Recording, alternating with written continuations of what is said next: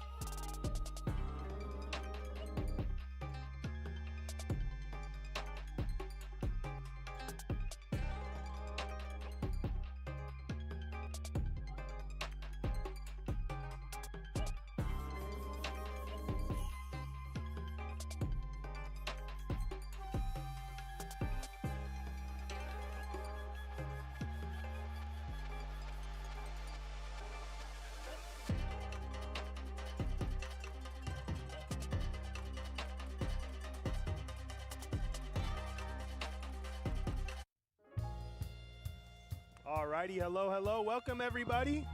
This is Agent Mooseman here with Sly Coco. What's good, y'all? We're at Ride of the Valkyries Fimbulvetr finale. Let's get it.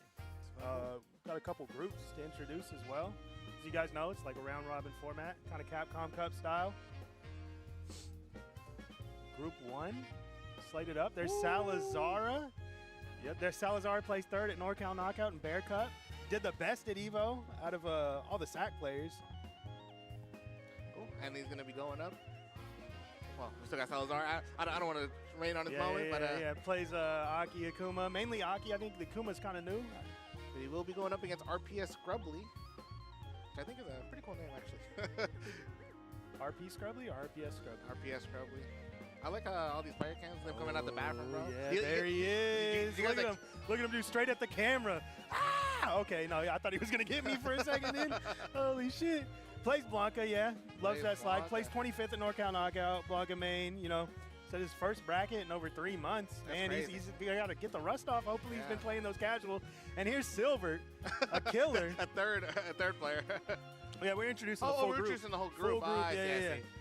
There he is, throws up the peace sign, dude. Silvert is a killer. He plays 7th at Bear Cup. I mean, he goes to the fifth. He plays really well there. Yeah. Consistent Ken May. He also goes to Kings Cup, plays really well there as well. Yeah, he got like top 8 at the last fifth he went to, I think. Yeah, so very impressive. Got the big ass chain on, bro. I love that. Yeah, he looks fire. That's big. And then we got our final member of the group. We got Mr. V12, Mike Woods himself. There he is. You know, can play damn near every character in this. Look at that. Yeah, exactly. Known to play. Look at it. Dude, he'll play whatever. It doesn't matter, son. Yeah, he got 9th at Bear Cup, 13th at NorCal Knockout. Good results. A lot of strong players going to both of those. I feel like he's very consistent. Every time I watch these like SAC tournaments. Always in the mix. Yeah, always in the mix. Always in the mix. Yeah, he was one of my early demons when I used to come over here. Really? So, yeah, early. That's what's up.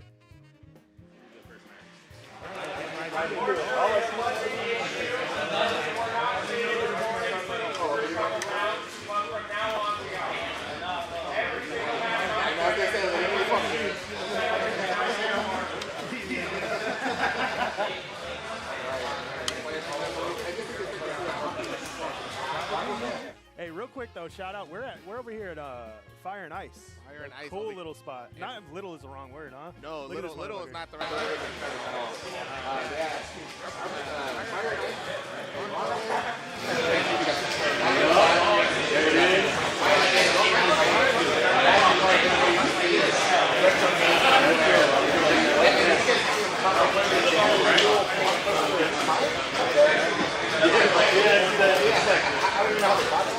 Hey, bro, if you throw that away, bro.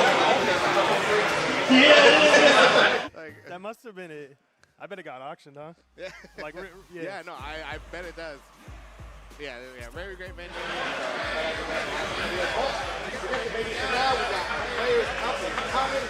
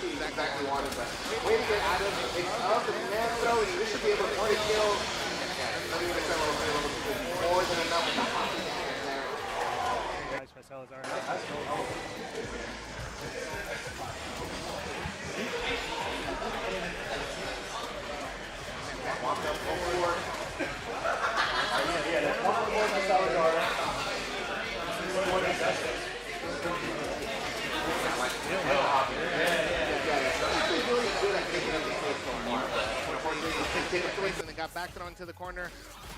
One thing I watched, one of the Riders Valkyries I went to a while ago. I was watching Scrubbly sliding on everybody, sliding under every projectile. I'm surprised. Yeah, I mean, I've seen that come out. Well, I think Salazar hasn't really thrown a lot of bubbles yet either. I know. Yeah, exactly. Oh yeah. Close the window. We got the punishes on deck though. Looked like we were trying to bait a parry there. Maybe it would have killed. Oh. Both ends, but the delay was a little too long for that parry, so Salazar recognized it and threw him for it.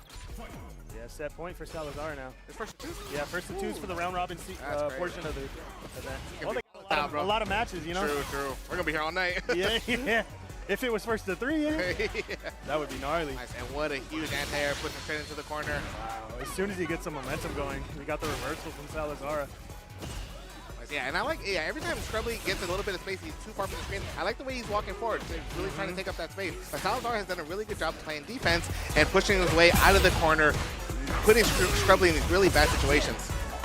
There it is. The grab does it. Unfortunate for Scrubbly, but like you said, round robin sequence, that's not the end. You know, we got more matches to play. Yeah, and that's the nice thing about it, right? I'm going to switch out with Tenga here.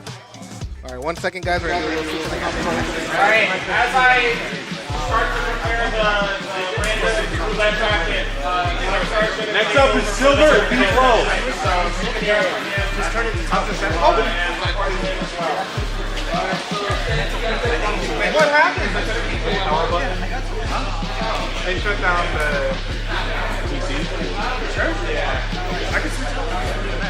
Okay, we're going to go. I'll let you know. How's the setup?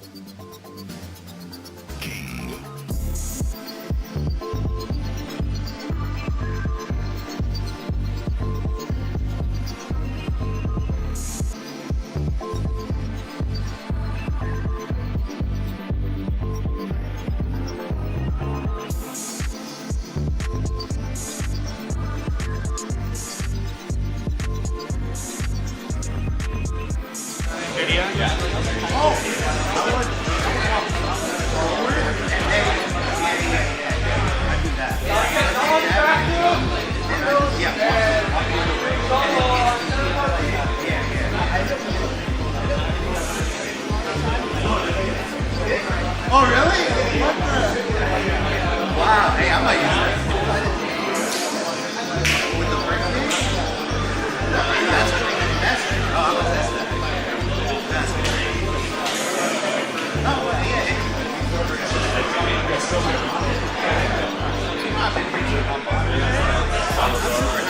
On deck after Silver V12 and Salazar and V12.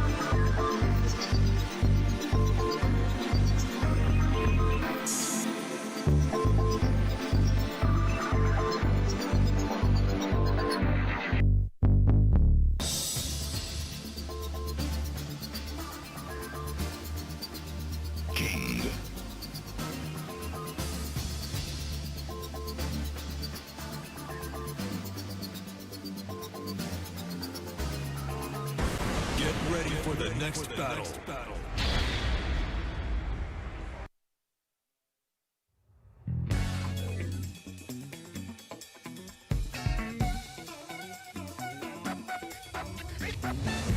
All right, welcome back. I'm here with Sly Coco, What up? and our next matchup is going to be Silver versus V12. We all call him Mike, though, so I'm probably going to call him Mike. Yeah. Usually how I know him as Mike Woods. Mike Woods. He said he's got to protect himself online.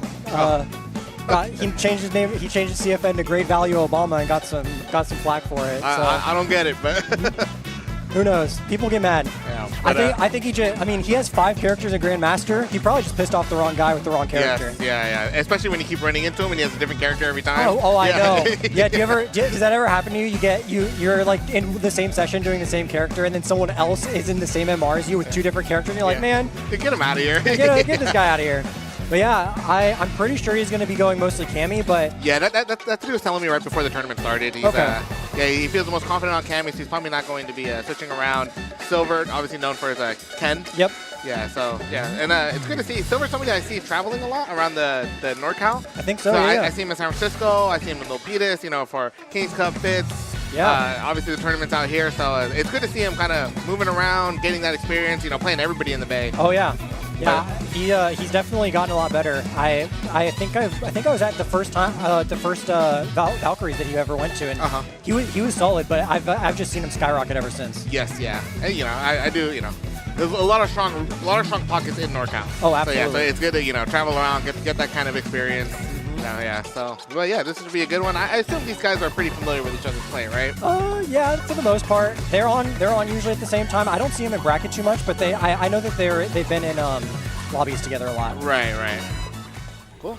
All right, so we got game 1 coming up. We got V12 versus Silver, the Cammy versus the Ken. Let's get it. All right, both the guys playing a little slow in the neutral, but the low forward finds its mark straight into the drive rush. Here's corner. Nice meeting. And I like the little walk up, force him to hold the drive rush pressure. Oh, nice whip punish. And because he is Ken, it's not gonna be too easy to escape this corner here. Nope. All right, tries to strip the drive. All right, it gets the grab. Yeah, and I like Silver giving him a little bit of space just so he kind of overextend there. Cammy really representing a lot of the reversal options, active defense. Oh, and he got the counter hit, didn't quite believe. Okay. Throw a loop in. One more. Nope. Uh-oh. Yeah. If you guys don't know, Mike is 36. So. I think the DI told the streamer everything they needed to see. Right. Sit down. Here's a back throw. Hell wheel. All All right. And you see kind of Silver, yeah. You see Silver more on the reaction side versus V12 is the one that kind of wants to make him block the buttons, right? Yeah, which is very different from what you normally see with Cammy. Cammy's usually the very reactive with Punisher. And by Cammy, I mean Punk, but, you know. Yeah, but, you know, with that walk speed, Cammy, I guess can play both games, right? Absolutely. That's what makes her so good. And yeah, here's Silver, his corner pressure. I mean, it was good last round. Yeah, you see him taking it easy, right? Yeah, the safe pressure. Giving up the corner so that he can give more pressure than neutral. Yeah, it's a huge life lead to lead. Yeah, can just afford to block everything out. What a great jab to take his turn back. Oh, no. Try to go air to air. Yeah, he's confident in his pressure or in his offense. Woo! Oh, okay. Doesn't quite get the follow up. Oh my God, that was no hit confirmed. Yeah, that was a huge heavy punch. And you see him fishing for it. Oh, what a delay. Oh, he doesn't get the combo. All right, the grab, and Ken's coming out of burnout now. Oh, it's level 3. Does this kill with the CA? Yes, it does. It's I think her OD Unscaled? I think it's unscaled. Yeah, there it is. Nice.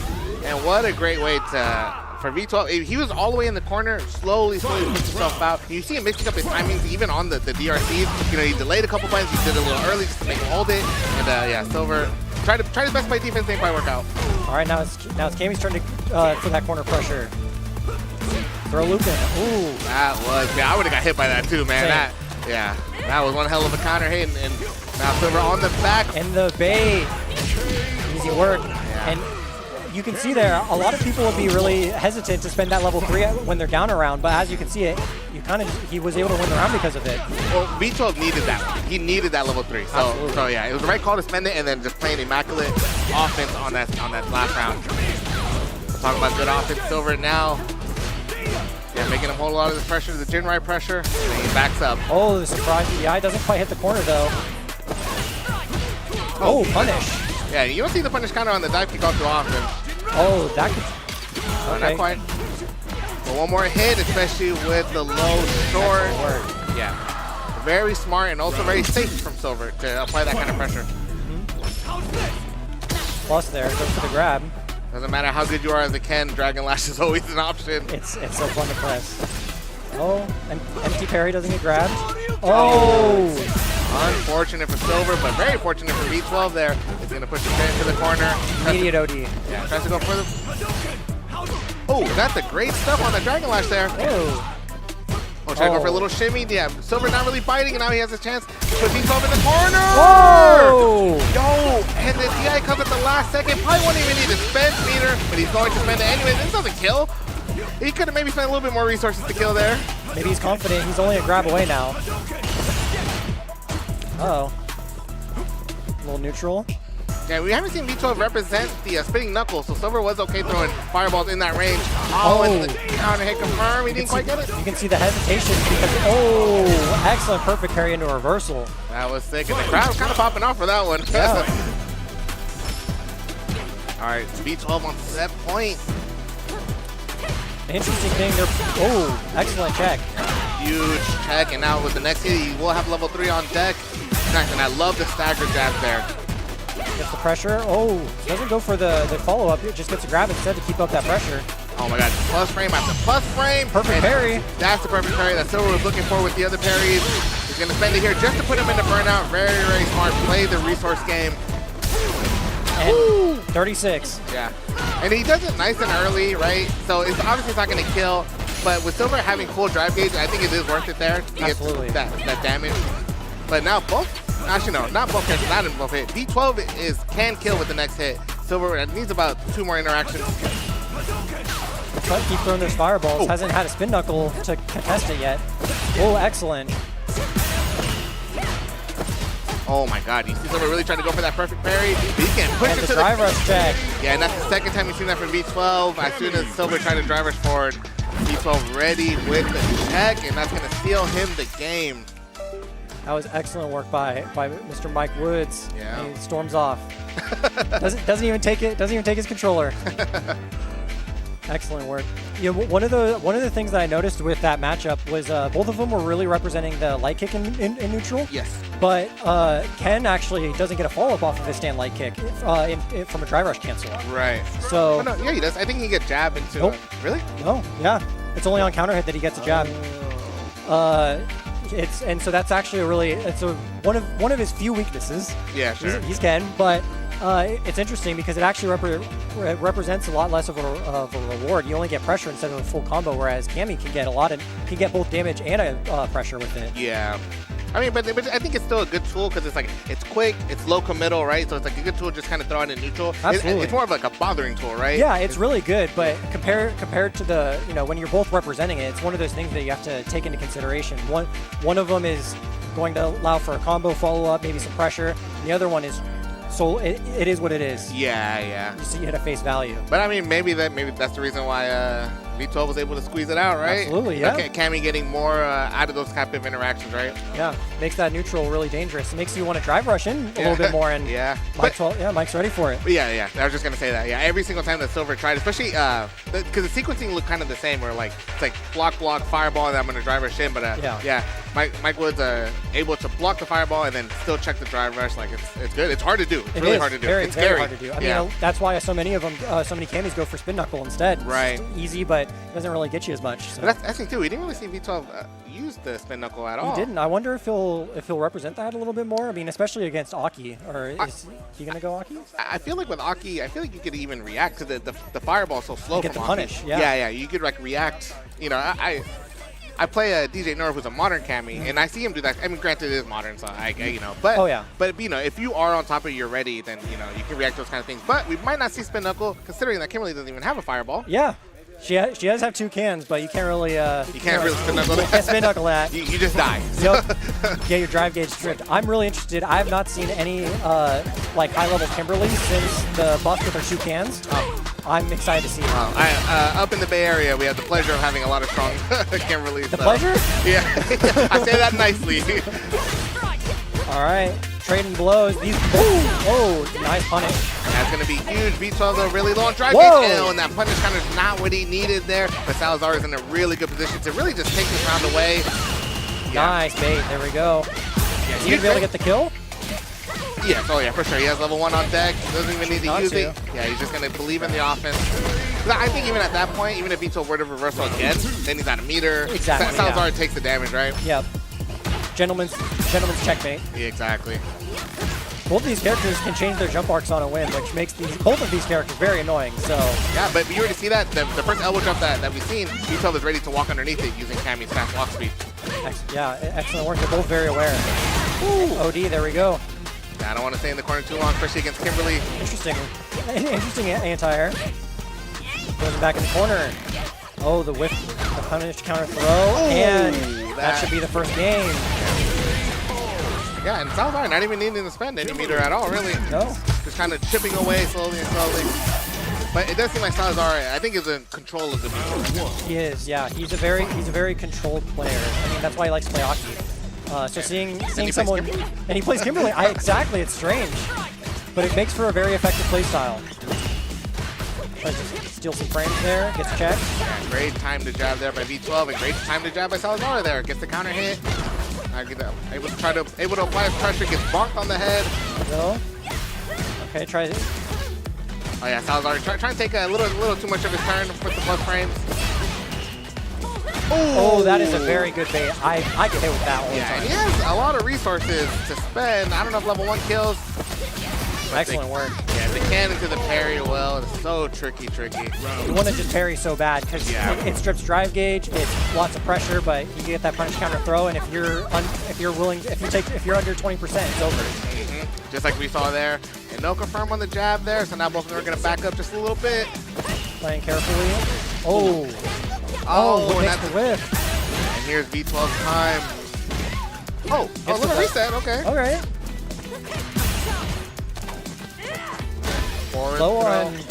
Hella low on drive gauge, and this is really bad. V12 can't even afford to block much. Yeah, so now he starts to get hit. You're going to get thrown. Oh, what a great back throw. Also to build up his meter back. Oh my god, he could actually cancel that. Is he gonna? Oh, he messes up the target combo. Oh, and he could actually has more than enough resources to kill, but he ends up dropping the combo. And he can actually, V12 can chip him out if he really wants to. Oh, no DP. Oh my god.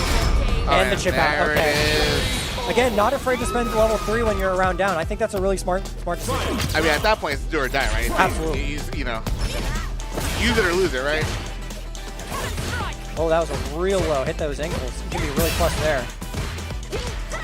Both of them kind of taking turns dictating the pace And there. I don't know if that was intentional, but Yeah, maybe not, but a good forward throw just to avoid this bomb altogether, right? absolutely. All right, Vito's time. Oh, and that's another great check. Salazar trying to walk forward. He's going to spend whatever meter he has. Puts him in the corner. Hopefully he can gain some drive gauge from this. If he goes into burnout, it's a little dangerous, though. Okay, Right. both of them are really representing grab here. Yeah. And Vito one hit away from getting the kill. One more throw. Oh, and he tries to go for the, yeah, a little More ambitious. risky, yeah. Very overcommittal. Okay, goes for the throw reset. Not biting on the shimmy. Oh, this is looking bad This is now. looking really bad, actually. I was just gonna say a back throw would have Salazar in a good position, but V12 knew it. All right, throw escapes going. Oh! And the elbow beats the dive kick. Now this won't kill, but Kimberly will get a 12% increase to her movement speed and damage. So even if he, let's see what he does with it. And the bait, there it is. Nice, and I like that. You're using the buff there to get the walk speed, so he's able to get that shimmy going. And Absolutely. huge whiff punish with that standing heavy punch. There you go. Is Salazar staying up, or who are we getting next? Oh, Scrubbly and Silver. Silver. I wasn't here for Scrubbly's Blanca, but I've heard that I haven't fought him in a while, but I've heard he's really gotten into his groove with Blanca. Yeah, I wasn't able to show that too much in his first match. So yeah, we'll see how he does against Silver. All right. Ken actually being a really awful matchup for Blanca. I am sure, yeah. Yeah, because he's one of the few, Blanca's OD up ball is so slow that he can't really deal with Jinrai. Yeah. Oh yeah, that makes sense. So so the up ball is not going to work against Jinrai, and then Silver actually does sprinkle in Jinrai a healthy amount, I would say. Enough to keep them on their toes, but not enough to get too punished by the OD. Exactly. And he also knows when to stop the follow too. That's one thing I noticed about Silver. A lot of the Kens I fight online, they love going for that overhead reset, and I mean, or just not doing anything. And a lot of the times, I'm able to get a punish counter like light through it. Yeah. And being able to make your opponent doubt that that's an option is really strong. Yes, for sure. Who do you play? I mostly play DJ. I'm kind of switching on Akuma now. Okay. DJ is so much fun, but Akuma is swayed by just walking backwards. So I'd be a fool not to play him. Yeah. At least if you want to win, right? Exactly. I'm just waiting. I'm hoping the next patch, if there is one. They have they gave some buffs to DJ because he's a little lacking. He was really strong in Season 1, and I feel bad for a lot of those Season 1 characters that were really good because you're seeing a lot of them struggle now. Luke, even JP to an extent. JP's still really good, but JP's really good still. he is, but I mean, he doesn't need amnesia. He doesn't need the amnesia back, but he also doesn't need a disjointed hurt box. But that's true. Maybe, or you've convinced me. He's fine. But yeah, but Luke, DJ. I mean, who else was really good Season 1? I mean, I think it was mostly those three, and then Cammy's kind of sticking around. Right. But Ken probably another one of those characters. Yeah. Maybe more or less stay the same, but. Do you think Ken's the worst Shoto, or is it Terry? No, I play Luke. Oh, you play Luke? I think Terry's good. Is Luke a Shoto? I guess he is. I call Luke he's a Shoto. Yeah. He has all the Shoto tools. Yeah. All right, and here we go. We're going right into it. Ken versus Blanca. So a little bit of a uphill battle for Scrubbly, like we were saying. Yeah, we have a lot of Blancas in Torcal as well now, or in the Bay Area now. So yeah, I hear the complaints. We also have a lot of Kens. Well, Kens everywhere you go, right? Yeah, of course. But nice, and I like the driver. Immediately gets in the corner. Yeah. Oh, and he hops out. Yeah, just taking up all that space. Yeah, I like the. Not afraid to walk up grab.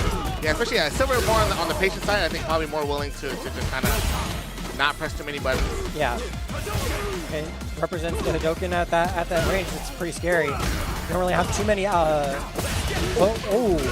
That's a good driver jab into the safe jump setup. Yeah, I think this is where it gets really frustrating for the Blanca, right? Well, he's playing it a little patient. Nice perfect parry. Yeah, but you see Silver takes a life lead, he immediately backs up, gets that light kick into the reset. Excellent work. Takes the first round. Oh, I like the walk-up jab from Silver there. You saw Scrubbly committing a little bit more to a bigger button there. Yeah, willing to be a little bit more aggressive now that he's representing a lot of the slower buttons that Blanca has. Oh, hopping around, working out for him. That's what made me go 1-2 just now. Yeah. Now hop, noise the crap out of me. Oh, doesn't quite connect. And I like the back throw. Good presence of mind to take the corner control there. Needs to spend level. I was just gonna say spend level 3 here because it's gonna put Scrubbly. I think that might kill. Think so? No, Wow. Okay. All right, cool. Either way, kind of a win-win for him, right? Absolutely. Puts him in low drive gauge or kills him. Yeah, exactly. I take both of those. All right, so Silver up a game. Oh, nice. I like that interrupt. Oh, from Scrubbly? Yeah. Yeah. When he blocks and falls himself into the corner, so now you see Silver. Nice. What a great check on that Dragon Lash there. And that Scrubbly is so, I love the way he walks forward. Just not afraid to take up space. Absolutely. And he gets a lot of those throws out of it, and he's able to pressure.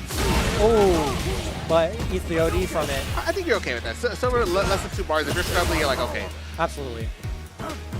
Oh, tries to steal a turn. Yeah, and the hop not being far enough to cross over, so Silver's going to get the hit, which leads into all the set play right here. What's the mix-up? Into the low, and I think he has enough to kill. He spends level 1. Yes, he will. Excellent work. All right, and Silver actually on set point now. One more round away. It out.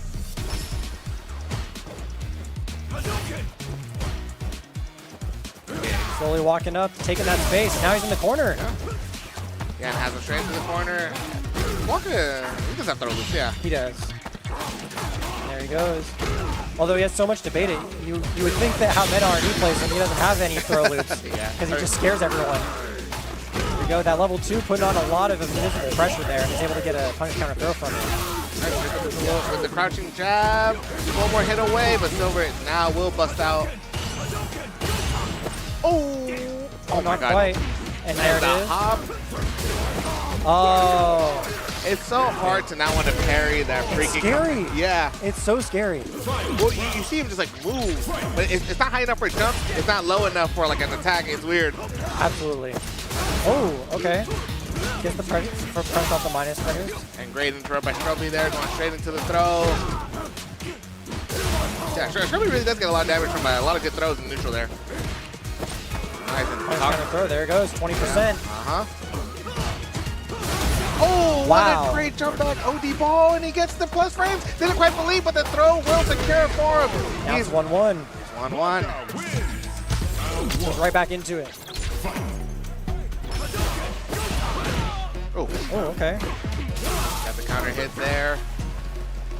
And Silver, yeah, really just wants to kind of back up. He really like doesn't want any part of like the scramble with Blanca. He's really willing to just put himself in the corner and then OD shore you out of his way out of it. Talk about putting yourself into the corner. That's exactly what Scrubbly did with that hop, but it all works out with Blanca. And you saw the OD something come out, but got clipped by the low forward. Oh, there it is. Yeah, and Blanca has such a hard time dealing with any of this. Oh, he goes under it. The slide, low profiling the. And oh, wow. I can't even finish my sentence. I know, it's so high octane. Next thing you know, he's just jumping at you. All right, Scrubbly 1 round away now. Really bringing this one back, but he eats the low forward. There's Puts it in the corner, has none of it. Says, I'm OD fireball you, or OD shore you back.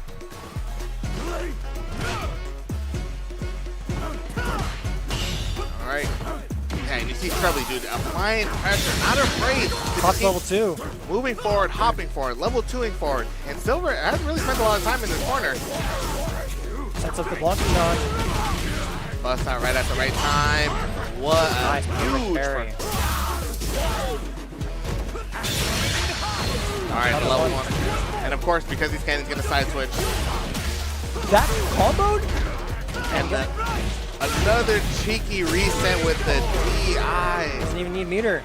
And now it's match point for both. Yeah. Winner of this round, I guess we'll get the points for the round robin. The low forward, yeah, that's the thing, right? If Scrubbly's gonna keep walking forward, Silver has found an answer with the low forward. Doesn't quite get the anti-air. Sets him in the corner though. Gets him with the counter hit throw. We're looping. I'd keep doing it, honestly. Yeah. There you go. Stagger, stagger, stagger, and this is going to be more than enough. Level 3 on deck. Silver has the level meter. 2. There it is. I love Jinrash. It's so cool. No, I cannot relate to what you just said. Okay, I play Third Strike. Okay, it's cool. It's cool in that game.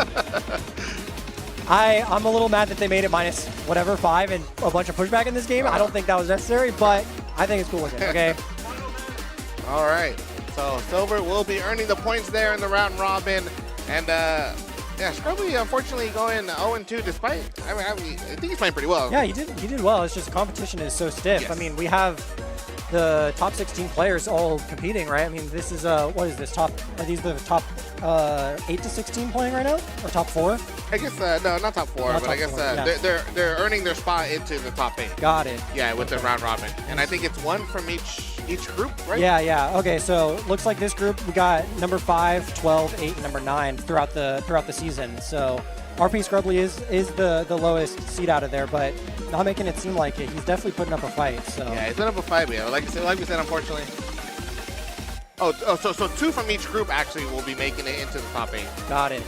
So I think we have Salazar won the last one, right? Yeah, and then I think Silver, he's played twice already? Yeah, Silver only played once. Or no, he did play twice. Yeah. So I think this one might decide if Silver gets in or not. I think so too. 1-1. Yeah, so if he's able to win this one, then. Right. Okay. But this, quite the mountain ahead of him in Salazar. Oh, there it is on stream. Wait, can the stream see this too? Oh, this one, yes. Okay, so they're pulling up the thing for us. So it looks like Salazar probably pretty guaranteed to move on, but Silvert and... Oh, well, they're not really updated. I was up there, I think. Oh. I don't know. All right, well, no worries. It's okay. You guys enjoy the matches as they come, and we'll update you as best we can. Oh, he's going Aki this time. But Silver is going to be playing Ed. Interesting. I haven't seen... Oh, you know what? Actually, I did see his Ed. They had an all Ed lobby last night. And gross. Yeah, I know. Very good. There was a Diamond 2. It was Diamond 2, Master, High Master, Grandmaster, and Ultimate Master. They had all the Eds. They pressured me into playing Ed. It was bullying. I wonder what Salazar likes about Aki with this matchup, though. Yeah, I wonder. I mean, both of them have like the kind of their whip tools, I guess. You know, it's far range. Oh, that's a huge anti-air. Got the poison applied. Yeah, you see Salazar just kind of slowly pushing his way out of the corner there, and Silver's really trying to poke. Taking it really careful. But just being really aware of Ed's range. And I was going to say, Salazar is actually making him do a good job of blocking everything so that his drive gauge stays just as low as it is. Oh, which is really hard with Ed, because Ed's combos use a lot of OG meter, which is does not spend as much drive gauge. Gets the throw, takes the first round. Yeah, but Silver's not really able to get started there. Yeah, kind of just stray hits into a first round. Backs away, doesn't represent the throw. Okay, good parry on that, just so you have to deal with the plus frames up close. Jump on the other side and into the forward throw. Huge space taken. Tried to bait out the dive, but didn't quite get it. Throw, all right. Tries to take some space. Seems to really want the corner against Aki, which I think is pretty good. Yeah. She doesn't have an OD reversal, so it's pretty valuable. I thought he was doing a pretty good job of keeping himself out of there. All right, level 2, does he have these? He does, but they're pretty close to the corner. I don't know what he's going to do. He just kind of goes for it. I like that. I mean, gets the safe jump anyway, just because you're Ed. He gets safe jump after literally everything. Yabare, yep. Oh, that's a huge anti. Yeah, and Salazar on top of the vent there is really, and wow. The hit confirmed. You know, I saw Broski hit that at Capcom Cup, and I was like, wow, that's cool. And then he went on stream the next day and was like, you have like 23 frames to hit confirm it. I'm old, I could hit it. I'm like, that's crazy. I still think it looks cool. It's super cool. I mean, yeah, one hit confirm is super, super cool. Despite how many frames you have to cancel it, but but I think a lot of Oscar players aren't ready for that. You know, I think it's a little bit easier too when you see the green, you can react to it, right? And buffer it regardless. And it also functions as an anti-air, so it's a little that utility makes it a little bit easier to hit confirm because you're not really having to think about as much. Right. And you know, Aki, I think a little bit weaker on the anti-air side. You know, their buttons are a little bit on the slower for the anti-air, but you see Salazar really on top of it. Yeah, a lot of the characters. One of the things I really like about Street Fighter 6 is a lot of the characters that have slower anti-airs usually get something in exchange for it, whether it's a lot of different types of anti-airs or a follow-up afterwards. They're usually compensated some other way, and Aki's one of those characters that has a lot of different anti-airs that you can kind of mix and match. But like you were saying, she gets a good follow-up, like bubble pressure into poison pressure, right? Absolutely. Yeah. But as we were explaining that, Silver moving on to the Terry, I think it's just an all-around. He has a lot of characters too, then, huh? He does, yeah. And he's going to get the follow-up right there. Yep. Gets Oki, what does he do with it? Oh, excellent backdash. Yeah, and the end not working out, so I do think the Terry a little more able to rush down and get in Aki's face. For, you know, her defense is not the best, right? Oh yeah, I mean his burn knuckle really rushes her down. Exactly. Oh, nice hit confirmed. Yeah, but Salazar playing it clean. Already has Silver in burnout pressure. And you see Salazar really winning the drive gauge battle. Yeah, Aki's really good at doing that. I mean, she's able to spend meter as she wants and then back away and kind of doing exactly what she does. Yeah. Oh, that's gonna be a confirm. Oh. Salazar 1 round away. Gets the follow-up with the poison bubble. I love seeing those poison bubble follow-ups. Yeah, it's pretty cool. Oh, excellent drive rush anti-air. Yeah. Create a wall on the ground and then be the wall in the air, right? For Terry. A lot of. Oh. Oh yeah. Bolton slowing it down and then. What a hit! What a beautiful confirm. That was amazing. Yeah, huge whiff punish there. Salazar taking up the space now, drive rushing in. Doesn't quite get the punish, but is able to escape the hand grab. Yeah, but same thing like I was saying. Silver, like... burnt out. Yeah, burnt out, yeah. Salazar doing such a good job of managing Silver's drive gauge. It's putting him in a big advantage right now. He might be able to close it out with it. Is he going to risk the drive impact? That whipped? That's I think that's okay though, right? Yeah. I mean, you're up around as Salazar. If this isn't even going to kill you, I really think you're okay with this as Salazar. Absolutely. I mean, he still has a good chance to win, but I'm just surprised that poison bubble did not create a block string. Oh, and that level 3. Well, I think you saw right. You saw Salazar go for that crouching heavy kick. Yeah. To try to buffer it. Yeah. Oh, doesn't get hit by the overhead. Oh, this is gonna might be the start of the end, honestly. Already poisoned too. Yeah, that's gonna be a lot of damage. The drive gauge is the issue now. Good parry there, but got the counter hit. One more hit by Aki will take it. And good defense by Silver, not biting on the delay. Oh my God! Just pressing buttons. He doesn't know what to do.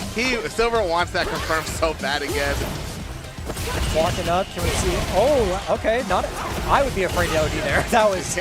That's why he's over there. Oh, excellent. Yeah. Delay on the jab. It's gonna take the counter hit. Salazar playing that clean. Yeah, he played Kimberly and then into Aki and represented both of them very competently. Yes. And that's gonna kind of guarantee him to take the top seed for this. I would assume so, right? Yeah, I think so. But next up we got Mike. So Mike's the other one in contention, I think, for the top seed. Did he win, or is he won one right now? He won. Yeah, he won against Silver. Yeah. I think after this you're gonna get. I think everyone's playing for second now. Yeah. Okay, dude, I have such goldfish memory I know. when it comes to commentating. Well, I'm excited about the matches, and then I blank out. Yeah, like, yeah, same. Whoa, this is cool, and then they're like, okay, it's grand finals. I'm like, oh. Every time I'm at a tournament and I'm not commentating, it feels like it takes like 8 hours to get to grand finals, and it does. And then I'm commentating, and it takes 8 hours to get to grand finals, and I feel like it's been an hour. Yeah. It's something about it. It seems like we only have one match left. Is that correct? Yeah. And after this, I just like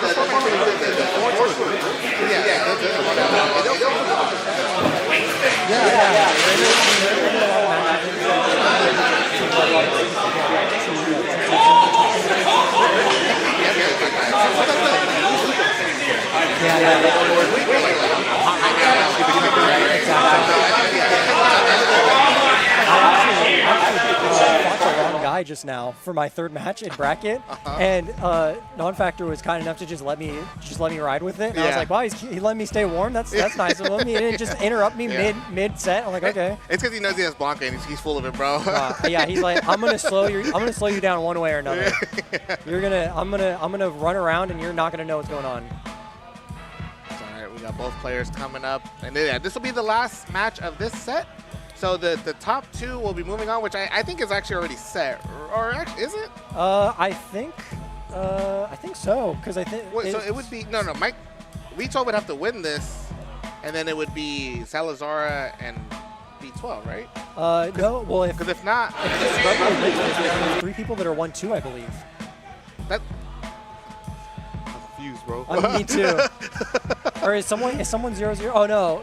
Oh, he would be 1. Yeah, I think everyone would be 1-2. Yeah, if Scrubbly were to win this, then there's 3 people in 1-2. Okay. And we need some sort of tiebreaker, right? Yeah. Right, well, if that's the case, then we got more action coming your way. But in the meantime, we have B12 versus Scrubbly, the Cammy versus the Blanca, for what could be the last match of this group. We'll see, but immediately represents the OD to get the corner. And both of these, one thing I noticed when they play the other opponents, both of these players are actually really active players who like to move forward, who like to put their opponents in like guessing situations. Yeah, try to steal their turn back, everything. Doesn't get the punish, but does avoid it. And what feels like the first person to actually avoid the command throw, right? He can't DI back, but he can jump out of the command grab. Call him out, man. Call him out. Oh, all right, playing a little slower, but gets a punish. I actually wonder what he's looking for with that slide, considering Cammy doesn't really have a... yeah, that is interesting. Could have been a misinput. Maybe wanted the crouch and pierce. He does have a lot of crouching inputs, and a lot of times, at least when I played Blanca to Master, I was misinputting that a lot. So that I feel like that could be pretty common. Ooh, man, Scrubbly, dude, he is not afraid to walk in that range to make you whip and get the whip punish just like this. Okay, here's the dog throwing a little too hard. A little greedy, yeah. Yeah, I feel like he could have killed with the resources he had. So. I think so, but tournament nerves, you want to stick to those tournament combos are consistent. Yeah. But nice whip punish, Jesus. Caught him at the end there, counter hit confirm. Now he's in, here's level 2. And I love that. It's so simple. Yeah, it could be, right? It's so simple, but it's so effective. That pressure that you get with that drive, taking the drive gauge, the potential damage. Oh, is he going to set it up? There he goes. Yeah, there's your, Oh, man. I thought it was a 50-50 mix, but then I realized you can grab in between it, too. Yeah. It's messed up. It's more than just 2 options that you got to worry about. It sucks. Oh, and he jumps up to the corner, but I think he's feeling pretty confident. I mean, he probably could chip him out if he really wanted to, but Mike Woods finding the right time to jab, and he's backing all the way up, and the level 3 is going to fight. Was that a reaction, or is that a gamble? It had to be, right? I think he backed up to maybe look for it, right? Yeah, that was excellent work. Yeah. Really wants to close it out, though. That's interesting. Oh, and the low forward finally. I don't think that's going to kill, though. Oh, no, not quite. Oh, and the tick throw will take it. All right. It's game 1. Game 1 going to B12. From the hairs of his chinny chin too, man. Yeah, he took it back. Very greedy level 3 paid off. What is the challenge? Nice, yeah. Using that Cammy walk speed and that jab. That's really, Scrubbly's not give up space for nothing, man. He wants it. He wants to get close. He wants to jab. Oh, nice. I like that drive rush into grab. Oh, nice block. Plus frame, yeah. Everybody gets counter hit on that roundhouse. The walk up grab gets counter hit. Scrubbly's been hitting everybody with that what a huge whip punish. And gets the optimal follow up afterwards. Is that the doll? Yes, he is. Oh, tries to go for the overhead, but B12 using the right time to jump out. But he's right back in the corner, has to hold the back medium kick into the kill. Gets the double drive rush to close it out. Round 2. Fight. Oh, damn. A little too high up. Yeah. Hitting the top of the forehead, but Scrubbly finding the hit. Pushing him straight into the corner. Oh, tries to get the grab, not quite. Oh, and that's huge, and that's actually really good to confirm there. Yeah, gets the side switch. I love that. I like that. No parry. Gets a bar taken away for his troubles. Oh. Yeah, and I think that medium kick is a good button to stop Scrubbly from moving forward, right? Oh, absolutely. Is he going to spend any meter for this? All right, the level 1, put it in the corner. And I like that because, you know, say he does win this round, he's going to have plenty of time to build it back up. Oh, absolutely. And you see the jab stagger. That was really good. You guys, I noticed that a lot about your guys' players. That jab stagger, you guys do that a lot. Yeah, Tree Trunks kills us. So we need a jab pressure to keep him in check. Otherwise, he gets a little too crazy. Yeah, but it's good. I mean, it's a very smart way to apply pressure. Absolutely. You don't want to. It's not as committal, and it tricks a lot of people into thinking you're going to get a tick throw situation going. Exactly. Nice. So yeah, B12 somehow managed to put himself into the corner with the side switch. And here's Scrubbly's time, and he wanted. So he's going to gain some drive gauge back and put RP Scrubbly in a really low health position. Yeah, low health situation, but it's a good now. B12 has enough bar to, you know, defend himself with it if he needs to, right? Yeah, and he does have level 2 on deck, which can create a lot of pressure. Is he going to pop it? There it is. Yeah, there it is. Just goes for the drive gauge stripping. He doesn't want to play any games right now. Yeah, and he's just kind of holding it all. Oh my God, lucky he wasn't parrying there, but the jump back is going to seal the deal, and B12 will be moving on, right? Yep, that is our that is our second seed. He will be moving on, and I believe he'll be moving on with Salazar. Excellent work to the two of them. Yeah, so yeah, both of them, winning all their matches. Huh? Oh, is it Salazar and Silver? Oh, Salazar and Silver? I don't remember V12 losing a match yet. No, he lost against Salazar. Oh, but that's tripping. That's still 2-1. I don't know, man. Okay. So we were right. All right. Salazar and Mike Woods. Yeah, Salazar and Mike Woods will be moving on into the top 8, I guess what would be. Yeah, top 8 and character variety too, which, I mean, for an event like this, we'd love to see. Well, dude, I mean, V12 himself is character variety. That is true, yeah. He's going to bring out, honestly, he might bring out a Jamie or something. Hey, bring 37? Oh, happy birthday, bro.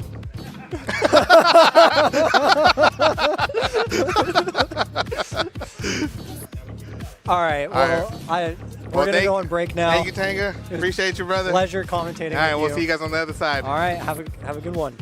All right, let me win.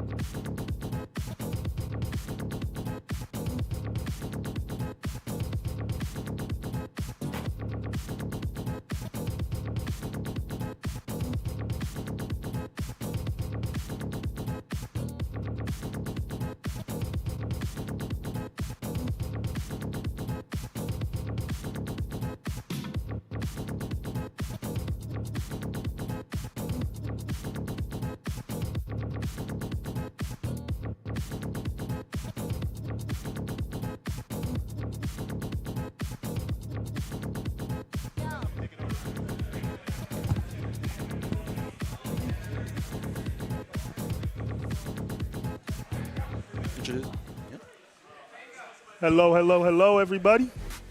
We're back at it with group number 2. What is going on, everybody? Here we are in that's not Coco. Fimbulvetr. Fimbulvetr. Finale Valkyries here. finale. There we go. League finale. I'm here with Nerd in the Bay. Yeah. Agent Moose Man. Agent Moose Getting Man into here. group number 2. I'm your Bay Area representative. Sly Coco was your Bay Area representative in the last block. There you go. I'm your representative for block 2. Let them know, brother. Let them know. Yeah, no, but with this block, we got a stacked group coming in. Man, this group is crazy. Yeah. This group is insane. And First we got up. the walk-ins here. Yeah, here. Walk-ins. You ready? Who we got first? Surprise, surprise. There he is. That's Jack. That is Jack. Okay. Jack placing 4th in Bear Cup and 17th in NorCal Knockout. 17th in NorCal Knockout. That was like his Ken phase. Okay. He's back on DJ. He's a killer on DJ. 4th at Bear Cup. He's really, really good. Gotcha. And a rivalry against Shorians, it seems like. Played 58 sets against each other in the brackets. It's currently 31 and 27 in Shorian's favor. Yeah, which is that's very notable. Shorens is a killer out here in SAC.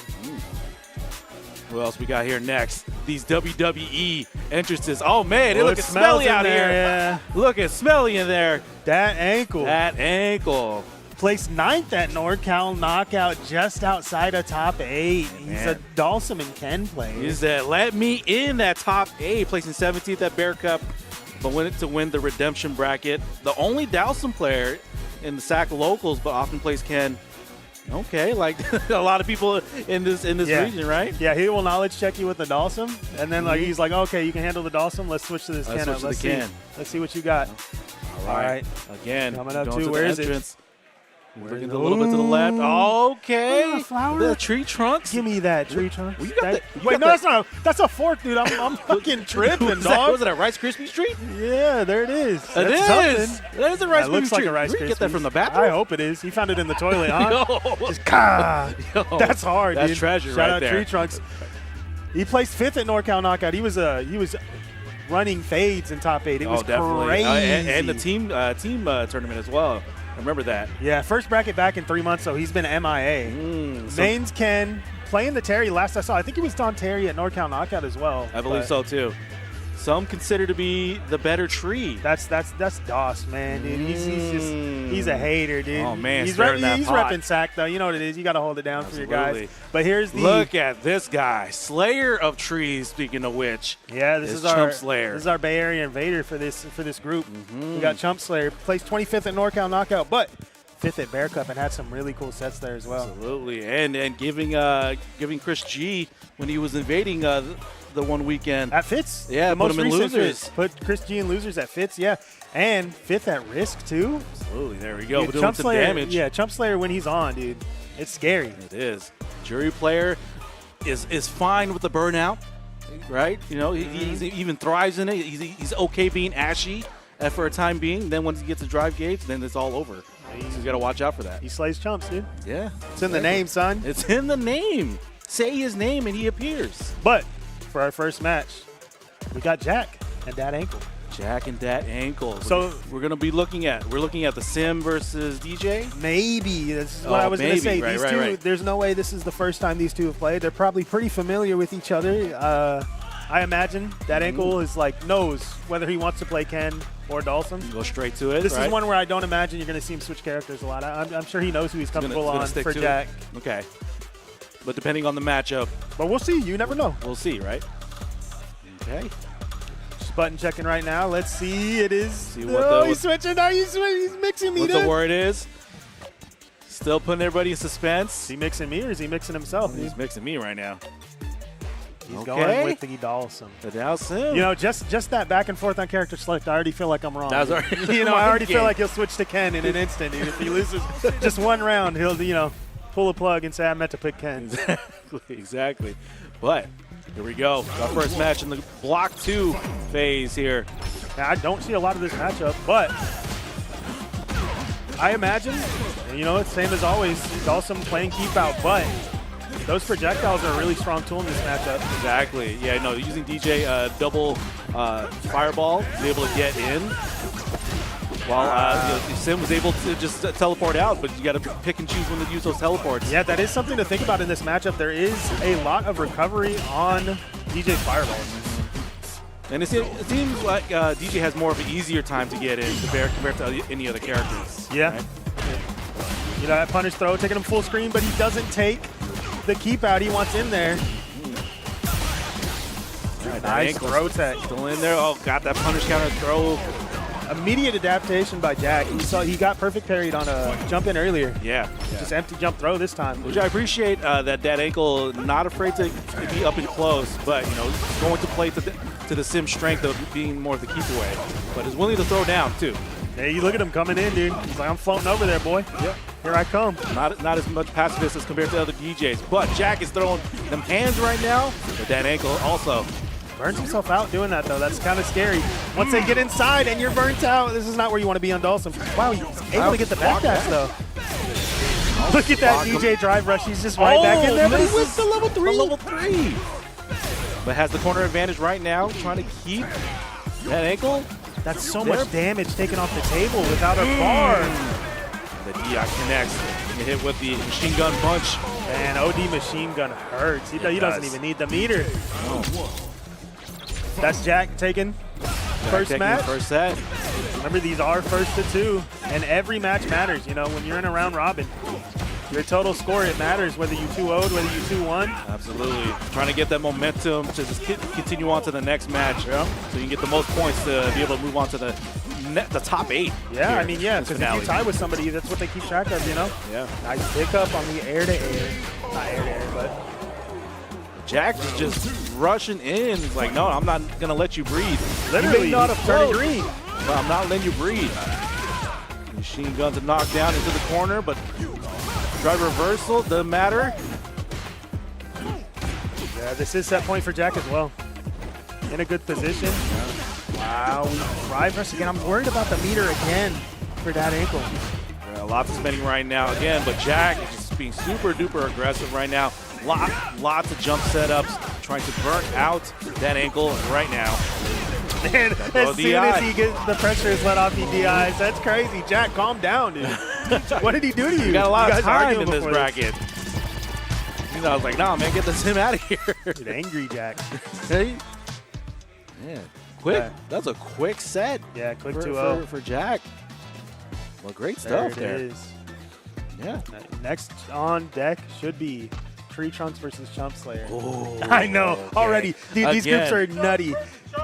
Okay. You get the nuttiest matches right away in this format. This block it's is ridiculous. crazy already. Yes, absolutely. But yeah, just being able to see this type of match, we'll see if Chump Slayer continues to keep to the name of Slayer of Trees. Yeah, dude, I hope you guys warmed up before this.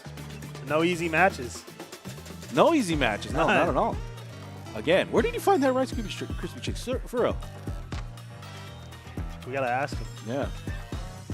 Chump Slayer in the 10th seed right there. I love these graphics of not only the walk-ins but just the picture portraits here. Yeah.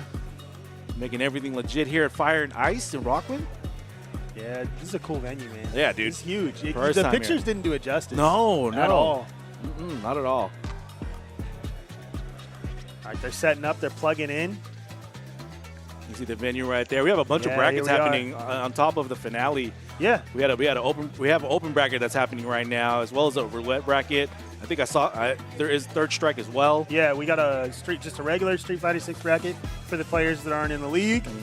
We got a Third Strike bracket going on back there, and then just a Street Fighter roulette bracket. There are 4 brackets in the building today. That's happening right now. But you can see this venue here, Fire and Ice. See the signs in the back. You see cards in the background there. What you're not seeing is like the games on the other side.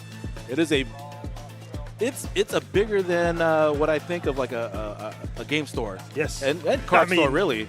Yeah, an incredible selection of stuff too. Yeah, it is pretty crazy. awesome. This is a sick store. It is. They're talking about look. You got Jack and Dad Ankle talking about the matchup after. He's like, well, I kept DIing because.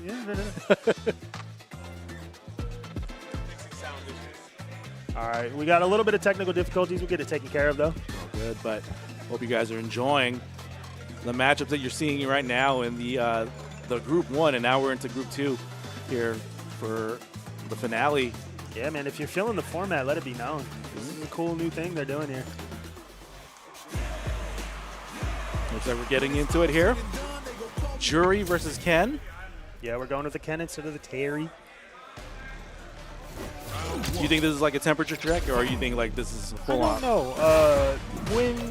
When Tree Trunks, it seems like when Tree Trunks was playing Ken, he was playing Ken, and when he was playing Terry, he was like playing Terry. I haven't seen him switch a lot, but so it's like been either or. We also haven't seen him play it for a long time. So yeah, you said he was on a break, right? Yeah. Okay. but already burnt out. That was fast. Pretty quick, yeah. Jump Slayer showing the anti-airs right away, keeping him in the corner, gets the DI stunned in a really strong position. So what do we do when somebody's in a strong position? Get off me. With ODDP, son. Really nice, perfect parry because we can't DI back at that low health. Jump Slayer utilizing the DI a little too much on the first round, so Tree Trunks made the adaptation, but not that time. DI hits and it gets him get him the first round. A little too much. Jump Slayer says, nah, I don't think so. I'm gonna do it again. I'm gonna keep it going. All right, good wake up, low forward there to the level 2. Level 2 for corner carry as well. Nice DP even from that range. Yeah, we awake out here. Yeah. Oh, nice check there with the short. Yeah, very active play from Tree Trunks so far. For both of them, honestly. Not a lot of time for just breathers. They're just going at it right now. Even they're trying to whip punish everything they see too. Walking forward, throwing those lows out. There it is. Level 2. Not going to be the kill, but being a premium position right now. Yeah, just about throw range. Go for a bait situation, but now Jump Slayer utilizing that level 2, but no, the DI. I wonder if we were looking for maybe an ODDP bait or if that was a genuine drop on the string. It seemed like a weird place to pause. Ooh, good whip punish there by Tree Trunks. And I'm also surprised Jump Slayer was willing to spend 2 bars there, considering he had 1 round in the bank already. Yeah. Now he's going into this final round, 2 less bars. Nice confirm right there into the level 1. Yeah, nice pickup. Take him all the way to the other side of the arena. A little traveling right now. There we go. Jump Slayer offense right happening into the burnout. This is terrible. Oh, a little late on the cross up. That could be enough, yeah. And that will be enough. Really nice confirming the DP. I think that's the only thing that would have killed there. All right, Tree Trunks up 1 right now in this round robin bracket. But Tree Trunks knows his frame data, punishes with a light kick there. Player finding the gaps in the General, but gets that perfect parry. Perfect parry again, all the way to the corner. You know, maybe scaled on those perfect parries, but can still come to the corner carry, you know? Exactly. Good Jirai reversal right there. Gets the punish, counter throw. Now Tree Trunks is burnt out, but it doesn't seem to phase him still. Yeah, I feel like he's burnt out almost every round. And is still able to clutch these out. Continuing on the offense, gets the first round. Set point here for this match. Yeah, plays confidently in burnout too. Nice shimmy there by Jump Slayer into the level 1. Nasty shimmy. See what the mix is. The little Jump Slayer mix up. Again, all else fails. ODDP. It's slowing down now. They're thinking about it. Look at that. See, nothing goes unchecked. Again, baiting the DP. The second time we flub our anti-air too. They've been other than those, they've been really on point for Jump Slayer as well. Exactly. It's been really tight with the offense. This is getting it. on the whip punch, and it's going to be it. The level 3 connects. That looks like a 2-0 for Tree Trunks. In a close set too. Wow, you must be happy coming away with 2-0. Oh, that is a statement match. Getting that dub here over Jump Slayer. This is Tree Trunks. A couple of 2-0s to start the round robin. Man, good stuff. Yeah, it seemed like both of those anti-air flubs kind of set the tone of the round. Yeah, each time they happen, it's really unfortunate because that set was really close too. It was, even despite that. It was. They both played very, very tight, but like you said, yeah, just the reaction on a DP. Yeah, and that's all it took for Tree Trunks to take advantage of that. So no, good stuff on Tree Trunks to be able to identify that. But let's see if Jump Slayer can just adjust. Yeah, and then we'll go from there. He looks strong. He does. Yeah, he's looking strong still, and he's back up. Going to go up against Jack next here. So again, just gotta brush it off and just play the next match. Yeah, gets the chance to prove himself against the winner of the first match of this round robin, Jack. And now you have to just change the adjustment to dealing with a DJ.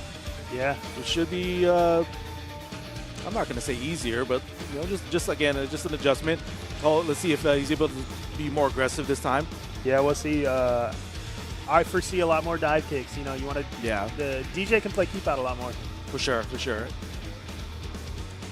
And maybe hoping that Jack will miscalculate the flash kicks reactions, right?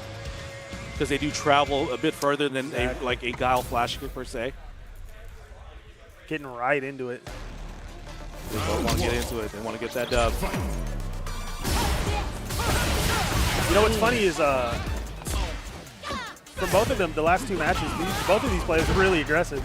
They might are. be just another high-octane match here. Yeah, no, for sure. You can see Chump Slayer already not looking good in the drive gauge or health department on this first round. It's not falling for the DJ tricks. He jabs him out of that one.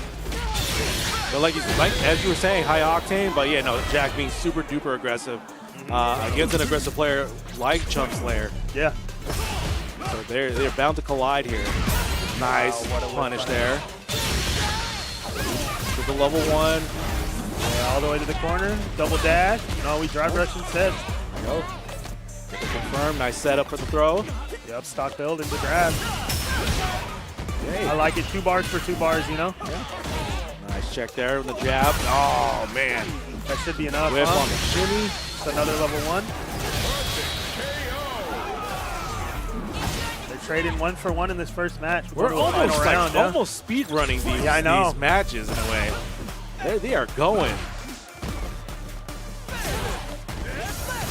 By Jack. Putting that pressure in.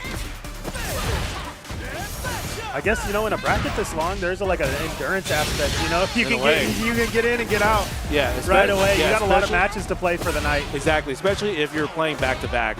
Yep. You want to get them out of the way, just so even if you don't want that breather, still. Ooh, we jump over the double projectile, but just out of range for a jump in. Nice delay on the dive kick, but Jack did not fight. This is what we need if we're Chump Slayer. Start our offense into the corner. Throw loops. Yep. What are we going to see? All confirmed. Oh, collision. Jump in. What a crazy jump in to go for. Yeah. Both on a pixel. Last round. Yeah, one more touch either way takes now. it. Jake with the key. Oh! That was the opportunity right there. Oh, but the sway! Oh, shit! We ripped the DP there. Chump Slayer taking the first match. They're getting right back into it, too. They are speedrunning. They are speedrunning. Nice delay on the dive kick. People to just bait out the flash. Now Chump Slayer putting on the pressure in the corner. Yeah, it's almost like a round 3. Just continued on. Yeah, right. Again. Damn. Shimming. Wow, drop opportunities there, huh? Drops the combo, we go straight into the wall splat. Right. Yeah, getting the side switch now. Side switch. There we see that before. Oh, we jump over the level 1. We're going to be able to get a big punish. Is it enough to kill, though? We can build level 2, but do we want to spend it is the question. We do. And they do. Want to get that round. Boom. Not quite enough. Not finish. 2 scaled. I'm very surprised. Wait and see what Chump Slayer will do at the end.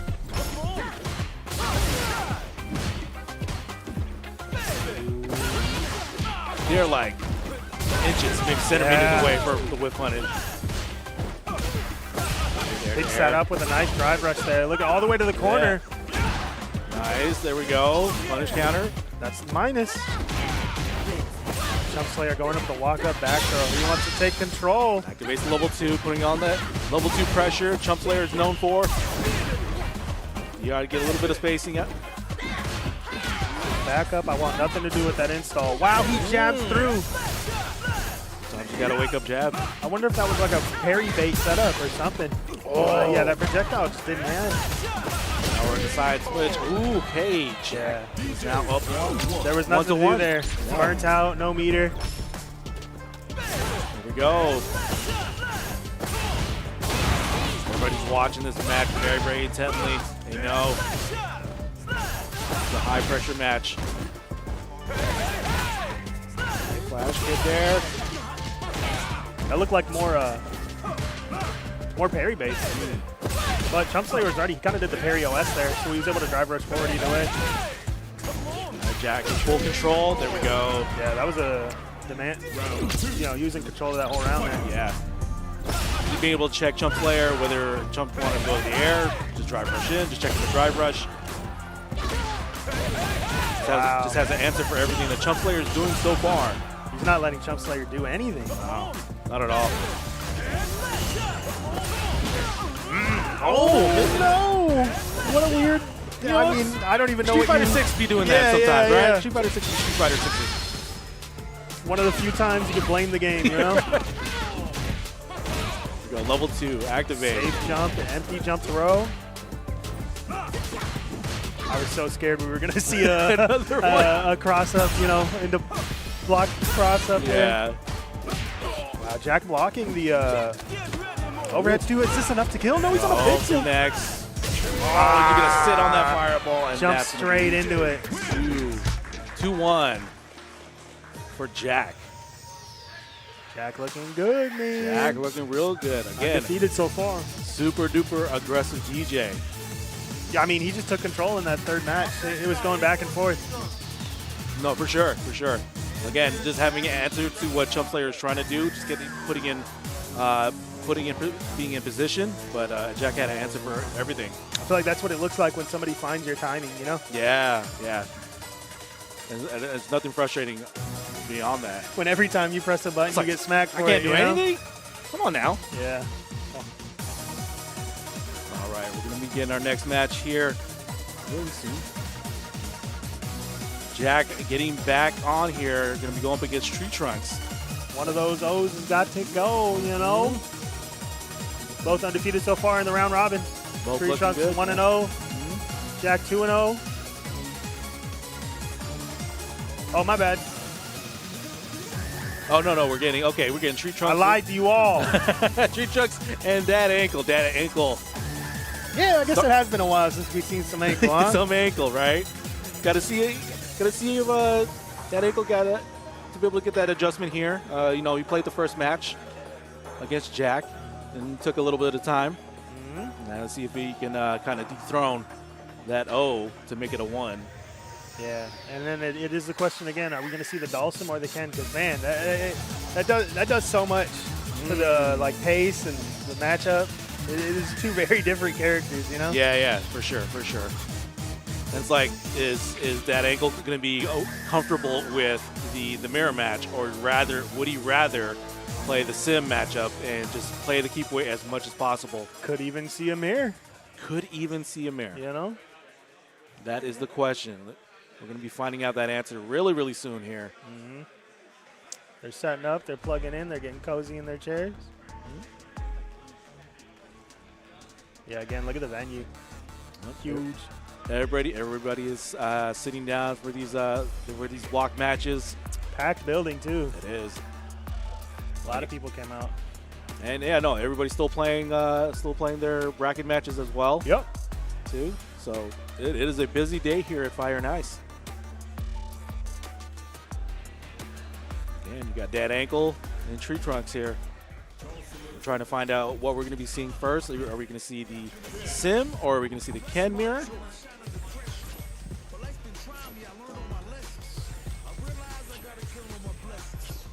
Hey man, how you doing? How was the drive today, dude? The drive was pretty smooth, actually. Yeah. Again, I mean, have to wake up super duper early just to just get going on the road. But again, traffic was nice and no particular issues. So smooth drive in. Yeah, we got the Ken mirror. We do have the Ken mirror. Okay, Jin Rise abound. McDonald's Ken versus Ankle with the Mickey D's Ken. Oh, I see a little bit of confusion on the face of the players. There might have been a mistake on the button check there. It looks like they're being honorable about it. He said count it. Trunks is taking that one. Tree Trunks is taking that one. 1-0, baby. Yeah. It's like, I know the rules. Give me that one.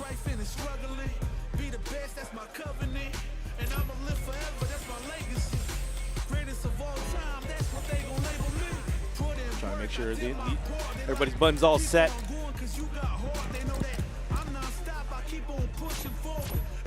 Everybody pulling up now. There we go. We got our top 8s here in the building. I should do that every time I miss an anti-air, you know? Yeah. My buttons. My buttons. No, not yet. Yeah. All right, here we go. This is actually legit. Shuffling back and forth. Now, you know, you got to make sure it almost looked like a button check, huh? Exactly. All right, Tree Trunks showing the initiative. Yeah. Just walking that ankle just to the corner. That ankle being very patient, but does get caught by the shimmy. Looked like a drop combo for Tree Trunks. Yeah. Maybe he's got to fix his buttons too. Maybe. End of round 1. It's like, button check. Yeah. Damn. Nice. Catching the whiff. Into the standing reset. That ankle. Oh, we land the meaty heavy punch, but we don't follow up. It could have been a kill. We had 2 bars to work with there. Yeah. That ankle almost like slowing it down, taking off the pace from Tree Trunks. But Tree Trunks able to get that first Doesn't round feel good. win. I do feel like he could have killed off that heavy punch. That must sting.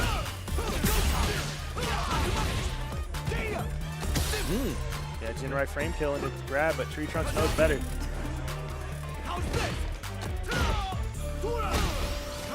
With the Dragon Lash. Again, feeling slower than like I guess I'm used to seeing up a Ken Mirror, right? They're just throwing hands. Oh! Trying to stagger the meaty in the throw base. set up, he neutral jump for it. That's going to be first match for Tree Trunks. Will be.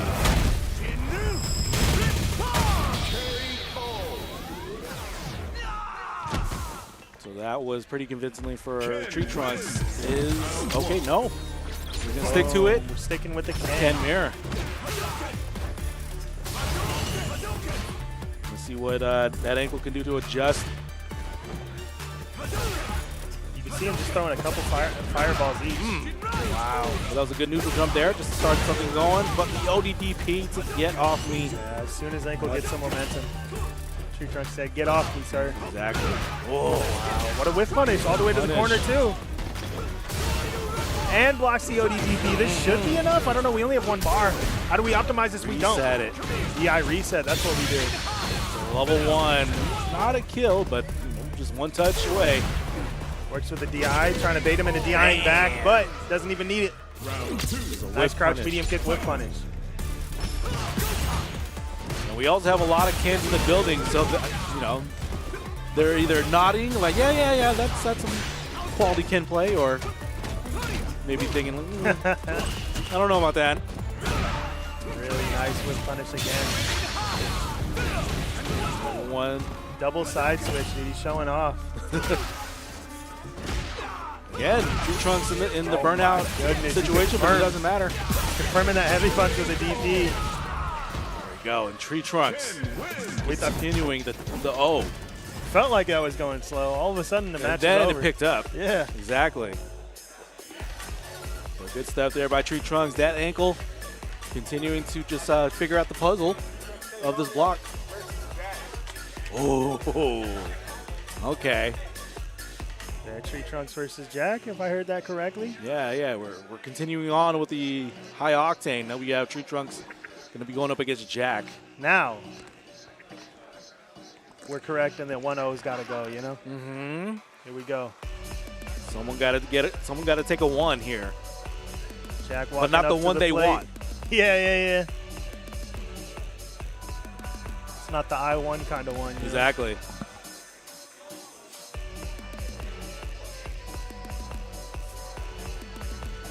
Were you playing in anything today? No? We just commentating today, enjoying ourselves? I just felt like I would like to take a drive up and just speak some words. That's pretty much it. I'm in the same boat. I ain't playing either, but I'm like fiending, dude. Yeah, I'm, like, a watching little everybody bit. Getting called for bracket, dude. Not having to listen for my name hurts my Exactly. soul, you know? Exactly. I'm kind of more on the preparing of Frosty Faustings, but like I wasn't prepared enough for today to I hear you. even do an open bracket. So, yeah. I'm having a good time nonetheless, though. No, for Venue's sure. sick. For sure. Matches are sick. Like a lot of great matches. And then, again, a lot of the matches that we don't normally see, whether your guys are on our side of the Bay Area or up here in SAC, right? Yeah. We're getting a collision of NorCal.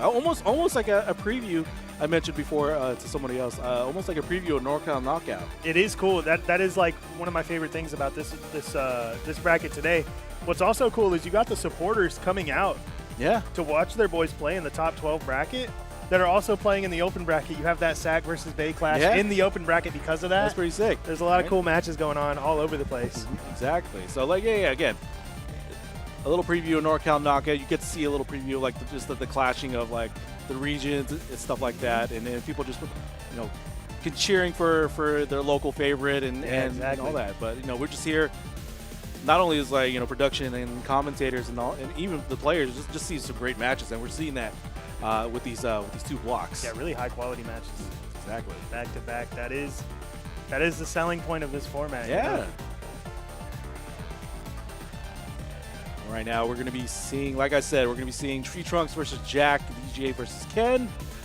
They're both have an O on their losers column, but someone's going to take a 1 in this match. Somebody's got to win, unless we see some weird double KO stuff going on. You feel me? Like what? Like what do we do here? What do we do in a triple round, double KO? All right, let's take a look at the bracket here. Record so far. Hey, that's us again. That is us. Hey, all right, there goes the bracket. So it started off with Jack and Dad Ankle. And so Jack right now on the 2 side. Right. And then Tree Trunks, winning his matches as well. Chump Slayer having some trouble, as well as Dad Ankle. So going against strong opposition now. Yeah. But here we go. Jack versus Tree Trunks. Trading normals to start. That's pretty funny. Oh, just walking up. Wow, he's gotten so much working with that heavy kick. He's witch punishing the shit out of it. Exactly. Yeah, no. Almost relying on the standing HK. Yeah.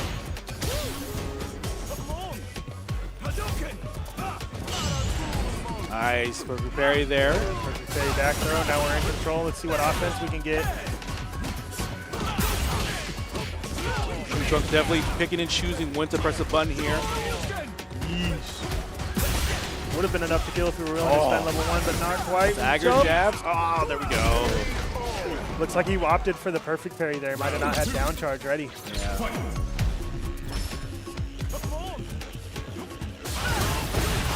Oh, nice choice there. Really nice. OD fireball. DP straight out of the restand. A lot more slower in the neutral, huh? Yeah. These two? Surprising right now, as much as fast-paced I've been watching the Jack matches. Yeah. Now he's slowing it down. So Tree Trunks utilizing just like breaking that tempo too. With the stagger jabs. Nice check on the drive rush. Yeah, that should be enough. We go straight into level 2, yeah.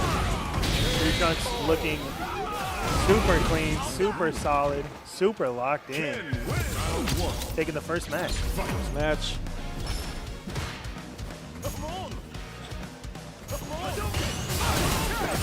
Oh my goodness. OD. Trading ODs. Fireballs. Go. Yeah, still not getting caught off guard by a jump. Like I said, locked in. Yeah, they both know when the gaps are, with respective moves, and they are capitalizing on those openings. Yep. Oh, like that. A little late on the drive rush, huh? Tree Trunks ready again with the anti-air DP. Oh, nice check on the run axe kick.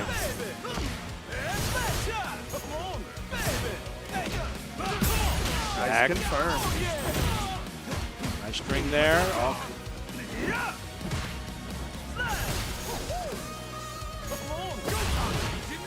Neutral there.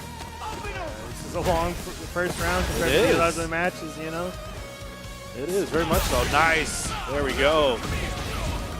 Good punish. He touched on set point just like that. Man, this stage is so cool. Oh, there we go. We got a little pop-up there. Winner secures the top spot in Group 2.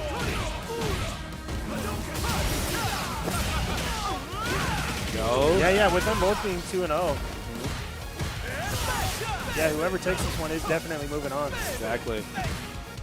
Jack coming on the gas just a little bit, but not going overzealous too, because Tree Trunks is on top of the spacing and we're punishing right now.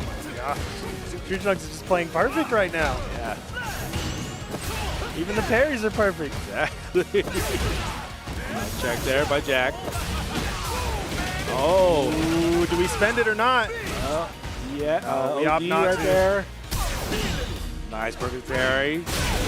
Oh. I feel like he's DP'd almost every Jinrai. Yeah. He is not wanting to hold that. I do not want to deal with a Jinrai mix-up. And a drive rush, too. Just get that out of here. Oh, that could be enough to kill as well. Yeah, level 3. Jack brings it all the way back.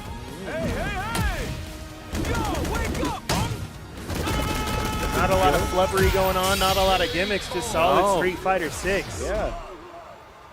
Solid DJ play. Putting in a 1-to-1 situation now. To the corner. Yeah, Tree Trunks looking low on the drive gauge already. That's why you see like Jack pressing the issue. Yeah. Well, I do like that Jack is actually utilizing the Sabot kicks as a pressure tool. Don't really see that a lot. Yeah, Tree Trunks in burnout now. Jack's playing this mid range so well. Punish. Save. Oh, man.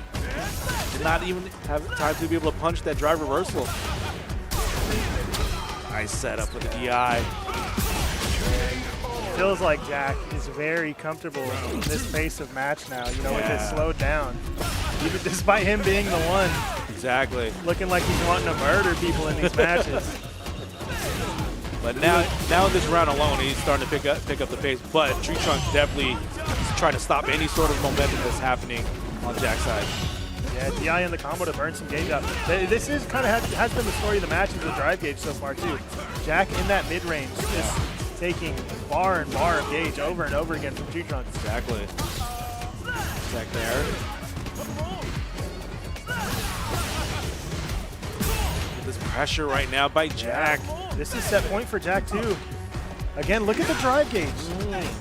He's in burnout now. He's gonna have to super at some point. It's a matter of when. Oh, look, he was ready. That was again. Wow. That was a Jinrai getting DP'd again. Not dead quite yet though. Not dead though. Oh my goodness, wow. Jack. Hey, we might need to drug test this man. That was ridiculous. Why are you ready for that? Not for the PEDs. Yeah, that's what. Yeah, exactly. Wow.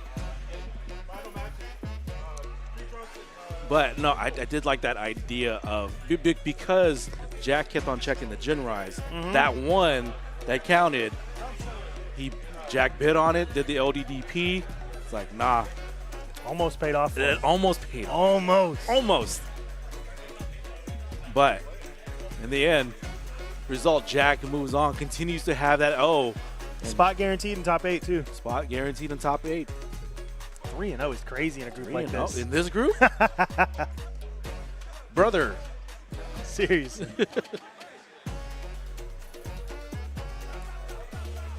Man, okay. Okay. Now we're going to see in this next matchup, Chump Slayer versus Dad Ankle.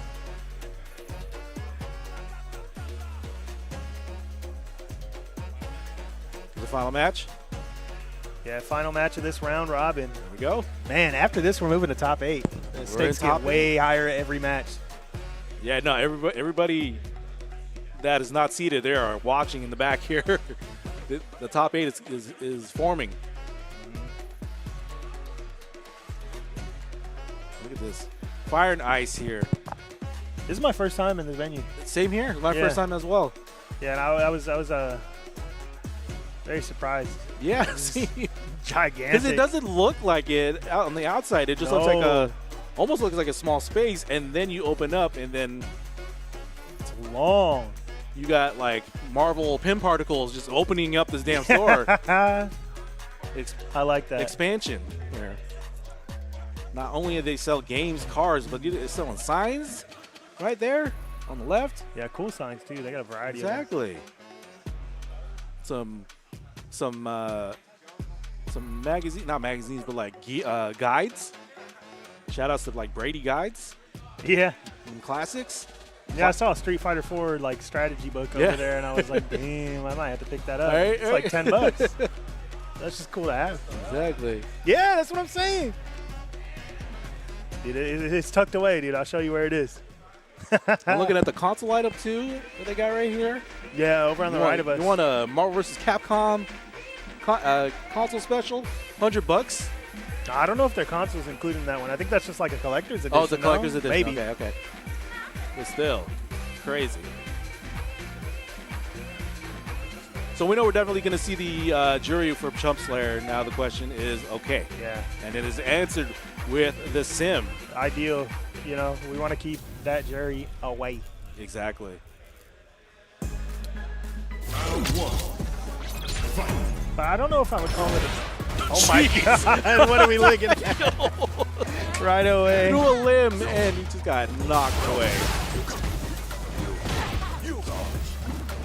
Yeah, I wouldn't necessarily call this a bad matchup for Jerry, too. When Jerry gets inside, it's really threatening, and even on the outside, he's able to, you know, build stock while blocking the fireballs. Right. Jerry has cool little tools in this matchup.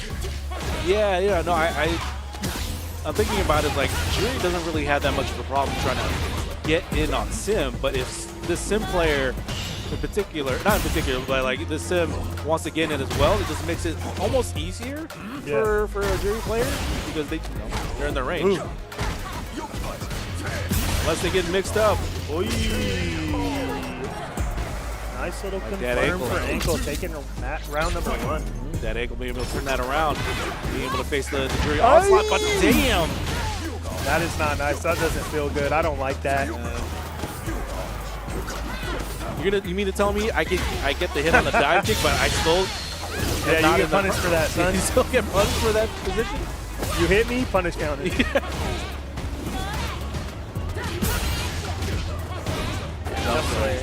In control now. Right now. No, I didn't like that. Yeah, tick throws. Mixing in the tick throws with the wake up throws, you know, it's hard. Yeah. There we go.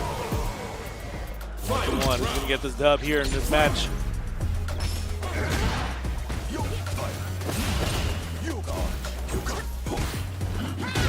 Good jump in there.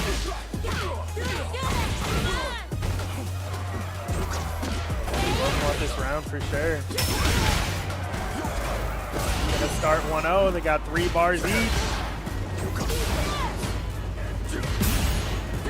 And you can see. Oh, nice. Confirm that. So let's go for the level 3. Really good level 3 too. Both low on drive. This does a lot. Yeah. Some players some drive gauge and putting dead ankle into burnout. Now Ankle just blocking back, you know. did a dash under for the ODDP. Yup. No need to make it fancy. Just make it sure it hits.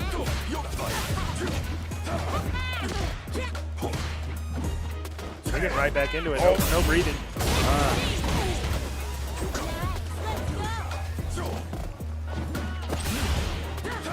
Playing some full screen neutral, you know? Full screen neutral. Chump Slayer looking to whiff punish those limbs.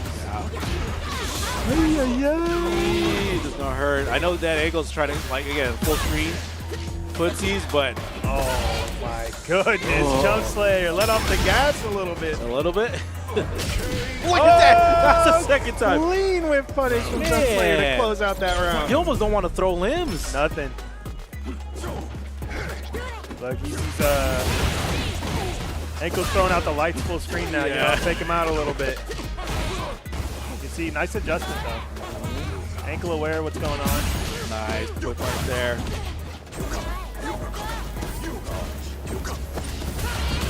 This is already I rush. I mentioned set point for Jump Slayer now.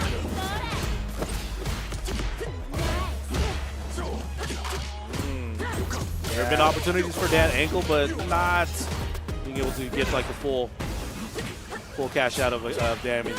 It is a big side switch though, because that ankle was pretty low on drive. Being able to walk back is big, but the drive rush cancel and we get nothing out of it. Now we're in burnout. It doesn't look good. Whoa. That ankle being super duper active. Big punish. No. And if that would have connected, we would have went straight into level 3 and took the set. Nice teleport there. Gonna go for that level 3 to survive a round. Accepting.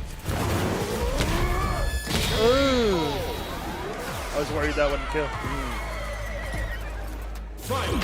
So let's see if that's gonna help or hurt. Because now he has no super meter at all. Buys him another round for sure.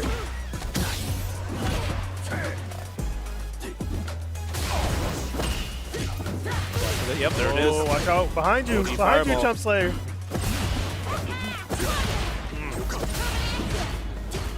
That ankle being able to check the drive rushes with them long limbs. All the way to the other side of the screen just like that. I could have sworn we were on the other side of the stage. Gonna go. Yo, Jump Slayer level 2.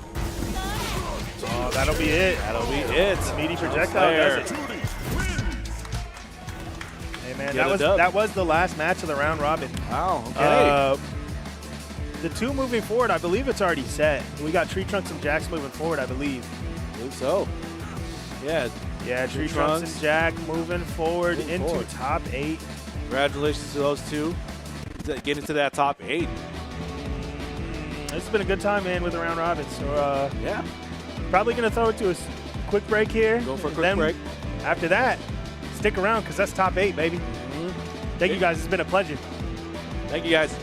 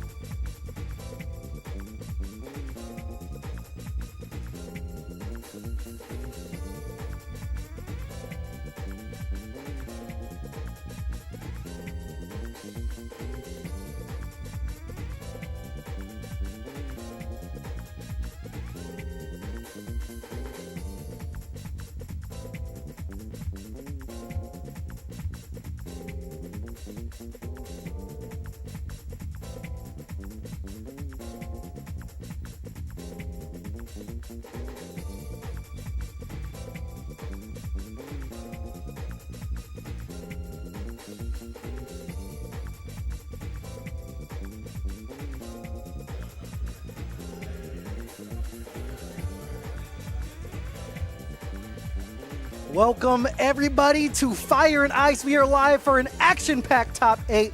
I am Non-Factor. Join with me is my man, Sly Coco. Not Agent Moose Man down there, but it is time for some high-level Street Fighter 6. My man, how you feeling? I'm feeling good, and I'm excited to watch all these players. Everybody here had to qualify to make it into this tournament, so you know it's packed with killers.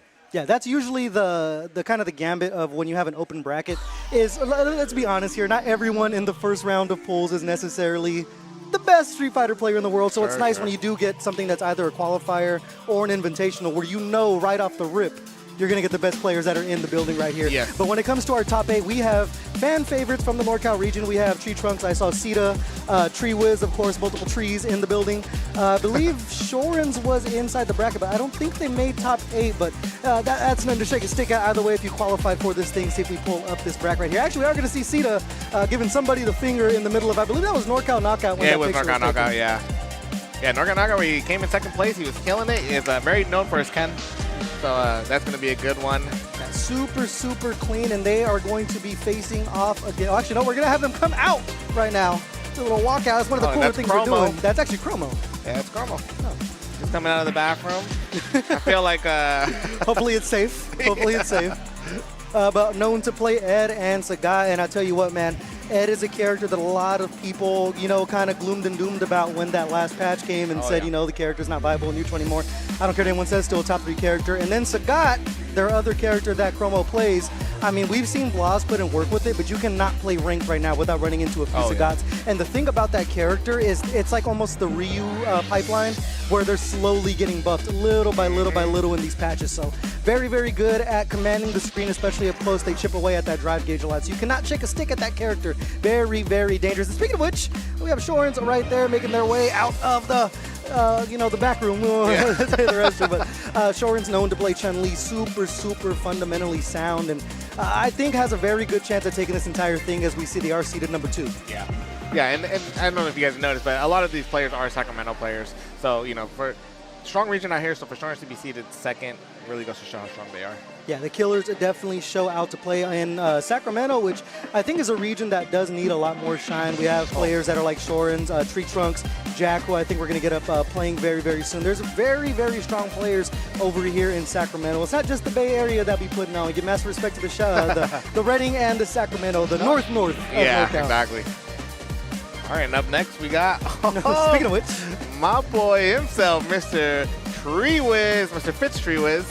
So I'm glad that he qualified. He happened to win a Bear Cup during the summer, so he went out there, faced off against the Sacramento crowd, and was able to take the win. But wrong tree. Yeah. Yeah, Tree was known for that Honda, yes. But as you see in the bottom right of the screen, they have unlocked another character on the character select screen. Yeah. They have been playing Blanca, and the thing is like, number 1 Tree Wiz we know is a lab demon. They've had a couple of clips go viral on Twitter of some nasty setups they have with Honda. This, if you're playing against him, this is the character you don't want to see in his hands. Because we've seen Blanca is kind of just a plethora of different options you can have as far as mix-ups or how you mix things up in neutral. So, unfortunately, you've given a muscle car to a NASCAR driver right now, and they're going to be wreaking havoc at the sideshows going forward. It sounds like you like Blanca or something. I might like Blanca. That is actually not Salazara and Chromo. That is going to be Jack going up against Tree Wiz first here to kick off this top 8. And Jack, a very, very strong DJ player. I actually knew Jack before I came up to the NorCal scene because he used to play in the online series, West Coast Rumble, that I would host. So Jack also multiple top 3s when it came to that. We'd have very strong players like Crossover RD, Roofy MX, who's another strong Blanca player. So this matchup is not too unfamiliar for them. Yeah, and Jack's somebody that you see all the way across NorCal. Like, he'll go to King's Cup. He went down to Risk. Yep. You know, he'll come with the Fits. So, you know, somebody who loves to get that experience. But with all that being said, we got the first match of the tournament going on. It will be Jack versus Tree Wiz. We already get into it. Yeah, I believe this is going to be first to 3 all the way through as well. So these players have a lot of time to get used to each other. And I'll tell you what, one thing I noticed about Tree Wiz is they are willing to take risks. As we see right there, I was going to bring up the jump back ball. He will do it raw. The OD version is the one you can make plus on block, but he believes in the fact that you're going to think he's going to throw. Yeah, and was able to slide underneath the first line of the fireballs. So Tree Wiz with a big corner control here. The hope this here is they neutral jump. Looking for a parry there. Jack not holding down back in that situation. Get caught with the light. This should be enough to close out the first round. Tree Wiz is going to be striking blood first here. And, you know, particularly this matchup, I feel like is kind of tougher for Blanca because DJ kind of can skip neutral a lot and get in your face, and Blanka kind of wants to play in the range of his crouching medium punch. So we'll see if Jack can start closing the distance and drive rushing behind those air slashes. Yeah, but Jack, he not only did he try to jump for it, and then he tried to drive rush for it right after that, but Treewiz is on top of it. Now level 2 is here on the table. Jack's eating a lot of damage, and now he has to deal with the setups, but he jumps out of the corner. And so now Treewiz has to hold the pressure. Oh, and the Labubu saving him. Yeah, you are never safe when Blanka-chan is on the screen. Not even a reversal is going to save you right there, but they are going to get the meaty DI. They are going to be able to build up a level 3 here with all this drive gauge that they have. Let's see if they choose to spend it. They go reset instead.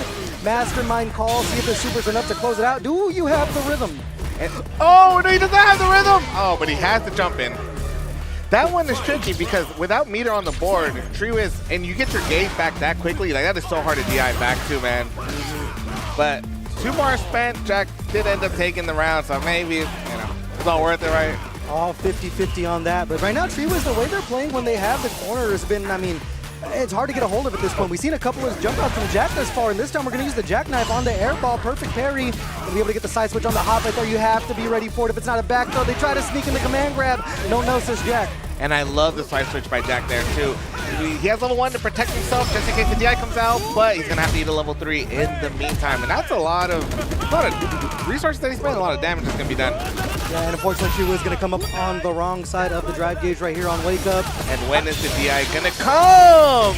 Wow. The just cool to get out of the way of the level 1. That was pretty interesting, but like I said, Jack is no stranger to this matchup. Yeah. All right. We see a couple Blanka balls to start off the match, but both players kind of back up. Yeah, Jack kind of taking it slow here, but once again getting caught by the long arm of the law. I mean, the startup of it is a little bit slower than it was originally off launch of the game, but the hitbox on that thing is janky to say the least. Oh, and late ball from the DI. Jack is able to catch him with the punish counter, and he gets another DI and goes straight. Not only did it burn him out, it stunned him as well. So Treewiz will get back in the green.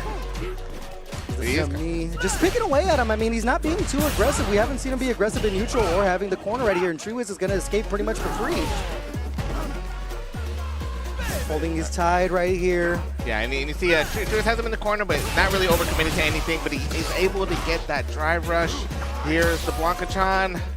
So I'm going to point out something after this this round closes out, but I noticed something that Jack is doing when he does dry rush in, but marking a drop here that should be actually an OD ball. I thought it was going to have to pop out the level 1. So you notice that Jack is raw drive rushing a lot, and he's getting caught with that crouching medium punch. If he actually drive rushes and throws his own crouching medium punch, it is going to beat the startup of Treewiz's. It's something that NerdPress actually did to me quite often when NerdPress was playing DJ, so we'll see if Jack starts doing that in the middle of his drive rushes.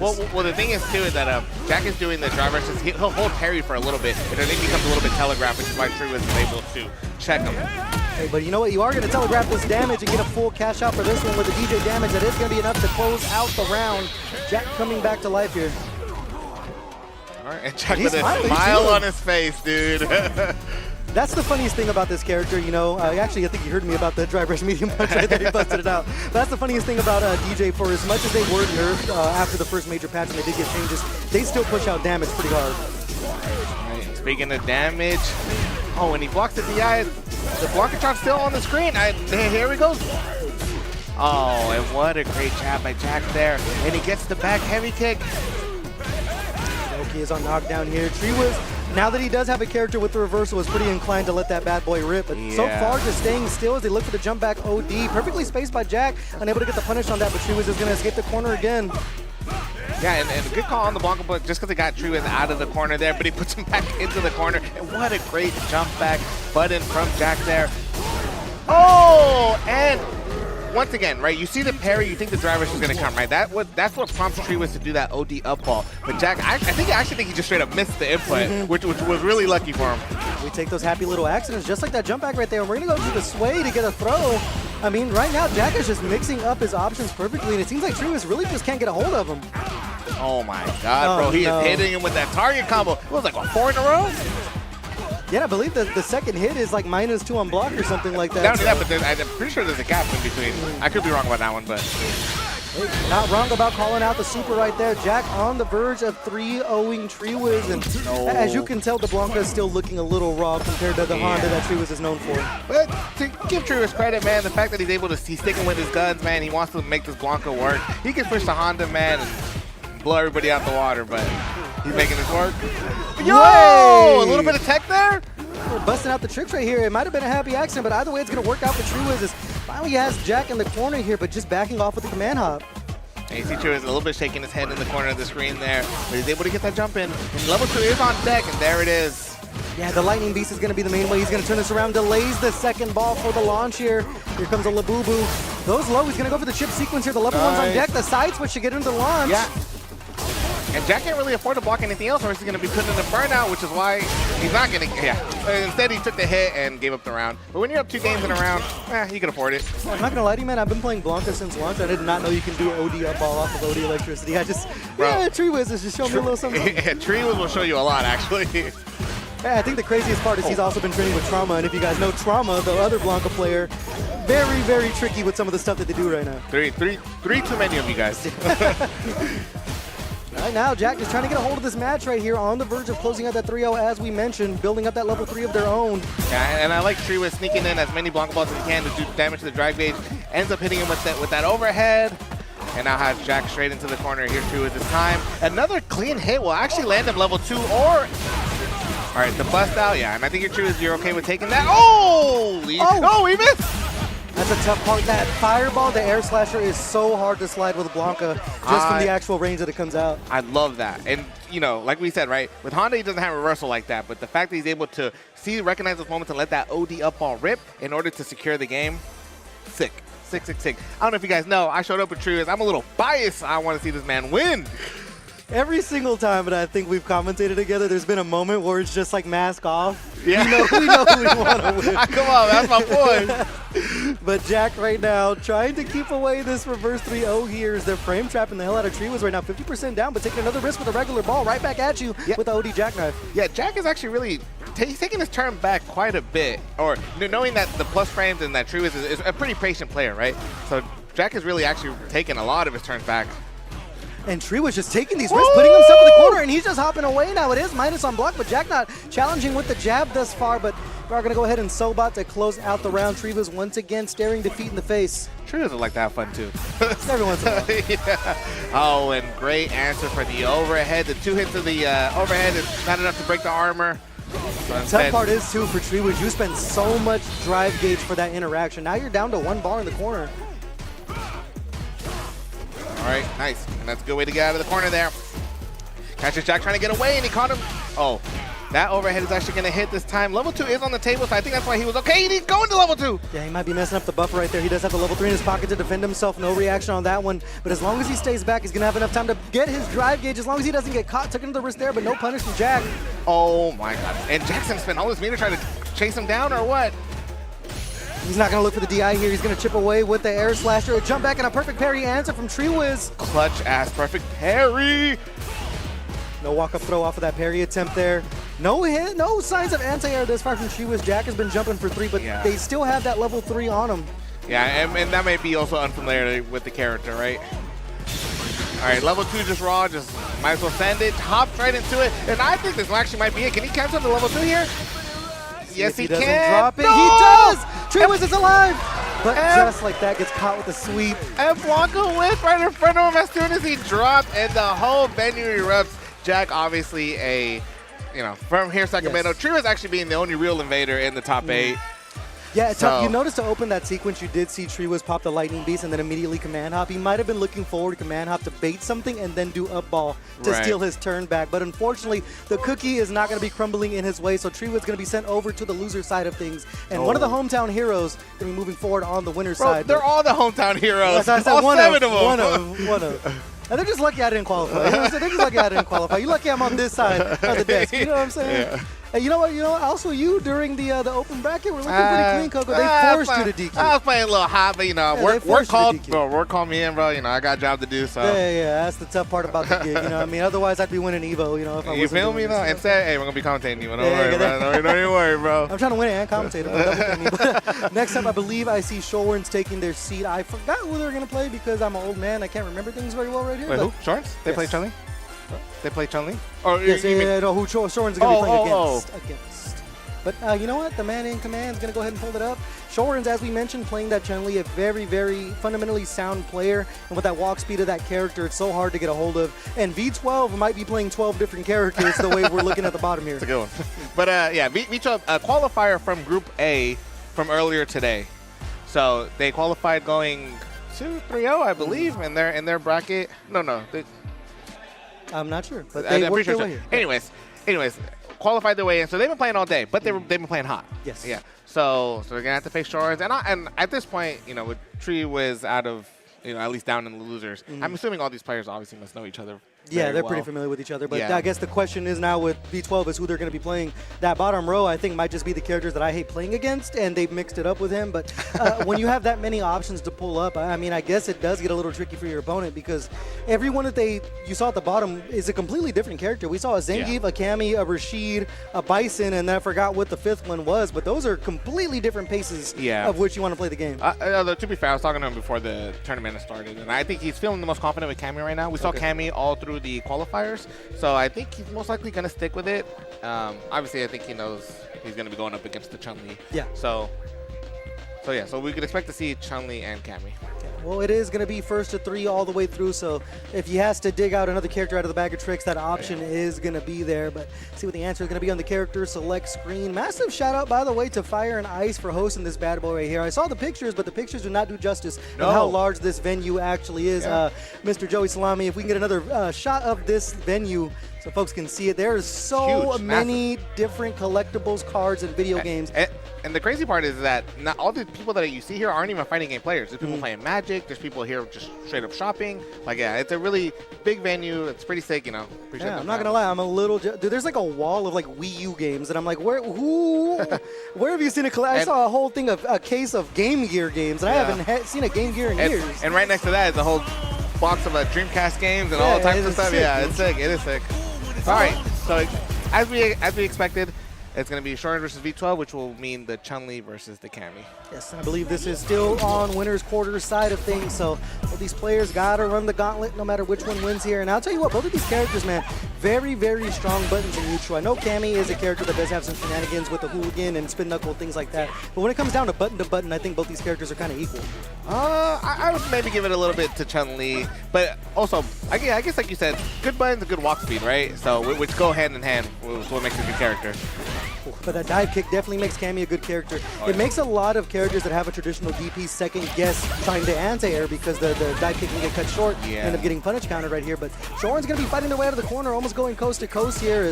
I mean, there's a difference in life here, but with drive gauge, it might as well be a one confirmed game. Right. Yeah, and I do think Shorin's a little bit more, you see them a little bit more on the reactor side, right? Didn't end up getting clipped low. But V12 is not afraid to walk forward, make you block the low forward DRC, and you see Shorin's trying to react a little bit more to the whiffs.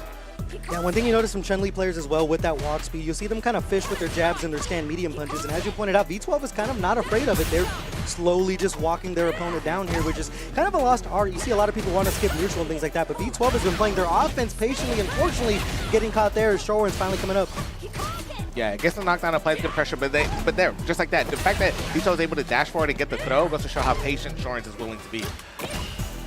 Gotta be careful here for V12, but you're a little low on gauge here. Perfect parry, gonna break up the Manani, not gonna go for the throw there. They look for the crouching light kick, not gonna work out for him as a low forward's gonna catch for Shorin's here. They have the level 3 in their pocket. I'm sure they're gonna want to save with this much of a life lead, but the raw DI and no reaction. No reactions. We have some over 30 players in the bracket. So Shorin's will take advantage, and what a great spacing trap from Shorin's. The jab into the medium punch worked out.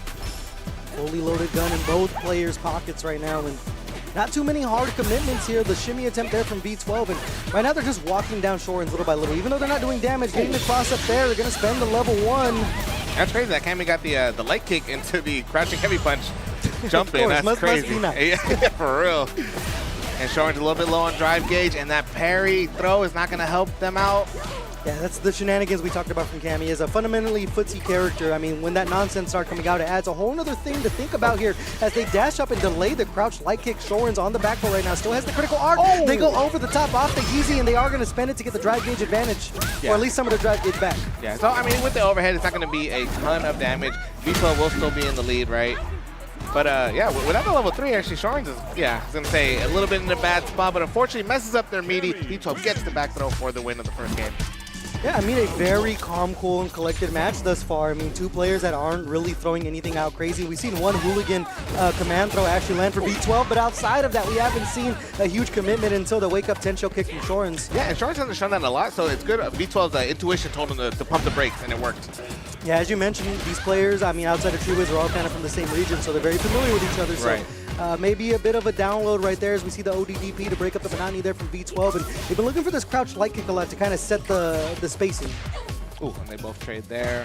Go back in the neutral. Yeah, V12 a little bit on the back foot, right? Oh. So patient and almost to a fault there. The dive kick is going to land. We're going to go directly into the level 1. Not going to be enough to kill here, but it's a strike throw on wake up, and they're going to delay and micro walk for the killing throw. Dude, every time I see the dive kick hit like that and there's no counter hit, I feel like they're like pumping the motion for the DP. You end up getting clipped because it's so damn fast. Yep. Make you second guess your own defense. And Shorens, we notice, has been getting a lot of real estate here, but just not making too much happen with it. When they have V12 in the corner, they go for the water stance. There's Serenity, but not going to find anything off of it. It's just a lot of pokes and no huge confirms. Yeah, but Shorin has all gas right now, so V12 sniffed it out. He said, here's a level 1. Let me get out of the corner real quick. Shorin's also with that level 3 on deck. They are going to have to do something soon. They look for the whip punish there, not quick enough on the trigger. And we're going to get another dive kick punish counter here, and they're going to be going over the corner. Is V12 going to spend the level 1 again? Yeah, very smart to spend the level 1. Put Shorins into burnout, and Shorins is able to get out using Chun-Li's wall jump and walk up with the jab. Delaying every single button they have here. And there's only so many times you can avoid that handshake before Shorins is going to land that standing light punch, 1 round apiece. But I also love that Shorins goes into burnout and immediately starts pressing forward and jab. Oh my god. This time checking the hooligan nonsense. It's one thing if you are ready for it, you can just press a button and knock them right out of the air. It's not the biggest punish in the world, but you take that option little by little off of the table. Dude, V12 is like taking up hella space, man. Whether it's like he's not blocking, he'll just straight up dash up or dive kick. Like he's taking up a lot of space. But Shorin's been able to push him a little bit more into the corner. And that's another thing we've seen from Shorins is they'll get real estate and kind of just get V12 back to space as we find a whip punish there. We're going to keep on cashing out the damage. Kind of in the MO of V12 is to spend the super as fast as they get it to play with that life lead. Yeah. All right. Oh, and Shorins can't afford to take another hit. Can barely afford that throw. Man, look, delayed throw too. Yeah, almost in a situation where you have to spend the whole thing. They risk it on the reset. It's not going to work out. Drive reversal is going to be safe, and they're just going to spiral arrow right at them for the 2-0 lead. A little bit of a jump scare with the spiral arrow, right? I mean, the only thing Shorins could have done was wake up level 3, but V12, I guess, calls it out, right? But he had the life to play with. So even if he had 8 to level 3, V12 was okay with it. Yeah, might have been no harm, no foul on that one. But V12, I mean, thus far, not really looking dominant, but what they're doing is working here. Shorins is giving up a lot of real estate when they do have the advantage. So see if they start playing a little more aggressive. We saw a couple attempts for them to go for some kind of mix-up with the drive rush overhead or even off the Serenity stance, but V12 so far has not fallen for anything. Wait, one thing I'm noticing about Shorin's offense is that sometimes they get the knockdown and then they're go, right? But then V12 is able to to find a jab in or find a dive kick in, right? And then all of a sudden V12 is back to taking the momentum. But it seems like he's kind of the one always in momentum, right? Because he's so willing to push forward. Yeah, it just seems like he's always the one initiating the turns, which I think is kind of becoming the short fallings of Shorins right here. But they have time to adjust as they are going to find a whip punish off of the lightning leg attempt here. Over to the corner you go. It's a safe jump setup, and we're just going to mash out the lights, but not able to get any more space. And another on-point whip punish from V12. Yeah, great spacing trap. Oh, got him with a little bit of a shimmy. Not dead yet. But Shorins wakes up with the low forward, calls out the shimmy. Oh, that's a little tricky. I don't care how many times you've seen that. It's so hard to sometimes block that one. Yeah. Even when you parry it, it just seems like you're never fully ready for that situation. But yeah. V12, no harm, no foul getting caught by that one. This time the shimmy attempt is going to work out for Shorins. We head over the corner here. V12 with kind of the first big risk we've seen them throw this far this set. Yeah. Yeah, they threw one last game, but it ended up hitting. That one is bad. Oh my goodness, and that handshake finding its mark. Has more than enough meter to spend here. Only level 1? Yeah. Very, very cheap round to win for Shorins. 1 round apiece here, see how much they have left in the tank to try to fend off this 3-0, but V12 is coming into the round with that level 3 on deck, and we've seen they've kind of used the level 1 a lot just to try to get their damage in, and it is a lot of corner carry for Cammy when they do use the level 1. And you see Shorins going for things like the sweep now, the low forward. It's because V12 is willing to move forward, and Shorins has actually been catching V12. Oh my goodness, hopped right over him. Has a level 3, V12 can't afford to get hit here, but they find another massive whip punish. They try to reset it and look for the throw, but Shorin's going to cash out everything. Not what V12 wanted. I don't think he visually confirmed that one. So he tried to go for the throw. You know, Chun-Li with the fast walk speed got out of danger. Well, let's see if Shorens can build up some kind of momentum here. You notice they were taking their turn, initiating a little bit more in that second round, and it's kind of working for him here. So see if they can identify that tone shift and make it work for him. But still a lot of walking back here, and V12 is, I mean, pretty happy to take that space up. Oh, yeah, for sure. But Shorens, is doing a really better job of just stopping V12 from taking up that space. I think that's going to be a punish counter. Can't dive kick that closely. Now on point to identify too that was not a safe dive kick, and right now they're really turning it up. You notice them sticking out a lot of these buttons, able to walk back and stop the cross-up attempt from V12. They are going to escape the corner here, and you got to protect the drive gauge. Now we're honestly not seeing any good anti-air attempts. But it's hard when dive kick is on the table, right? Yeah, especially with that Tensho kick. It's an anti-air that kind of goes straight up as we see right there. Yeah. So it's risky. It's completely understandable as to why you might be tentative and just live to see another mix-up. But right now, Shorens might have cracked the code directly into the level 2. Yeah. Should be enough to kill here with the toe tap sequence on top. Actually not going to need it. Yeah, and built the level 2 with that very last hit there. So yeah, good recognition there. Around here trying to tie things up 2-2, and they delay the low forward before they get to confirm. And it's one thing I don't think a lot of people talk about with Chun-Li, but that corner carry is very, very good once they start juggling you in the air, as we saw the dash up there for it. Wow, caught him reaching. 1 bar of drive gauge left right here, but no throw loop, throw loop. Yeah, there's a little bit of a gap there, but harder than it seems. But we were talking about Mike Woods having the momentum there. It really seems like Shorin now is the one that, once again, with that low forward finding smart, because they know that V12 is trying to walk around so much. Yeah, and Shorens is starting to become first to the punch there. You notice V12 dying with that level 3 on deck. We've seen them spend the super so much, this time not even having an opportunity, and that just shows to how much Shorens is really starting to throw out that stand medium punch and mix up their options in neutral. Oh yeah, and that dive kick being a little too high there. Doing the favor for Shorens there, and these block sequences, I mean, are actually just moving V12 little by little back to the corner there, but man, that's a long-reaching stand medium punch. Yeah, that was kind of crazy. That counter confirmed was sick. All right, Shorens finding their way out of the corner here. Jogging for position, doing the dance. I mean, no player right now is really committing anything, and V12, for once, is not really moving forward. They dash forward there, able to catch the landing frames with the throw here, almost equal on health as we head over to the corner, but another misplaced dive kick is spelling disaster for V12. Yeah, Shorens using that low forward, and now we see a lot more fireballs on the screen too. And that's the one thing I noticed about V12 playing while he was qualifying for this. He's not a spin knuckle user, like almost ever, which would be a really great tool to get through the fireballs. Yeah, well, with the change now, it's less of a reaction and more of a read, so it is a big-time commitment that is not safe, but what else is unsafe is the amount of damage you're going to be eating there. V12 trying to fend off the momentums that Shorin has built up. Both players equal on super gauge and equal on health, as V12 is going to be looking to build up this level 3 as they find the punish counter dive kick. Over to the corner you go, but a delayed back throw from Shorens. And here's Shorin's time using all their plus normals, but they jumped this up into the corner, and if V12 can just get a little bit of space, they're in a good position, honestly.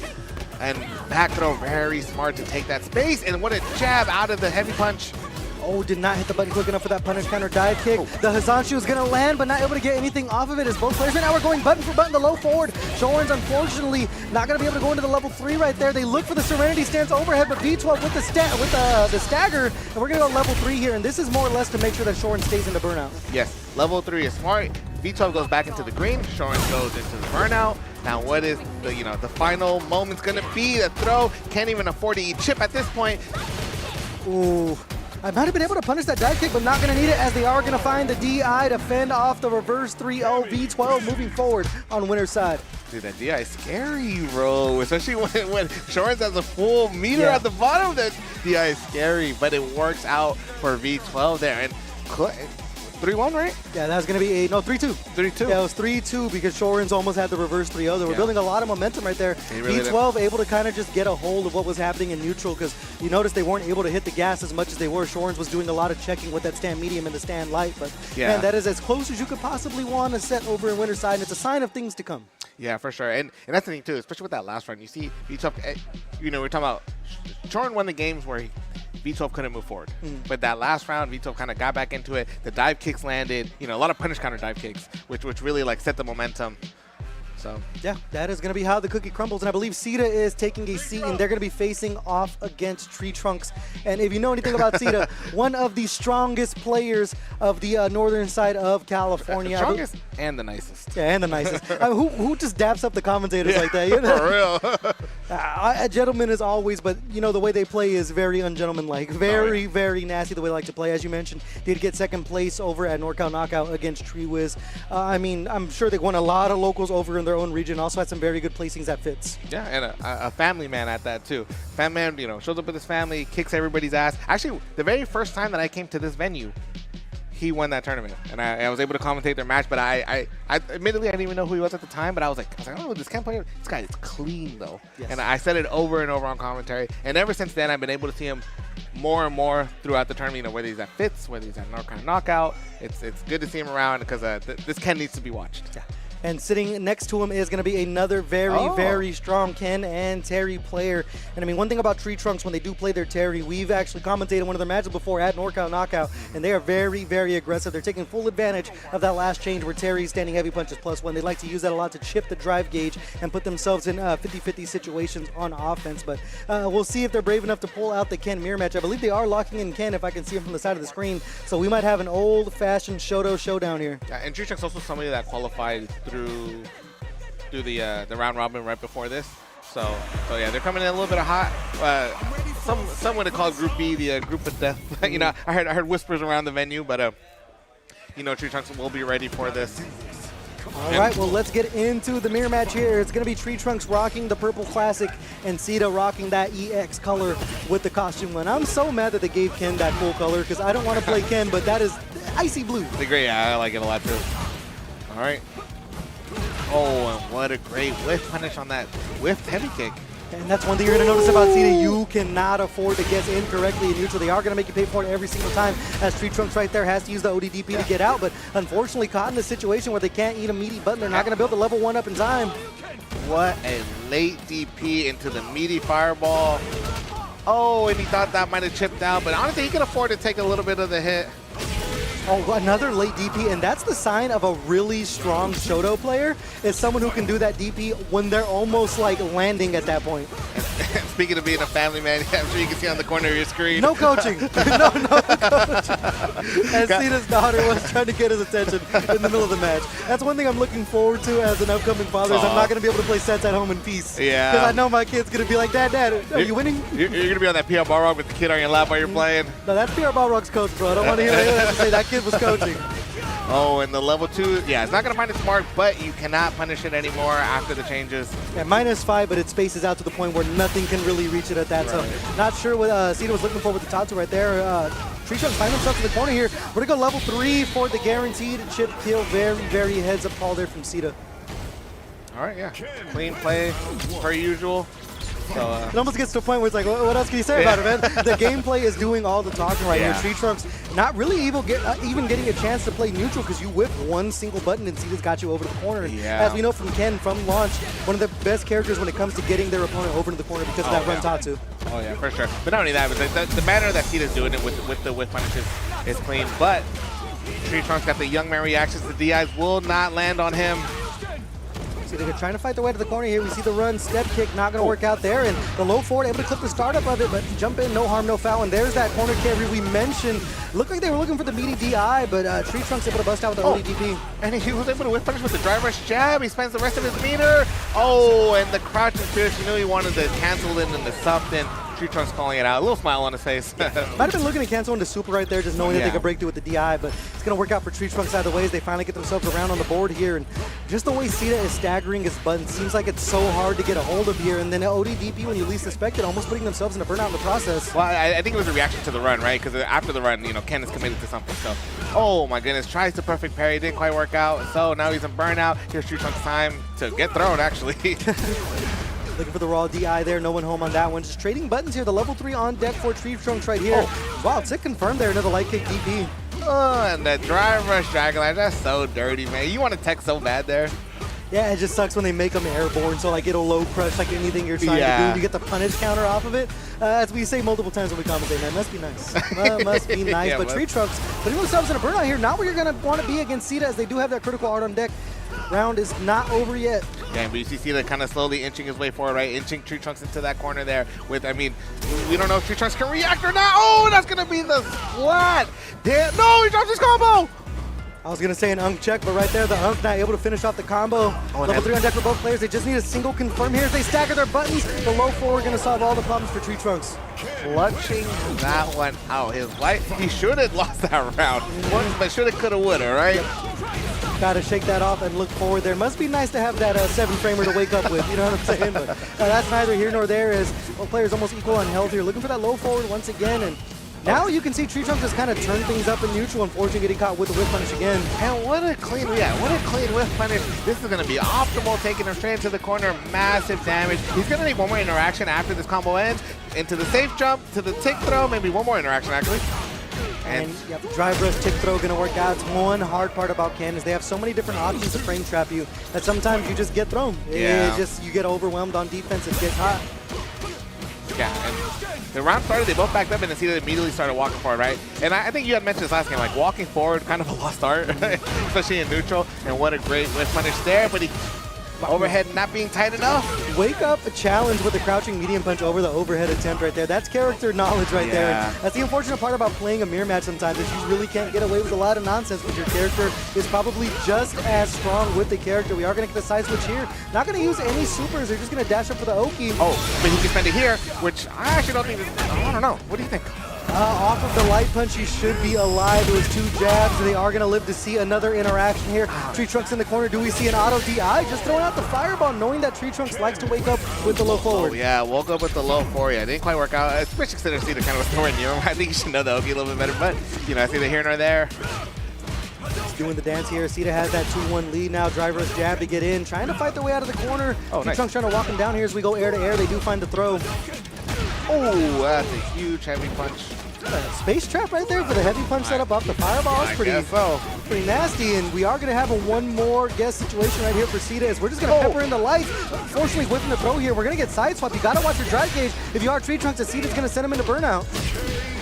And I like the challenge by Tree Trunks. Even though he's in burnout, he says, I know this gap is too big. I'm going to challenge, and it worked out for him. Chucking the plasma here. What a perfectly timed jump in for Tree Trunks there. We are going to get the corner carry once again. Time for Cedar to start guessing. They did nerf Ken's throw loop, but I mean, you'd be fooling me compared to what we're seeing on screen here. I just forget because I stay getting throw loops by him. Well, you almost don't want to be ballsy enough to even try to challenge, because if you get caught with a standing heavy punch meaty, you already know you're going to lose 40% of your life. And speaking of losing your life, it is going to be the side swap combo into the level 3, and that should be enough to close things out, Survey says. No, not quite. Cedar still has a chance, and next clean hit Cedar gets. Never mind. Hit with the Zohan, smell it, and taste it. 2 games apiece right now in the mirror match. I say it a lot, man, but it's as close as you could possibly want it. Yes, and that's typically I don't like fighting Kens, but to be fair, both Kens are pretty fun to watch, man. Yeah. Well, I think you don't even have to say. I think everyone hates fighting Ken. Yeah. It's just kind of the ultimate Street Fighter 6 function, but luckily I'm not the one on that side of the screen right now, so those two can deal with playing against each other. As Tree Trunks right now kind of turning it up here. Cedar just seems to not be guessing correctly, and that's that standing heavy punch meaty we talked about, where you kind of scared to guess throw in certain spots because you don't want to get caught with the 5-knuckle shuffle. Nice, and the delay on the crouching medium punch worked out. Was able to get the counter here. Tree Trunks now 1 round away from taking it. And that's about the 3rd time we've noticed that Tree Trunks is waking up with crouching medium punch. So kind of getting a read off of the way Cedar likes to wake up with their offense, where they're delaying the driver. It's going to get Tree Trunks into the corner. But you see Cedar already in this round has whiff punish with the jab twice already. That's footsies, and then whiff punish with the standing heavy kick. Yeah, the spacing they're playing, ballsy dashing right there to kind of take up some space, but they are going to get caught with the side swap right there. Not going to spend any super as they go over the top and find the throw with it. Tree Trunks right now in full command, but the ODDP to break things up for Cedar. Huge risk, bro. If that ODDP had missed. Oh, another great whiff punish by Cedar with the driver's jab. That was 3 jabs that were whiff punishes that were, with jabs. That's crazy. That's crazy. And now we enter the final game, a final round with level 3 on deck for both players. Coming down to a few decisions left in the set for both of these players. As Tree Trunks is going to find the low 4. They look for the meaty DI. But Cedar right now showing the reactions of a young man, whipping out that level 3. And unfortunately for Tree Trunks, it's a lot of drive gauge damage. Yes, and this is actually going to be major playing into this round, because he can't afford to block anything. Gotta read. But I think that's fine if you're Sita, right? Oh, and he doesn't even spend the level 3. Saving it for the next interaction right here. Sita over to the corner. It's one thing, Ken is still dangerous in burnout when they have you in the corner here. Sita just chipping away at the lights here, trying to frame trap with the low forward. They're going to use the Dragon Last to get the plus frames. And I don't know if level 3 is out of range to kill, but if he puts Tree Trunks into the CA range, and oh! Able to get the shimmy, and Sita will be taking it. You see that James Harden step back right there? Ooh. That was absolutely nasty, and that's the first time we see him do it through the entire set. So, I mean, just laying it all out on the table right there to close out the set. But, man, Sita showing that the bag of tricks is very, very deep as they bust out that backdash at the last minute. Which, just to be able to feint that I'm going to throw you in this position, right? Because I see you blocking everything, right? So of course a throw would be natural. I think any of us would have thrown instead of do the backdash there, right? But that's why we're here and Sita's up there. Exactly. But Sita, I mean, as advertised, a very, very strong player. When it's a Cannon Mirror match, they're going to be moving on forward into winner's side. So Tree Trunks is going to have to figure things out over onto the loser. But I mean, I'm not going to lie, man. If I'm on loser's side, that is one player right there that I do not want to play against when it comes to the loser side of things. We got the both trees actually now in losers. So it's growing a forest down there. Well, I think that's going to close out the first chunk here. Are we going to do one more? What? Come on, man. Who do you think you're talking to? All right. To your guys' pleasure, Non-Factor will be doing another set. Anyways, let's get on to the next match. I believe that we are going to have, if my memory serves me correctly, I'm trying to think of who was not... Chromo and Salazar. And these are two players that I'm not going to lie, I don't know too much about. I think I've ran into Salazar a couple of times in ranked. Aki player and Kimberly player. Also somebody that qualified through the round robin.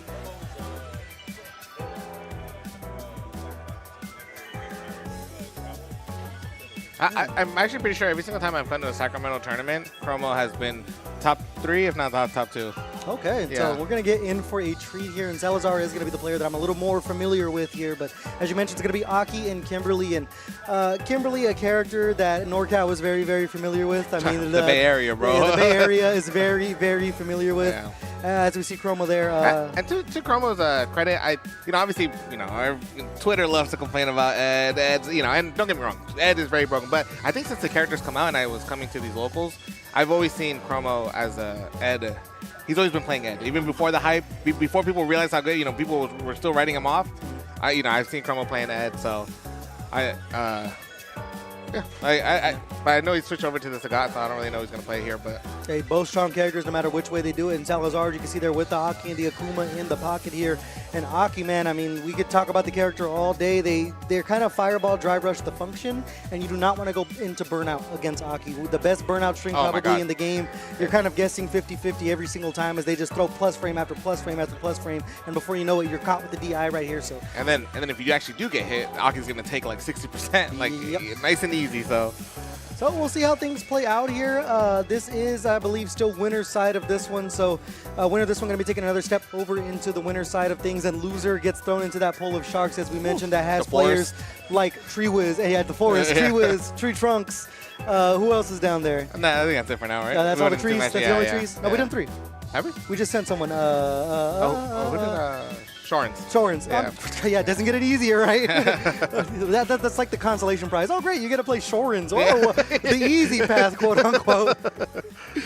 All right, both players at the character select screen. They are going to be rocking with the Sagat here, and Sagat is a character that has had an astronomical rise in the tier list as we have strong players like Blas really showing the strength of the character. I mean, even people like Enzo the Hokage playing, Sagat a lot more now.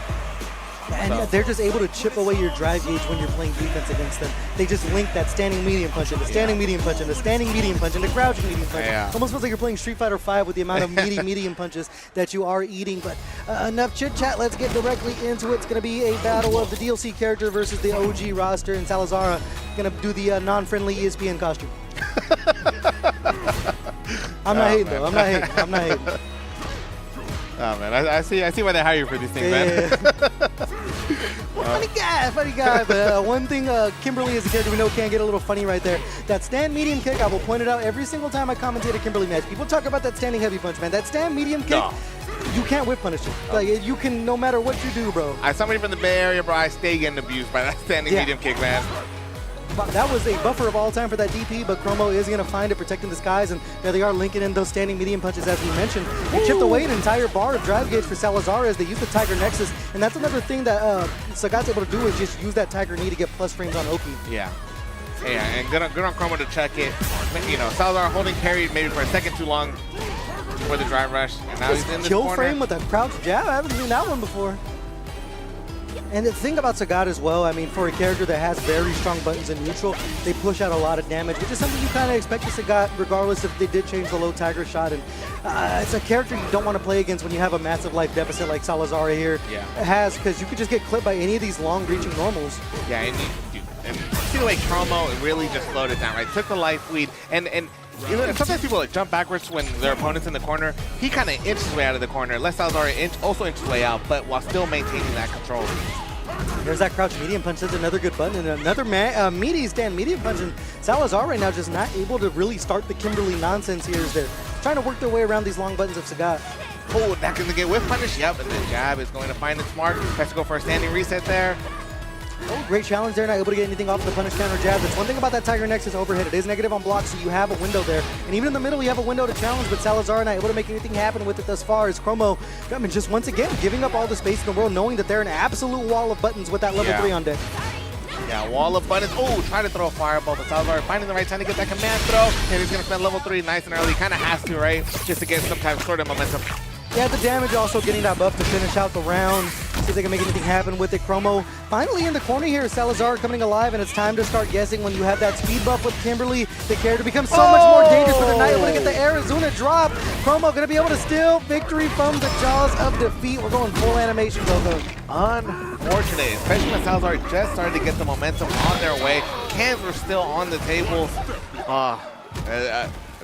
Hurts. Yeah, that sucks. It's almost a situation where it's like you might have looked for the air Tatsu, but I mean, hindsight 50-50 on that one, and Chromo's going to take full advantage of it up a game here. Of course. So now we go back to the very slow and steady gameplay. Which is something you uncharacteristically don't see from Kimberly players, but as we mentioned with Sagat, where you're just a big meaty man slapping meat, you know, it's hard to get in right there as we see Salazar using the drive gauge to try to get in here and finally turning up the heat as they find the overhead. And what a great whip punish. A button that's actually pretty hard to whip punish. Chromo finding with the crouching medium punch. And that's another button that just, I mean, the long arm of the law with that crouching medium punch from Sagat. And that's going to be their main button to drive rush off of, as we saw they're able to get the damage. And Salazar finding themselves in a puzzling position once again over in the corner. And speaking of it must be nice, imagine having a standing low. Imagine that, bro. Must be nice. Must be nice. Oh, and just if you're not gonna run into the first one, then run into the second one. I'm sorry, man. I've heard too many complaints about Blanca's crouching medium punch. Can we talk about this? Can both of them are cheap, bro. No. This one's worse. This time we are going to find the OD Azuna drop here. Now able to Vagabond into the level 3 for the kill right there, but we are going to get the paint can set up. He's going to be able to kill here. I don't know if he even needs level 1. Oh.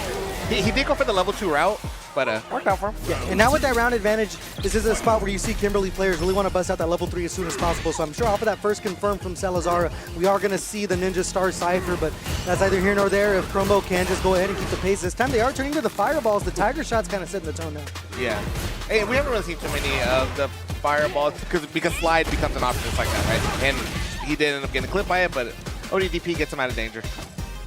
We're just back to doing the dance, able to whip punish the stand heavy punch. And as we talked about, that stand heavy punch is whip punishable, but stand medium kick. We'll go on another tirade about it later. We are going to go fully optimal into the Tiger Nexus here. Not going to spend any gauge. They're going to get greedy. See if the greed pays off for him as we see the wake up level 1 from Salazar. But I do like the use of level 1 to kind of even put him into more burnout danger, but you're not in danger when you win the round. Yeah. DPOS going to work out for Chromo there, and they're still coming into another final round with this level 3 on deck, and we talked about that being a sign of a great Shoto player is DPing when you're so low to the ground. That's how you get the most damage. But all right, yeah, Chromo now just willing to just wall him in there, right?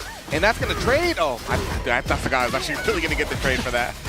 Able to get the full punish there off of the Tiger Nexus attempt here. They have the level 3 on deck. Cannot afford to get hit if you are Chromo, because it's probably going to go directly into the level 3. A bit of a spaghetti right there as Salazar looked for the teleport. Nah, bro, that jump out worked out so well for Chromo, bro, because the fact that he's able to switch sides, now he doesn't have to worry about the corner, right? Yeah, and you're just back to doing this game where Salazar kind of has to like force force the hand of Chromo right here. I think it's a sliver of a life lead right here.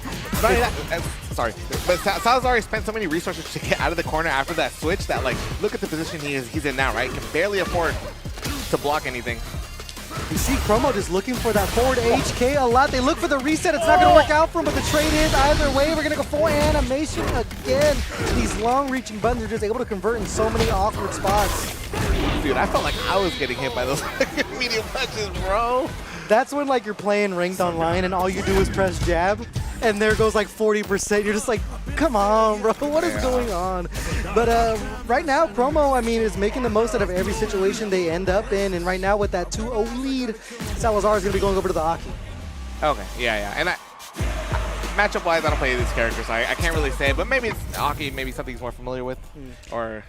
I think with the Fireball Drive Rush, you're able to skip neutral a little bit more, regardless if you do see Fireball attempts from the side of Chromo. Your defense, I mean, it's kind of not lacking anything because both characters don't have an invincible reversal outside of Super. So as you notice, though, they are going to go to the Poison Ball to try to take up some space here, and they also have that Serpent Lash. Is that what that shit's called? Yeah. The whip? But Chromo has only used one button so far, and that's in that low forward.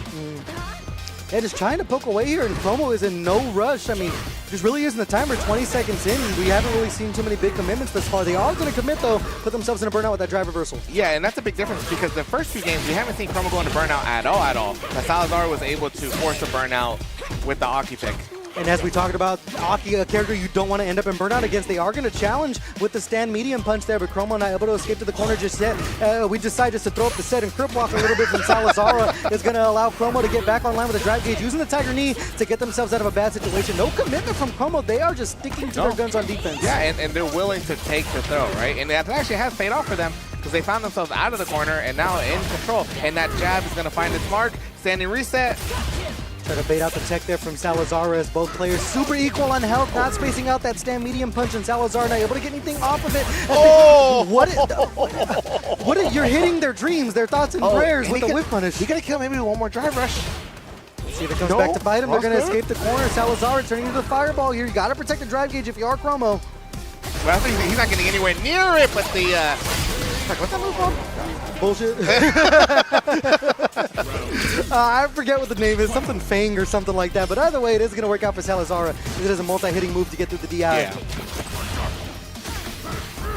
One thing I noticed about Sagatsu since the character's been out, their raw drive rush is so hard to deal with visually. Oh, yeah. Because they do that kind of stutter as they're like landing on their like plant foot to where you don't really know if they're going to press a button. So you're able to lay a button like super hard visually, and it's hard to catch.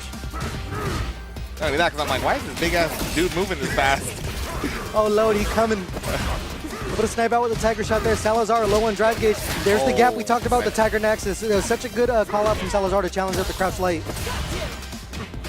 Oh, caught him standing up. Here's Salazar's time, using the plus frames there. Push him straight into the corner, letting the poison do its work. Yeah, low on drive gauge, but just chipping away here. The OD Tiger uppercut from Chromo. The long reaching overhead is going to spell disaster if they choose to spend it. They're actually going to get greedy. Is it going to be W greed or L greed? Bruh.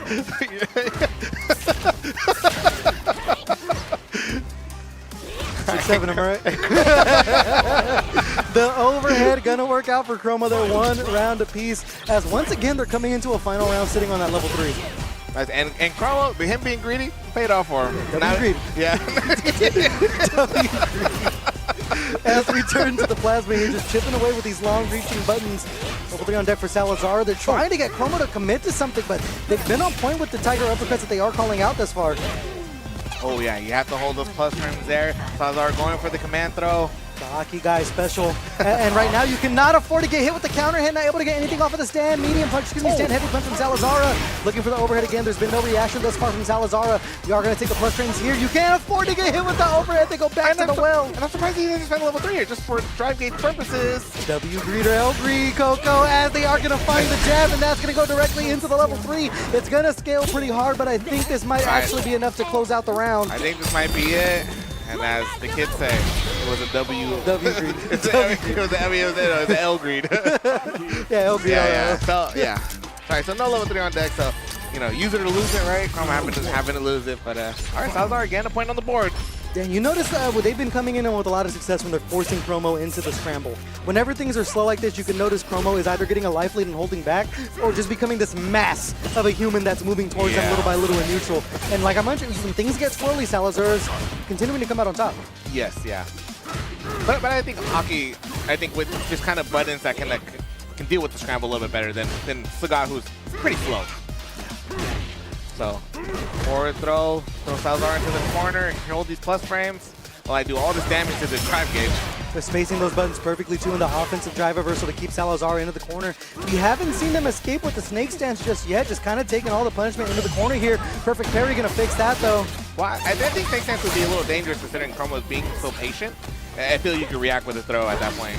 But you can't react to the back throw, so now Chromo's the one that's gonna have to hold all this pressure. Tries to drive rush out, but driver's a little on the slow side. Both players so low on drive gauge, and Chromo just chucking the plasma, trying to get some of that gauge back.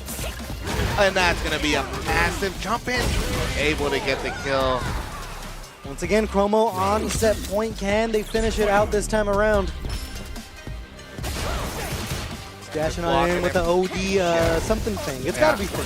I'll look it up later. But the overhead again, that's the one thing I laugh about fighting in sometimes, man. There will be an overhead that lasts 3 business days and people are still getting hit by it. You just want to down back, man. Bro, So that's scary. I'd be staring at that thing. But to Chromo's credit, he's done a lot of the forward light kick in order to condition. And I think that's why a lot of these overheads are hitting. Yeah, it turns into that Willem Dafoe meme where he's looking up at the sky. But you know what? We're going to go lights directly into the level 3. Regardless of the scaling, this Sagat damage should be enough to close it out. Oh, they're alive. Not quite. But he can't afford to get chipped. Yeah. Sometimes the chip out gonna work out for him. That's actually one of the few times you see chip out just kind of happen on wake up like that. We've seen it a couple of times thus far in bracket, but that is gonna be Chromo moving on with a very impressive 3-1 over Salazar. I love the play style that Chromo's showing here. Yes, yeah, patient, slow, kind of. It almost looks like old school Sagat. You know, you're so used to the Sagats online, just like you were saying, drive rush, medium punch, medium punch, medium punch. But you know, Sagat typically known to be a zoner in past games, and he kind of made it. He made it work in that kind of way.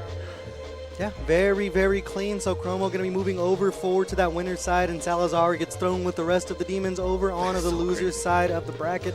Next up, I believe I see Shorin's taking a seat. Not sure who they're going to be going up against next. Going up against the boy, the guy. Oh, the Branchler. The Branchler. The Branchler is in the building. That's 2025, bro. Oh, my fault. What's the new one? I don't know. He was Blanca guy number 3 for a second. No, that was Blanca number 4. I was number 4. Yeah, you're number 4. The accidental Blanca pick. I forget what it is, bro. Man changed his name in Discord so often. I forget what it is right now. I remember he was sponsored by Bungie. He was an elite. What else? I'm saying things right now when no one else that's like not in that server is like, what in the hell is this guy talking about? But it's going to be Treewiz rocking with that Blanca more than likely, and then Shorin's with the Chun-Li. As we noticed, they are a little, you know. So I have a little bit of confidence. Shout out to, you know, our homie Matty Pie out in Japan, but he gives us a lot of the Chun-Li practice, obviously at a very, very high level. So I think Treewiz, but also Treewiz played a little bit of Chun-Li during. Yeah, for a spell. For a spell. So. I will say the one thing about this matchup that I personally struggle with as a Blanca player is the walk speed of Chun-Li when they're able to get in and out of range of that standing medium punch so well because of that walk speed, and they're able to just to pester with the stand light punch and the medium punch of Chun-Li. So we'll see how the cookie crumbles here. Treewiz has been putting a few things on display that I'm not sure if Shorin's is going to be ready for. I don't know if they have any Blanca players up here.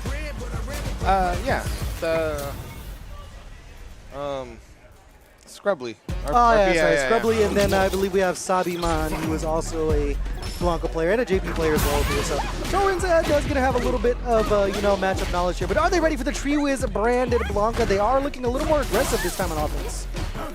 Nice, just hop right on over to the other side.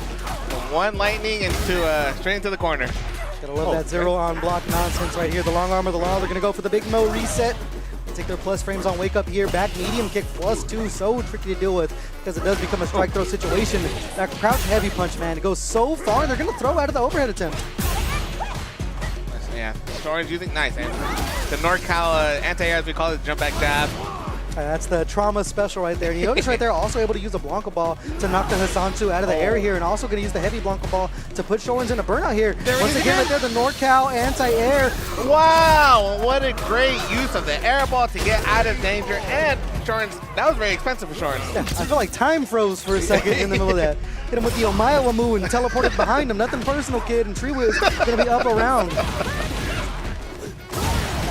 And the up ball finds the Smart there, and they both trade. Still sitting with that level 3 on deck, but you know the Lightning Beast is the kind of gambit here, and I'm sure Treewiz is going to want to pop that thing as soon as they can. Stand medium punch, also another cancelable button. We've seen Treewiz multiple times kind of pop the level 2 out of uncharacteristic positions. You don't really see a lot of the buffer out of the stand medium kick, but it is going to work out as they're going to throw down the Labubu. And busting out with the OD reversal here. Gotta watch what side the doll's on there, able to mix in the command grab. You want to parry because you see that damn doll chasing you around. You want to parry that so bad, man. And Treewiz recognized it, went for the throw. Must be nice. And you know what, for Shut me, up, bro. it Don't is even nice. start, bro. For me, it is nice. Nice, hop right on over, but is able to get the back throw. Yeah, no challenge with the jab off of the command hop right there. And Treewiz has kind of developed something in my game where sometimes he'll command hop forward and hold down the charge to do up ball to like pretty much frame trap you into punishing, but should be punishable. Yeah, I mean, you know, coming from Honda, I think that the charge motions are a little natural from it. What a great sweep on the Blanca ball, but unfortunately, Shorin misses the throw, but gets the right call on the level 1 there. Yeah, he saw the jump back attempt from Treewiz there. Shorin's able to break things up, spending some gauge. Shorin has kind of been put in the position where they've been having some expensive interactions, but we'll see if it works out for him as both players super equal. They look for the jump over. Treewiz still online. They are going to find the DI. No punish counter there. This guy should be guaranteed. Oh, yeah. So yeah, as you were mentioning, and using the command throw to get the optimal meter gain, but as you were mentioning, very expensive for Shorin, right? Spending level 1s, going into burnout, you know, just trying to kind of pin Treewiz down. You see Treewiz take a hard commitment there with the slide. That is one thing when I notice when I see Treewiz playing Blanca. There's a few times, because I was even watching Guildhouse the other night, where I'll see him do something like a slide or a raw jump back ball, and I'm like, no, because I know that it led to his defeat. But thus far right now, looking very, very solid as we are going to get the second launch off of the stand light kick, drive rush, meaty heavy punch for the Labubu setup. We're going to see a level 1. Actually, OD not going to go for the full damage setup. The level 1 would have killed, huh? Yes. Yeah, okay. Okay, that might be where a character unfamiliarity plays in. But I think Treewiz has level 2 on deck. So, yeah. Well, he might Over be the fireball. Might be in a good position. Yeah, I mean, if you do get him to block, you can just block Shorin's or at least put Shorin's in a burnout. But getting walked down to the corner here, jump back ball, going to work out right there. Didn't have the health for it. That's one thing that Shorin's was not able to do in that situation is throw a fireball from full screen because the level 1 gets buffed while Blanca's inside of the Lightning Beast to be a full screen projectile. So Shorin's had to walk up and figure out something to do there. Tree was able to find the answer. Oh my god, what the hell? That's what I said, but this is the wrong guy to put this character like into their hands because you start seeing stuff like that. I'm glad I showed up with him too. Nice, and the overhead gets the punish counter. You're Shorin's time, gets a little throw. Treewiz low on drive here, just gonna have to hold block right here, and those are one of those things that I talked about where Treewiz will kind of put themselves in a situation where they're kind of giving the game away with that jump back ball here, and Shorin's able to take advantage of it, strike throw situation on wake up here, the delayed stand up medium punch, and that's the walk speed I talked about, that micro walk back, able to get out of range of anything Treewiz was gonna throw. And Shorin playing the corner clean as can be. Going back to doing the dance here, Shorin's trying to see if they have another close reverse 3-0 in their pocket here, Treewiz in the corner. And I like the dash up forward, dash up low forward by Shorin there to get things started. Now they have Treewiz in the corner. They have the level 3, going to go for the safe jump setup. Low forward, it's going to be a 8-framer, but Treewiz going to bust it out either way, and they're looking to frame trap with the back medium kick. Oh my goodness. Oh, and that one's not going to work out. And Shorin's not really with a big punish. So Treewiz said, all right, forget it. Level 2's on the table now. The wall jump going to work out for Shorin to get out, but you cannot block too much as they go for the cross-up attempt there with the Lightning Beast. They have the level 1 on deck. Going to take the Oki. The wake-up reversal is not going to work out as Treewiz is going to parry the entire thing, and that's going to be around. Treewiz going to be on set point here. That combos? Yes. That's one of the things we got from the last buff. Fucking why, bro? Meter build, man. We need it. He needs it. So he can have level 2 again in every single round? He needs that my too. goodness. He needs all of it. Speaking of level 2, because it's a punish counter, Treewiz, what, man? Treewiz stole that. But I mean, They were actually talking about that tech on the way here. The drive rush, heavy ball, yeah. But against Chun-Li specifically, yeah. Yeah, it works out against any Shoto and Chun-Li just because the angle that the DP comes in. So, you know what I mean? I don't want to, claim pride for this victory, but I might have something to do with it. But that's ahead of it. Shorin's right now looking very, very solid. Has a level 3 on deck. Low on drive gauge, though, as they are going to find the punish counter throw on Triwis here. But it's a back throw at that. So now Triwis has the real estate at his back, and he catches them with the heavy kick, and this is going to be enough. No. Never mind. The low forward will actually be enough, as well as the assist call. And man, that stand heavy kick from Blanca, I'm telling you, was active for like an entire prison sentence, bro. Like, you spend more days in county than, you know, that thing is active. And when it comes at you with the drive, it's just that entire wall of hurt box. So Triwis, very, very solid 3-0 over Shorens, and they're going to be moving forward on the loser's side of the bracket. Moving on, yeah. Unfortunately, Shoren's got lost in the forest. Show some bias, man. See, that's how much you hate Blanca. That's how much you hate Blanca. The guy you rode in with from your region won, and because Blanca won, you're like, whatever, bro. You were yapping. That's why, bro. I didn't get a chance, bro. But no, obviously, I'm very happy to see Triwis move on, and I would like to see him continue to move on until he gets first place. Yeah. So. Well, we'll see how things go. Next up, we are going to have Salazar back on screen playing against, I did not hear who they were called, but. Who's? Tree Trunks. Oh, Tree Trunks? Okay. The forest continues to live. Yeah, the forest continues to live. So we'll see if Salazar also gets lost in the forest or not. Yeah. Well, we might see some deforestation if they can go ahead and take out Tree Trunks here. As we mentioned, Tree Trunks is going to be a Shoto pretty much player. Salazar does have that Akuma in their pocket. We saw the Kimberly, and then we saw the Aki. So I mean, I don't even think we've seen the Akuma yet. Oh yeah, we saw the Akuma on screen, but we saw the Kimberly. Honestly, I'm not sure.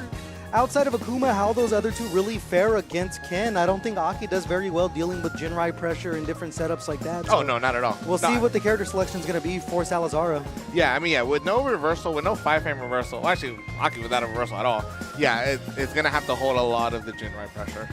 See what the answer is going to be. But, you know, once again, massive shout out to Fire and Ice Games for hosting us this evening. Absolutely sick venue. Anyone out there who has not checked this place out over in Rockland, California, make sure you do come and check this place out and buy a little something on the way out, man. I see a Sega Master System in box. I see 2 Capcom Infinites Collector's Edition. So that means that the Infinity Stone Easter eggs are inside of that thing. You don't see that every single day, as we see a nice little crowd joined up watching the Street Fighter 6 action. So if you can, make your way down to Fire and Ice Games and pick yourself a little something up. And more importantly, shout out to the Reading crew for running this event, hosting it, running the production. I love working with you guys. I love working with you guys. Massive shout out to Joey Salami, definitely making our job easier said than done sometimes with the amount of production value that they put into this. And we have a whole projector set up in venue with these nice cameras and everything. Massive shout out to everyone from NorCal to continue to put on great events. King's Cup fits, and then now over here at Fire and Ice putting down something, which was an entire circuit. I can't name the name of the tournament because for some reason I just don't speak whatever language it's in. But it's been a very good tournament thus far. Someone said the name to me and I was going to square up with them because I was like, dude, someone said the name, bro. The chair started floating and everything. I was like, what's going on here? Doing one of these when they're saying the name. I was like, what the hell's going on over here? But enough of the jokes. We're going to get directly into it. Salazar is going to be rocking the Kimberly. Tree Trunks with the Ken here. And these are 2 characters, man, that, I mean, people are very, very familiar with, very strong. When they are taking their turn, it kind of seems to loop their offense over and over into itself. Man, Salazar really doesn't play any characters with reversals, huh? No. Well, we saw the Akuma on screen, but we haven't seen them play Akuma yet. So it's kind of a choice sometimes. You see people kind of just fall into the same, like, you know, prototype of character, with someone that likes to loop their offense but doesn't have the best defensive tools. And right now, Salazar is going full balls to the wall. They are going to find the punish counter throw. Tree Trunks very low on drive gauge early. Yeah, and getting that punish counter throw is going to leave Tree Trunks in a bad position. He keeps pressing parry, so he can't afford to block too much, but you don't really have to block if you're hitting your opponent, right? Yes. All right. Over the corner, using those meaty buttons here. Tree Trunks getting the drive gauge back online, but we've seen a lot of them using drive rush on block to either look for a tick throw or just frame trap off the button. This time, not going to work out for Tree Trunks. A bit of a strange trade. Yeah, why did Kimberly go flying back like that? But anyways, Tree Trunks missing the reversal, so Salazar will have enough drive meter to kill, including, with the level 3 right away, huh? So he's going to hit the level 3 nice and early. He's going to go into his next round with the buff. All right, Salazar up around in game 1. Yeah, very, very well played. I mean, as we mentioned, a character that doesn't have a reversal, still playing defense pretty well at the back of the wall here. And Tree Trunks, once again, just using a lot of drive gauge on either the low forward, or we see him do it with the stand heavy punch, but it's on block, so they're not getting too much for their money. Oh, and I love the call out there. Most likely a reaction. It would react to the green. But you see Salazar, yeah, using that walk speed, just kind of walking up, harassing with that light kick. Over the corner we go, looking for that low forward. The jump in of all jumpers is going to work out for Tree Trunks directly into the level 2 for the damage here. Yeah, and that's actually pretty massive there. And I actually like him spending the meter because in the event that he wins this round, level 3 could still be on deck by the last round. See how things play out here as they get caught with the 5 knuckle shuffle. 5 fingers saying hello to the face, but the perfect parry off of the DI. And I'm slow on drive gauge. I'm surprised he actually doesn't go for the back throw, but because of this Kimberly, he can kind of carry him coast to coast. Huge whiff punish into the overhead, and of course, wrong overhead links into jab. Of course it does. Why wouldn't it? Yeah, we see that with also Rashid, and it's one of those situations where like it must be nice. It must be nice, man. Hey, but right now Salazar are looking nice as they are going to block the wake up ODDP. Able to go underneath to and get the side switch on top of it with the damage. Pin can setup. Guessing incorrectly. Going to get the full juggle here. Oh, missed the Azuna drop again. That's the second time we've seen Salazar be put in that position where they're going to miss their command throw. All right, both of them kind of backing up now. Tree Trunks a little bit closer to the corner. And just look at this range that Salazar is playing at. They're so ready for these whiff punishes. Seeing if Tree Trunks overextends here as they are going to find a throw and drive rush in, trying to bait something out, but Salazar is still staying put on defense. And here's Tree Trunks' time to get some pressure started. I love he pumped the brakes, but got to back it up. Maybe not exactly what he wanted, but he's still applying a lot of pressure and spending a lot of resources himself. Yeah, it seemed like they're going to look for a Jinrai or something, but it's going to be a mutual burnout here. Mutually assured destruction as Salazar gets put over the corner. We're going to jab out, go directly into the level 2. Scaling, be damned. That's enough to close out the round. Jab, jab, jab, super is a lot harder than it looks. So the fact that Tree Trunks able to pull that one out in clutch, pretty sick. Yeah, that's something you see in like CVS too, like jab, jab, jab in the super. So great job buffering. I believe they're playing on a regular lever, so they was really cranking that thing. Really cranking it. Nice and a good jab check there by Tree Trunks. But still, once again, just committing a lot of drive gauge, and I mean, it's kind of been the downfall of them in these rounds here. They keep on ending up in a spot where they're having about 1 bar of drive gauge, and a great call from Salazar, using the level 3 not only to get the buff, but also to get the burnout on Tree Trunks. Yeah, even though the jab is going to scale to level 3, obviously not the most damage that you want, but the burnout is a little bit more important in this moment. So now here's Salazar's time using Kimberly's really good pressure, especially with the buff going. Run, stop, jab, and what a great anti-air by Tree Trunks there. Is able to turn the tide. He's going to get his drive gauge back. Oh, slide from my full screen. Yo, huge, massive shimmy. It's that Ric Flair chop right there all the way from downtown for that punish counter. 1 round apiece here, Salazar trying to go up 2-0. No, you're good. Just throwing that plasma right here, looking for the low forward. I like to walk up throw after the negative frames there. The Tree Trunks will answer back. But like you mentioned last time, just spending a lot of resources. This punish counter perfect parry is not going to help. And he gets thrown after he hits parry. This is, Tree Trunks not in a good position here. In burnout, 1 round from losing the game. Oh, and Salazar pumping the brakes at the right time. Level 3 is on deck. There it is. Level 3 on level 3 on level 3. Showing us the full animation, and Salazar going to be taking a commanding 2-0 lead here. Tree Trunks is playing neutral fine, but as we pointed out about 3 different times now, they're just committing so much drive gauge and not really getting anything off of it. So see if they can make that adjustment to be a little more frugal with their choices here. As we see again, they look for the whip punish and commit 3 bars and get nothing for it. Right. All right, now you see Tree Trunks really just firing those buttons off now. Doing the dash again, thrown to the corner. Kimberly's anti-air so good. You do get the dash OP off of it, and there's the elbow to whip punish the attempt for the stand heavy kick right there. And we're just gonna go meaty button for meaty button, and a big time whip punish on top of that. Tree Trunks in a very tough spot. And here's Salazar's time. Just kind of, wow, tricky, man. I've never seen that one. That was cool. That was very cool. All right, in that standing light kick, walk forward, standing light kick. All right, Salazar on set point, 1 round away from moving on. Completely unstoppable right now, gets a throw. And it's building up that level 3, and Tree Trunks has been looking for the wake-up low forward a lot this time, but it's going to find its home, and they are going to get the corner carry off of it. Now all the way into the corner here, and Salazar going to be able to button his way out of the situation. Yeah, return the favor by waking up low forward, right? And because he did, it's actually led him to push. Look how far he's moved. Oh my goodness, but Tree Trunks coming down with that jumping heavy punch. Oh, actually, Salazar can actually take it away with the level 3. And Salazar will be moving on a little deforestation, but 1 tree still stands tall. That's the giving tree. He's giving out ass whoopings. But we are going to get a tree knocked down as Salazar are going to be continuing their journey over on the loser side of bracket. It's going to be the all we've seen from Tree Trunks and their Ken. Very, very solid, but just not enough in the tank to overcome that Kimberly. So we are going to be moving things forward over inside of our top 8. But before we do, we're going to be taking it over to a quick break. So don't go anywhere. Get yourself a snack, and we'll be right back with some more Street Fighter 6 action. You good, bro?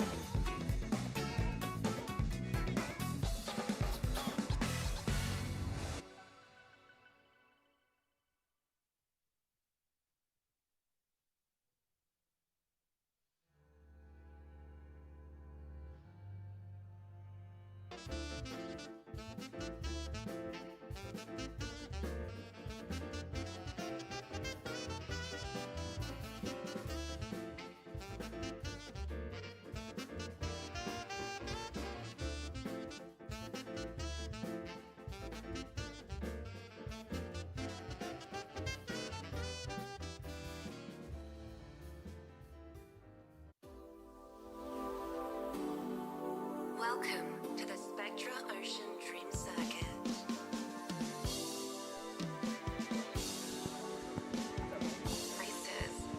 Hello, hello, hello, everybody. We're back into this top 8. We got, everybody's still in, huh? Nobody's out yet. Nobody's out? Nobody, actually, I'm wrong. and Talia are out. Yeah, Tree Trunks and Shorens. Shorens. Dang, that's just a testament to how gnarly this bracket is. I know. For reference, Tree Trunks and Shorens, our locals here, they're often grand finals. When Tree Trunks shows up, it's usually Tree Trunks Shorens. But they are both out. Tree Trunks losing to Salazara, who, for me, that was surprising. No hate on Cameron, great player, but Tree Trunks is such a strong player. Just not ready for the Kim. A little bit of hiatus lately, now. Yeah. Hasn't played in bracket in a minute. Yeah, that might have something to do with it. This is sort of his return. I mean, it's an invitational. You got to show up. Exactly. And this right in front of us could be another ROTV Grand Finals right here. Oh, yeah. Chromo and Sita. Chromo, Sita, both frequent winners. Usually whenever they decide to show up, they win. I describe like both of these when I talk about them as like these are like two like robotic ass players. Oh, yeah. Like they just they try as much as they can and succeed in playing as perfect as they can. They're not. It's not like huge risk being taken unless necessary. Especially, I think you can really see it with his character choice of Ed and Sagat. He has been playing Sagat since he came out. Yeah. Literally, like day one, he won the Sagat only tournament, and since then he's just been like, yeah, I'm playing That makes Sagat. sense. That makes sense. All right, round one, game one. Starting slow. Oh, whip punish I've already. never seen that hard combo not connect. I hate when target combos don't confirm, man. I'm like, it's supposed to work. Big jump in. What's the Oki? Shinrai. A lot of just small pokes. Yeah, Oh, taking try it slow. EX Fireball gets stuffed. Sagat's high Tiger Shot is so good. Late DP. Chromo all day with those super deep You cannot DPs. jump. You cannot jump on either of these players. I mean, he makes Sagat seem short when you're trying to jump in on him. It's funny. Yeah. But yeah, Sita All in the way to the control, corner. but low on drive gauge. One more grab will do it though, and Yeah. there it is. Seed was looking to end that as soon as possible. If Chromo found something, suddenly he's low on drive, and there's a big comeback potential. Yeah, you're totally fine with eating a DP there. Low parry, gets the optimal. Corner carry. Ken's corner carry. I'm still mad about it. I don't care how long it's been. I mean, 2 years ago, this would have been me saying this as a joke, but he needs it. He needs it. He does need it now, huh? What else he got? Worst Shoto in the game all of a sudden, no? Well, Luke, I think is the worst. There we go. Yeah, Luke's so bad I forgot about him. I know. No one plays him. But even like Ken, Tokido is playing JP now. Wow, what a jump in. That should be game one. Yeah, Sita taking the first match pretty convincingly, huh? EX Fireball level 3. What a cool combo. I just love that thing. For some reason, canceling a Fireball into a level 3. For me, I love it. It looks cool. You don't see it ever. No. Yeah, getting right back into it. Oh, the low kick, the step kick from Chromo stuffed by the drive rush. It's his best low. It might not be his best low anymore, but it's such a good button. But it has such a lengthy startup, you're likely to get stuffed out. Yeah, again, those anti-airs. It almost looks like Chromo's not going to get the anti-air. Yeah. And then it comes out. Yeah, you're It's like, all right, ridiculously late. Sita got to jump in. Oh, nice trade combo. You see Chromo looking for the backdash on the grab again. Oh, what a whip punish. No, he drops. He can side switch as well. That is not that plus. It's like +5. Oh, the spacing. Chromo setting the trap. That is so tragic to see. Oh, man. What a whip punish. Another thing I love is a crouch medium kick whip punish into a OD move. That shit is just clean. Especially Ken OD Dragon Lash. Yeah. You get the combo only on crouchers. What a whip punish again. Chromo's taking control. He's got the optimals, no level 3. Wow. Yeah. Sagat just too slow to backwalk shimmy. Yeah. It's going to take him a good 5 hours to backwalk out of throw range. Wow, that bait. DP gets blocked. Interesting combo choice. The run overhead starter. I've never seen that. Maybe looking for just a short combo to keep the burnout. Wow, DI right away. We're really ready. Sita knows the option. If Chromo was really ready, that's a level 3. Level and you're 3. dead. But Sita does get away with it. I mean, that was like first string. Oh, Chromo yeah. DIing right away. Yeah. Not even DIing any of the Tiger Nexus follow-ups. DIing the initial Tiger Nexus. Exactly. Sita knowing there that Chromo just wants to make something happen. DP, EX-DP is out. Sita not wanting to hold that. Oh gosh, these whip punishes, these crouch medium I was just about to say, punishes. he's keeping the button small, he's keeping it tight, and then he just goes for the big heavy kick and whips. Back throw. The corner carry on the back throw always Yeah, makes I me mean, laugh. that's Street Fighter 2 classic right there. DP. There it is. Cheetah That looking should like be Chromo dead. for a second. Yeah. The fireball. Oh, level fireball two. level 2. That's a fucking third strike Yeah, that combo. was a third strike combo. I was just about to say. All right, Sita taking game 2. It hasn't felt that dominant, but just like that, it's 2-0. And already you're in the corner. I'm sorry. Oh my god. Double whiffs the medium punch. Oh. Frame kill, Jin Oh, Rai. nice. I like pressed. taking your turn back there with the crouching medium punch. Oki. Wow, we confirmed that. Good confirmation that you're too far to get the crouching. Maybe you could have got Stanley kick. Wow, that gets checked. What a check. It's like he was, to be fair, he's probably trying to whip punish the light kick. ODDP kills though, and Cita's on set point. Just like that, yeah, like you said, seems like such a close set. Cita on set point with Chromo with nothing on the board. Oh my god, walk up throw. That is. Oh my god, again. Yeah, what is Sagat gonna do? Walk out? He can't. It's like his back walk speed is just so bad. And the thing is, Cita seems so confident in every choice he makes. Whether it be walk up throw or his defensive options, EXCP. Oh, that could have been a back heavy punch. Could have been a level 3, but we're holding the meter for next round. Chromo is greedy. Yeah. It often works out. I'm not mad at it with this health lead, you know? Yeah, it's still scary. Like you're in the corner now and he has CA. Oh, this is kill range. Yeah. Like you're dead. I don't know. What do you think? No. He could have killed. I think we get a DP after this? That's an interesting set. I've never seen that. Drive reversal into the safe jump. Oh, that was scary. Yeah, Chromo fighting. Is that a double PP? Oh, no DP! No anti-air this time. Chromo. Feeling the nerves? Okay. There it is. Keeps it clean with the fireballs. This guy's stressing me out, man. This guy is Chromo. Nice check there. Something I've noticed about Chromo is when he goes for drive rush, forward light kick, he often goes for, he's only +1 there, but he goes for the stand medium punch, which is spring 6. Yeah. To get his pressures. Oh my, you're dead. No, you're not dead, but you're hurt. This is guess for game here. Standing medium punch not a bad option at all, especially if they press just a frame late. Suddenly you got a trade combo. Yeah, but I have been waiting to see someone challenge it. Because it is fake. But it is obviously scary.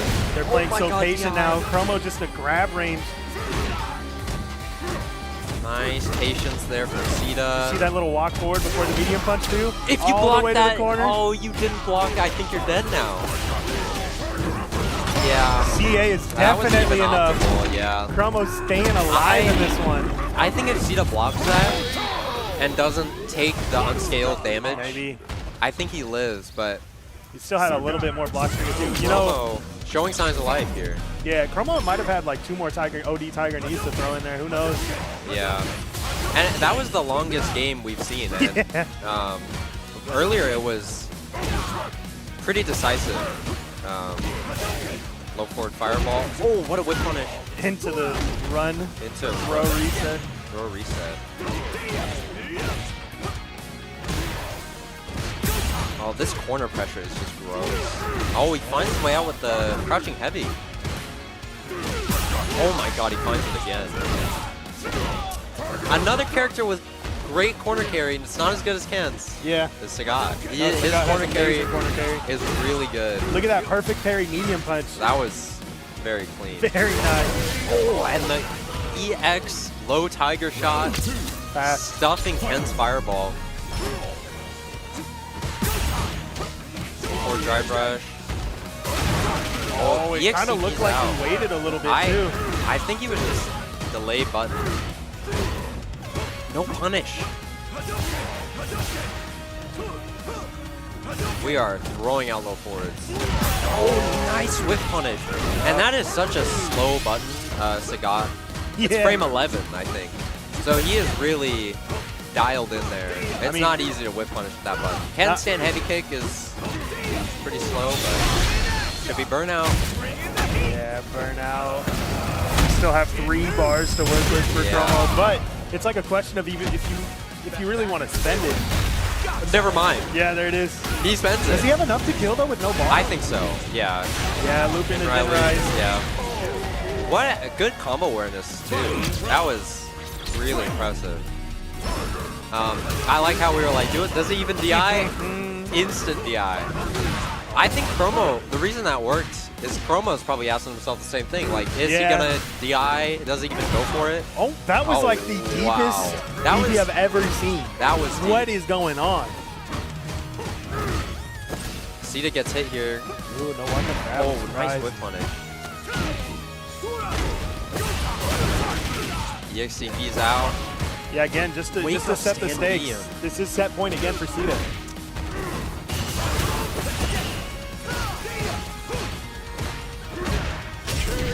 Nice Very confirm. nice confirm on the punish counter. Nice. It's tied up just like that. You know, know. I feel like this more closely speaks to how close these rounds have been. We got a 2-2 on the board now. Medium Dragon Lash into the corner carry. You know, not just to the corner, but also I got a safe jump for it. You know? It's a bit of a fake. I think it's plus 41. It's a bit of a fake jump. That's why you'll see a lot of Kens do empty low, because it's not a real safe jump. And that's also why Chromo just EXCP through it. He's like, you're not keeping it real. Again. EXCP's out. Chromo What a showing perfect parry. Yeah, Chromo Step showing the kick. defensive options now. Chromo is really good about that. He does the stand medium kick on block and finishes the target combo. You think he's... Oh my god. He could have killed, but one more guess. No cancel. That was really minus. You Yes, like never now. punish that. You're always expecting them to cancel into Jinrai or something. What he might have been looking for was a preemptive DI, maybe? Because you usually do crouching heavy punch into Jinrai, which is weak to DI. So maybe he was doing an empty cancel to look for the Jinrai. I don't know. They're too advanced for me. I don't get it. This is Sita's 3rd time on set point in this set. Yeah. Really struggling to close it out against Chromo. Promo is keeping his own very well. Too solid, but oh man, I was scared. All right, That's gonna be it for sure. Catching the toes with the low medium kick. Yeah. Sita moves on. You cannot walk in the same country mile as this guy. He will catch your We're in toes. the same continent. Yeah. You know, country for sure. Continent, you're kind of risking it. Yeah. At continent, you got to be a little careful. Maybe tap down every once in a while. All right, dude. But that will be Sita moving on to winners finals. Winners finals. That was almost the. There's been a lot of near 3-0 comebacks. Yes. It's crazy. I mean, to be this strong, you got to be able to adapt. Yeah. They're showcasing that. We will be seeing V12 or Mike Woods versus Jack, which I'm excited to see.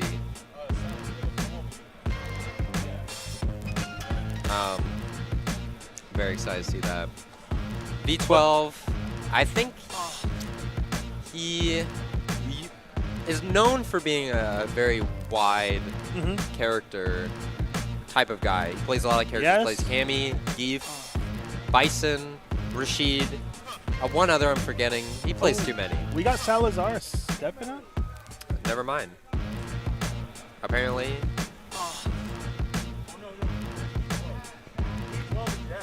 Yeah. I was about to say, Salazar doesn't even have his opponent yet. I guess he won. Yeah. All right, but yeah. Also to cap that off, that Sita's guaranteed top 3 now. He is, yes. Pretty And Salazar will actually be facing the loser of this match. Yup. So that's something to look out for. If you're Cameron, you're looking at this, you're looking, how are they playing? Who am I going to pick? Yeah. I'm sure he has a very basic game plan, or like point of attack for both of these players. He's very familiar with both of them. Look at this. Look at this known to play. Known to play. 5. I forgot about Guile. Yeah, Guile's his other Guile character. was like the OG, I think. Yeah. But I think I could be wrong. This is hearsay. But I think he was like, I'm going to try and lock in on one character. Playing this many characters, I think he's only played Cammy today. I think so as well. And I think Cammy is the character he's going forward with. Yeah. You know, from what I've understand, V12 plays a lot of character, but he usually does lock in on one when he's playing one, you know? Yeah. I've seen him, but even in bracket, I've seen him play Geef, Rashid, Bison. I've like Guile. Yeah. I think for him, it really depends on the matchup, what he's feeling that day. Yeah. Is he feeling his charge timing is clean? He plays Guile. Is he feeling he's really good at pressing scissor kicks? Then he goes Bison. Yeah. And I know you've been watching pretty closely. I would say both of these players today, they're both really good. Just on the face of it, but it seems like they're also outperforming. I would insanely. Absolutely. I was just about to say they are punching above. Yes. Where I think a lot of people expected them to. Because yeah, not only are they like winning their matches, they're like, yeah, they're really tearing apart the competition today. I don't think anyone expected Jack Truewiz to end like that at 3-1. So impressive for Jack and Mike taking out Shorens. Yeah. Sending her to losers. Yep. Yeah, you say that with the Truewiz set, but also like after that group. Jack coming out of that killer group 3-0. Oh yeah. You kind of had to get suspicious, you know. Who is it? He fought Chump Slayer. That set. Oh my god. Fought that Chump was. Slayer?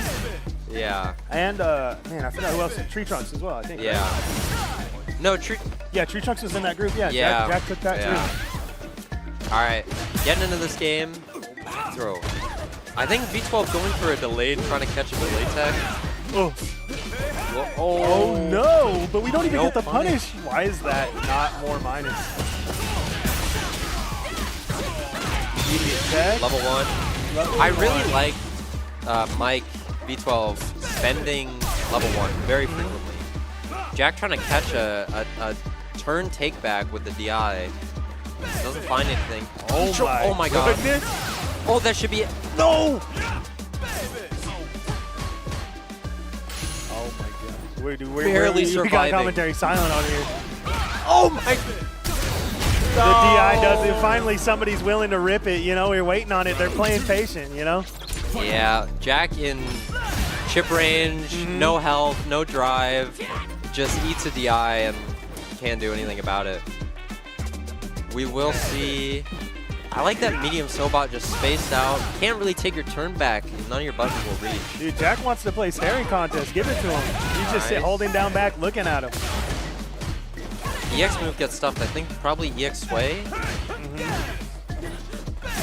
Nice jump back on the grab attempt. Nice.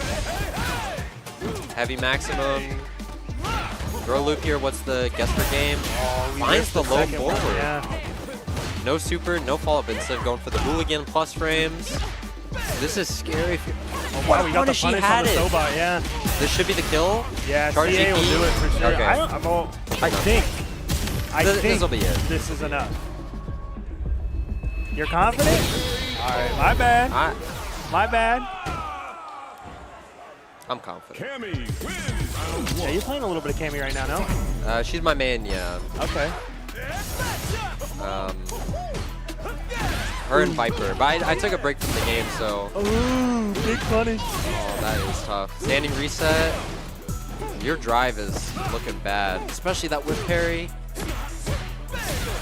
Yeah, we've seen V12 constantly pressing into sway. What a feint. Going for the feint fireball, trying to bait out a parry or a reversal, and finds the bite. Taking round 1 pretty dominantly. Plus frames. I like that jump back jab. Yeah. We don't have our down charge. We're ready. Anyway. Could have tried to go for the target combo, the medium punch, but it's a little slower. Oh. You don't get the kill there. Yeah. Maybe if you spend, you build enough for level 3. Yeah, Jack taking a commanding lead of this one too. Oh, what a perfect parry anti-air call out. Burns himself out though. I don't know if I agree with that. Jump back jab. Mike is looking dangerous. Look at the drive. And this should be it. Yeah. Yeah, burning. Once you him get out on burned that out one, there, it's really hard to. You can't block anything. Nothing. What Really, a whip guys, punish. You can see Jack sort of doing the. Oh, I can't believe. I can't believe that. Oh, they both whip grabs in front of each other's faces. Missed the anti-air there. I like that challenge on. Oh my god. God, goes for the hooligan command grab right in front of your face. I like Jack represented a lot of empty jump throw to beat perfect parry. So Mike is like, all right, I'll just wait for you to land a jab. Right. I will play by your game. Bazooka knee. Nice challenge there. Oh, that should be the round. Nice challenge by Mike. Yeah, P12 taking the lead, match number 3. -2. Very patient, neutral, a lot of back walking going on here. Jump back jab. Yeah, consistent with that. Very, very consistent. I think it's really important to do that, especially against Tammy. It beats both like instant dive kick. Right. You'll either trade or maybe lose, but even then you're not taking much damage. Yeah. And you just remove the threat of whiffing your anti-air and dying or eating a dive kick. All the way to the corner. That's fake as hell, by the way. That heavy sway target combo into medium drill dash is 0. They nerfed that. So Mike is getting away with it. I'll take whatever anti-DJ tech I can get. I also Torrens was also letting Mike get away with it. And we play frequently, and I play Cammy, so she shouldn't let him get away with that. I'll say. Yeah, also, negative. Jack, good call out there by Jack.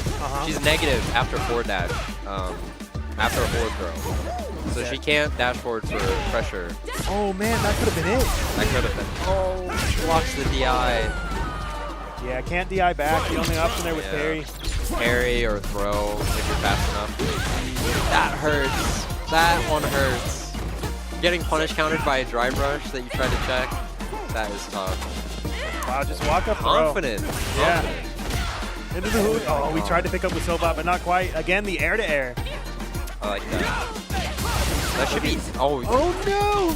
I wonder what that was. I think heavy maximum, or heavy jackknife, but didn't have the charge for it. On a pixel now. Jack burning himself out, trying to get the pressure to get the kill. They're both pressing right in front of each other. No kill! Oh my god. He can chip here. He can chip. If you get a normal... Oh my god. No way. Dude, you're not the one that's supposed to super here. That was B12 that was supposed to level 3. God. I mean, he had to. He had to do something random to close that out. If he blocks anything, he's dead. No, I do like the walk-up level 3. Especially... Like, if you press anything, I'm going to kill you. Especially after doing a walk-up throw, and Mike delay teched it. So he's like, okay, if you're delay teching my forward dash, I'll level 3. Yeah, but exactly. Unfortunately, did not work. Wow, not punished. The recovery isn't even that bad. Yeah. I think there he could have done empty hooligan. Empty hooligan throw, and it puts us in throw range. We Walk shimmy back and forth into another throw. Yeah. Dude, V12 is Mike using on, the hell out of that walk speed on Cammy. Yeah, it's good. Mike on set point here. Yeah, this is Mike on set point. Oh my goodness, I'm like watching the match so intently I didn't even realize. Yeah. Bringing me back to reality. Jack has been using the hell out of that target combo. Yeah, he has. I think he's... Oh yeah. Again. I like also, Jack has been getting hit a lot. Right. Oh no. That's not what you want to see when you're fighting for your life. Air reset. Oh my god. Yeah, winner of this is guaranteed top 3 as well. Oh my Calls god. out I the throw tech. A light jackknife bait on the throw is crazy. Nice whip punish there, hard knockdown. What's the pressure? Wow, I really like that. Mike V12 has been doing a lot of walk forwards on Jack's minus frame. Right. Jack has been using a bit to crouch medium punch to call it out, but Mike has been very. Oh my God, that should be the kill. He could have killed. Oh, he could have killed. One more drive rush cancel would have been enough, but Mike. V12 giving Jack a way out by not finishing his dinner. This is how you get a Twitter clip. Oh, and the medium kick finds it. Wow. V12 moving on to winners finals up against 3. Sita. Jack will be fighting Salazar in the next match. I don't know if they're next or if Chromo Treewiz is next. That's going to be a... Either one is kind of nutty. I know. Man, Jack still looks really strong. Yeah. Even when losing, you know? I think he made an unfortunate couple of blunders. He did get away with whiffing a couple jackknives, though. Yeah. Mike messed up some punishes there, which helped give him some wiggle room, but... I was surprised we didn't see more sway. It seemed like Vito was punching into sway every single time, really ready to whiff punish. Yeah, I mean,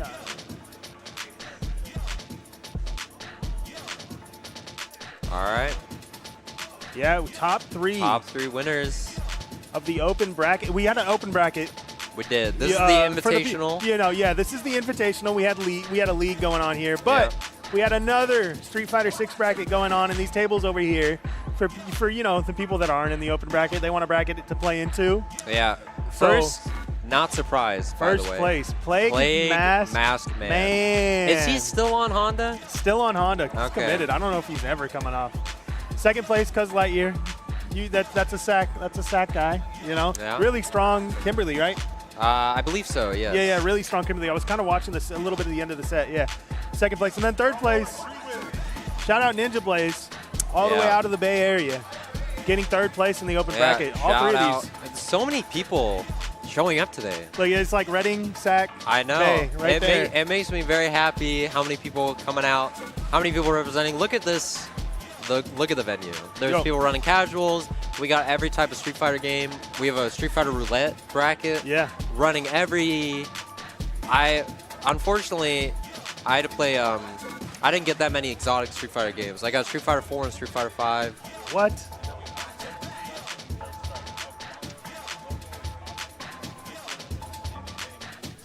Tanga. He did make it top 3 in Third Strike.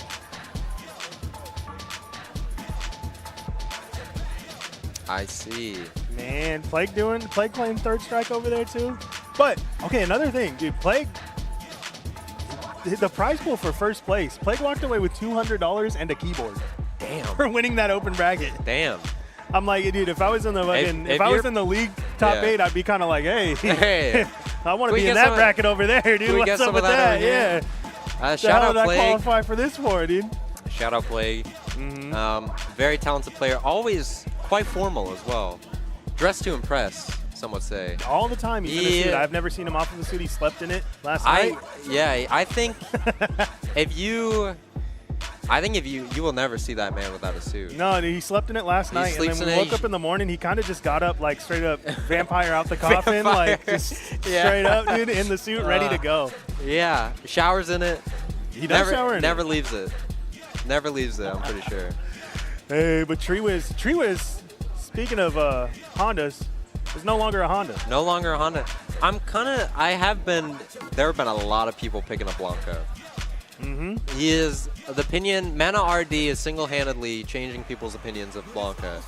But I think the reason more people don't pick him is because he looks ugly as shit, dude. Like, look at this. He's horrifying. I don't want to play this guy. His mom loves him, all right? His mom loves him, and I will say it, it's a face only a mother could love. Only a mother could love. Only a mother could love. You know, just barely, you know?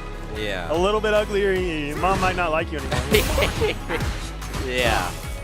There's a limit to everything. Anyway, Chromo versus Treewiz.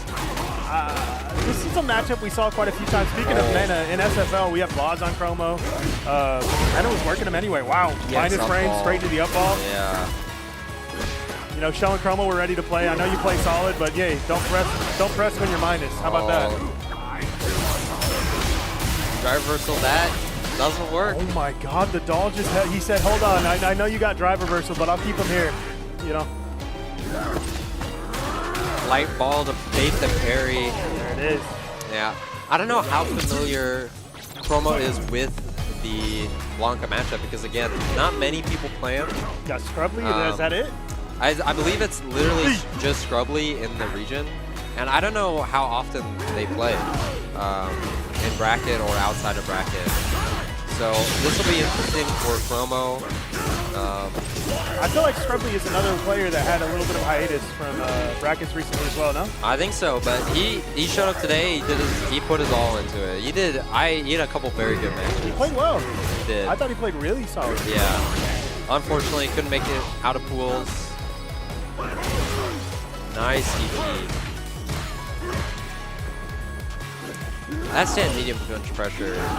I don't know why he has that button, I'll be honest. I don't really. Oh! What a whip punish. And we're optimal with it? Optimal. What are we spending? Level 2, that should be enough. I think you could have leveled it there with the kill, but. Yeah, maybe. I believe level 1's faster than level 2, no? I might be wrong. Pretty fast. His level 1 is insane. That drive rush heavy kick from Blanca. Oh, that is a. Oh my! This is the punish. That is tragic. Gets the trait combo anyway off the plus frames. Up ball. We don't want to use the mid. Use ball. Level 2. Level 2 activation. How close to the corner can we get this? Treewiz is flying all over the screen. Calm down, sir. Nice blocks. Oh, nice jab check. Treewiz has been getting away with a lot. This won't kill. I don't think you should have burnt out there. Oh my God, he's like that. That's enough. Raw level 2 Raw level 2, neutral level 2 kills, max damage. Yeah. Chromo's just anticipating Treewiz wanting to take his offense. Yeah. You know, after the burnout sequence. Rainbow Ball is so scary to DP. I don't blame Chromo for. We've seen how good his anti-airs are, and even he is like, I don't want to bother. Yeah, Rainbow Ball's weird. Nice perfect parry on the Tiger Knee though. I like that little walk back, walk forward, like a delay tech on his own offense, trying to catch a EXDP out or a delay or a throw. Yeah, you don't have walk speed, but I do. And Treewiz has been making such good work of nice backdash. Such good work of the overhead. Either like button DRC on block in the overhead or a reset into it. He has been so scary with the overheads. And like with a Blanca Chan on the field with a little boo-boo out, you're dead if you get hit by that. But look at this corner pressure. Nope. A little too far to punish there. Oh my God. Yeah, Treewiz trying to OS, reacting. Alive! Oh my God, the up doesn't kill! And we're level 2ing. This is a bad spot for Chromo.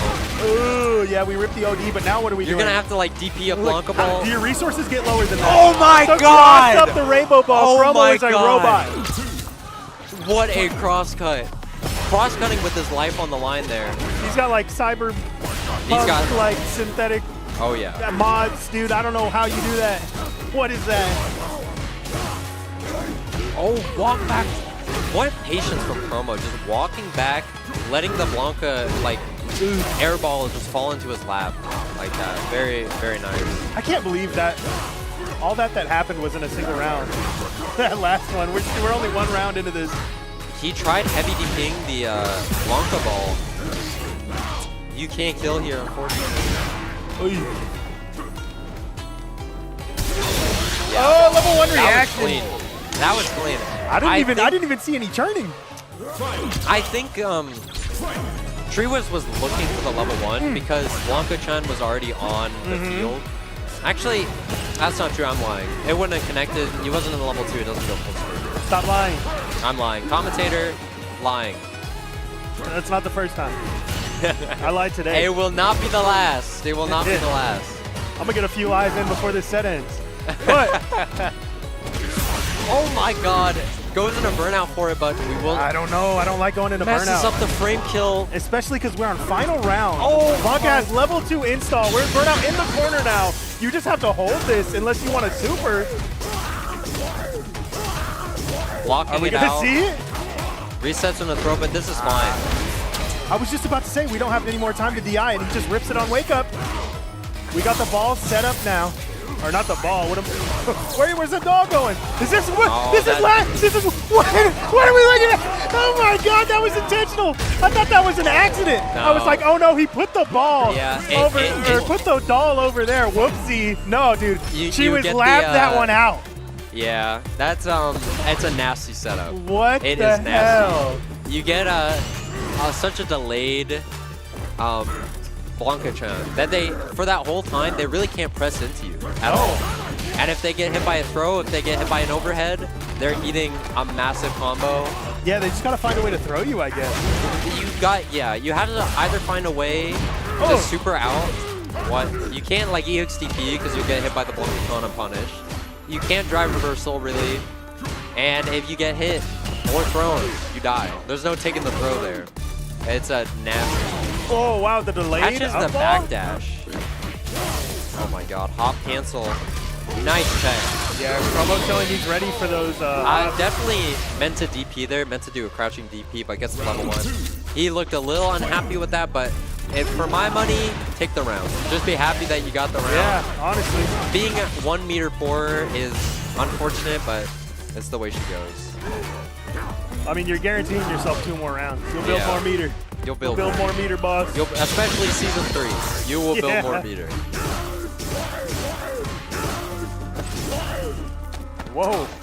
Nice We parry. phased through him for a moment. Yeah, that's tricky. A lot of Blanca's mix-ups and stuff is just like visually confusing. Can't get the kill, but hold the doll pressure. What are we doing? Yeah. This is probably enough. EX up ball. Yeah. That is just so nasty. You have to guess. I need a lab that. I need to figure out what the answer is. I don't even know where you're supposed to block. I'll be tempted real. to like turn off Street Fighter when I see Blanca set the doll down on me. He can have the round. Play anymore, He can have the round. Yeah, let's reset to neutral. Give me the next round. Nice backdash. And this is a bad spot for Truist. He is low on drive. He eats like another. Oh, that is nasty. Yeah. Plus Scott frames. is really good at chipping away at that drive gauge when you're low. Yeah, and in the corner. especially with the buff Jinrai. He finds the gap. Frame. When is the DI coming? Nice. No. Yeah. Block that one out. Especially Sagat's recent buffs. There's a lot more drive gauge damage. I believe it's on the medium ender. Right. Or maybe the heavy. It might be the greedy tiger. I think the greedy tiger just has less pushback. So you get a bit better strike throw. I'll trust you on that one. Unless you're lying again. Maybe I shouldn't I'm not trust you on lying. that This time, I'm not lying. one. All right. This time, I'm not lying. Yeah, Oh, the Tree Wiz meaty back heavy. doll Back heavy. set up again. Back medium kick. Safe jump. And that's a perfect to start out the 4th round or 4th game. True is showing he's undeterred by losing that last match. What a late DP. Love that. EX up ball out. Dude, Treewiz is so confident. Oh my God. Catches the Blanca ball with a heavy punch. I mean, this is a man that played Honda before he played Blanca, you know? Heavy DP. He's like, oh, this thing is awesome. It doesn't lose to grab. Oh. Ooh. Yeah. Treewiz quite behind the kill there. Treewiz is so confident on defense. I don't think. Actually, there was a block super at the end of the last. That doesn't work. I wonder if we were just looking for something to run into because, yeah, and Look DI at back that. would have killed. Oh! We're ready? I just want to point out that drive gauge damage. Yeah. As soon as he installed, I checked, he was either at 4 or 3, and by the end, he had Pixel. We know. That fucking this Blanca level 2. Install. Ah, we go over. Oh my God. What's at the other end of the rainbow? It's a DP Rainbow punish. ball. I'm seeing double. That is the one DP I've seen promo. Really nice jab Miss. from Chromo too, jabbing himself out. Oh, light Blanca ball. You know, even if you don't parry, that grab comes so quick. If you're not ready to punish the end lag. Ah! OD ball into level 2. Can we You have a kill combo here? for this? Ah, is this enough? That's enough, yeah. No way, that was so nice. scaled. I've That never was quite seen it that scaled ever. That's insane. Commentator lying again. Yeah, you did lie. 2-2. Going into a final match right away. They don't need a breather or nothing. No breather, no character select. They know what they're doing.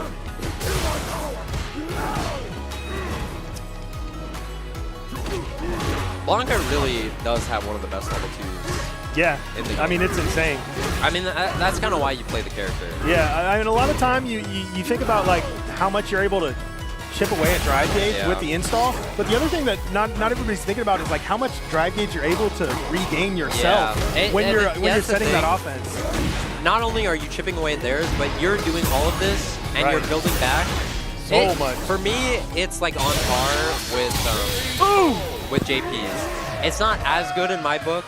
That was also a crazy combo. Tree Wiz on set point. Yeah, People are making just like noise. that. Overhead. Yeah, overhead reset gets it done. Promo, you gotta be. I never see that forward light kick whip punish. Nobody's ready to just whip punish that. It's such a weird animation. It is. It's like too long. Nice. Not a lot of drive on the table for each player to work with here. Fucks up the check. Jumps over the Blanca ball. Rainbow ball. Oh, it's so hard to anti-air. I don't. Wow, okay, this is a really, really confident decision to spend the 2 bars here. Oh my god. For Tree Wiz. That was definitely a level 2 that. Okay, there's one more guess for Chromo and that's it. And he spins a level 2 He again. level 2. You know? Okay. Final round. They both have around one bar, like very little meter on the table. Ooh, OD ball right away in reaction to the drive. Oh. Rush. I think after this, Promo is very. He's a lab monster. I think after this set, you will not see Chromo mess up an anti-air on Blanca. Rainbow ball. Is this enough? Level 1? That's it. Tree Wiz moved on. Chromo is out. My goodness, it almost looked like it was going to be a full sack top 3. Tree Wiz closes the door on that one. Woo. I think after this, you will never see Chromo get hit by Rainbow Ball again. He will practice anti-airing that. It's so hard. It's mixed itself. So hard. They could pull it back. They could pull it forward. Yeah. I think towards the end there. Yeah, Jack Salazar. That is going to be a match.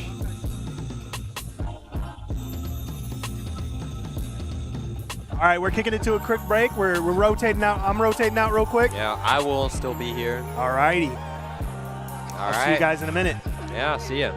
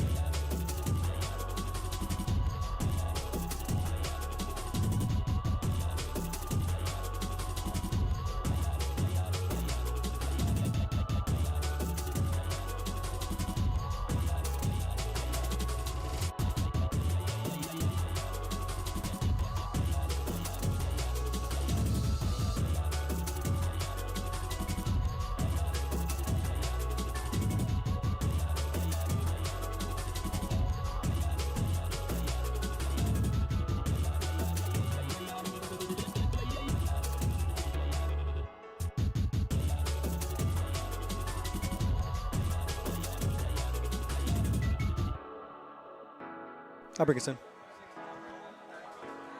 Welcome, everyone, back to our top 8 for Street Fighter 6. I am Non-Factor. Joined with me is transgender Monkey D. Luffy. It's been an action-packed top 8 thus far, and we're going to kick things off after this break with losers quarterfinal between Jack and Salazar. Any thoughts on this matchup?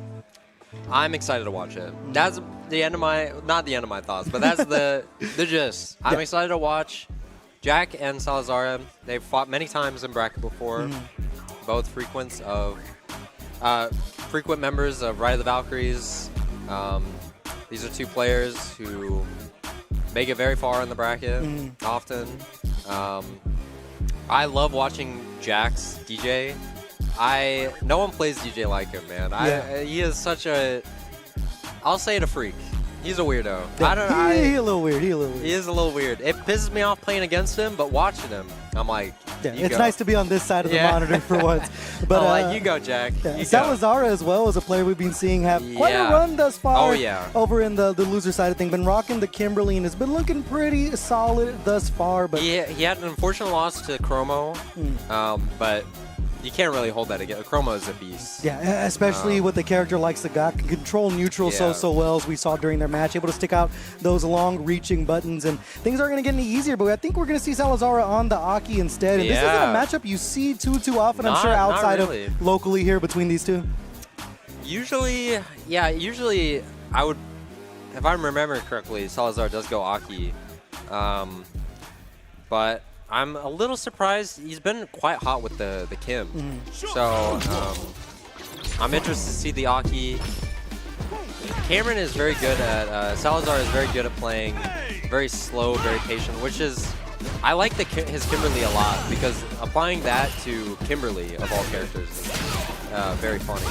You're not used to it, and you see here over in the corner, funny enough, playing two characters that don't have an invincible reversal outside of using their super, so see if they get jailed in the corner here by Jack, but they are going to go ahead and get themselves some real estate as they try to take to the skies, but get caught with the air-to-air, and Jack's going to be able to hold real estate for a little bit longer. The jump back jab, Jack has been using a lot of that. I thought that was a Cammy matchup specific thing, but he seems to, whenever he doesn't have charge, just jump back light kick. Been playing the character since launch, so they definitely have locked out the tech as they're just chipping away at the drive gauge here. Another air-to-air there, checking with the light. EX Fireball through Aki's. Nice back heavy kick anti-air. Ooh, jump back again. This should be the kill. Nice. Fadeaway going to work out, and one thing we've noticed that's come into play here is Salazar is not really able to throw out the OD Poison Ball too much because of the heavy air slasher doing multiple hits, so you kind of lose the Fireball war little by little here, and unfortunately able to anti-air the jump knee again. It's such an awkward angle that DJ comes in at after he launches himself, so Salazar can develop a bit of an anti-air defense for that as they bait out the OD Jackknife, big time damage. Yeah, we'll see the poison. Oki goes for a bit of a shimmy. Trading buttons here as they continue to stick out the lights. They have the level 3 on deck, but not going to spend it here. Nice, gets the knockdown, goes for a BD throw. Throw to finish it out, simple and clean, and now both players coming into this final round of game number 1 with level 3s in their pocket. Full meter, this could be a very explosive round. A lot of jumping between these two. We've seen these shimmy attempts as well as players are walking back, but not really sticking out a button to try to take advantage of it, and Jack has given up a little bit of screen space here. We're just going to slither on out. I mean, we're just spaghetti right now, just constantly taking to the skies here. Anti-air is not really on point for either player right now. We are going to be able to cancel directly into the level 3 after spending all of the meter. Jack going to be up 1 game. Yeah. A pretty scrambly, especially third round there. A lot of jumps, a lot of jump jabs especially. Throw techs unpunished. I believe both players are going to be wanting to clean that up a little bit, especially Salazar coming off that loss. Oh my god, I thought that was going to get stuffed, but no. Manages to come out. And that's the Fireball war we were talking about, where the OD Poison Ball kind of gets taken off the table as Jack can meet Plasma, with Plasma and Salazar right now finds himself in the corner here, just getting this drive gauge chipped away with that Sabat kick. Jack's been utilizing a lot of neutral jump, heavy kick into just like medium kick, just stripping the drive. Punish counter bazooka knee. This is the combo. And the knee's just been coming in, and it's such an awkward angle, and Salazar can't really, you know, use the whip to go ahead and anti-air. But we are going to get a single hit confirm here into the level 1 to chip away at that drag gauge. anti-air. That is so tragic. Level 1 should kill. Yeah. Coming off of that drive rush, I think the whip might have just been a little too slow to come out there. Jack gonna take full advantage of it. On the verge of going 2-0. I think Salazar was going for a normal anti-air, like probably stand heavy kick, but just gets stuffed. Unfortunate. I'm sure it's moments like those that remind Salazar why they picked up Akuma. Exactly. Because Akuma does not have to deal with that. Oh, light jackknife.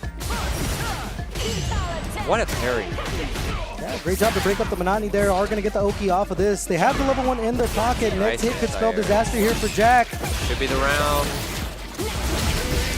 Nice. Clean stuff. Not having to spend any meter as well. 1 round apiece here. Salazar trying to fend off this 2-0 lead from Jack.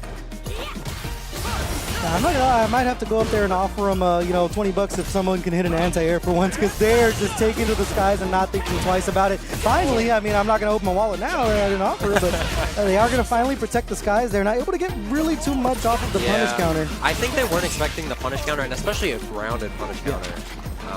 Very weird situation there. Oh, nice. Gets the poison pop, level 2. Gonna take the damage here, applying the poison. Salazar low on drive gauge here, and we're just kind of hanging back, waiting for that gauge to come back up. But there's that double air slasher coming in. We're gonna go for the frame trap, but not drive rush cancel behind the crouch medium. That could have been a deadly perfect parry if Salazar interrupted the drive rush there, but now you're burnt out in the corner, and that gets checked.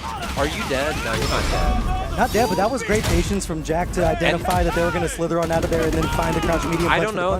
This medium fireball might chip. No, not quite. It's not checkmate, but it's really bad. That's not quick enough. Oh no, they were too slow to confirm. Salazar, it's not a. You have to. It's super cancel, but not special cancel. So they were going for low forward, level 1, like not as a link, as a cancel. Yeah. And they were just a little late. I'm sure that one hurts because they guessed right. And you can see it after that, instantly switch to the Kim.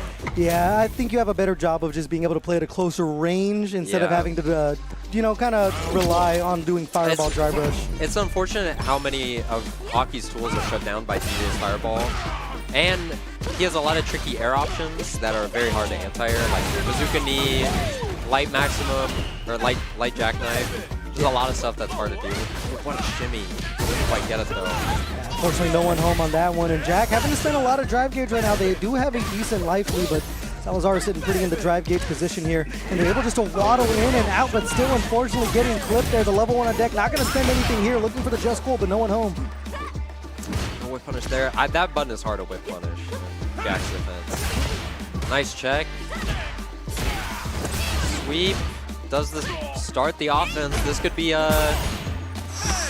What a confident jab with drive rush cancel into throw. Yeah, just keep throwing things at him and see if they can handle it. And now Jack finding themselves on set point here. And this is loser side, so Salazar is going to be fighting for their tournament life. They have some meter to work with here, but just giving up a lot of real estate early here.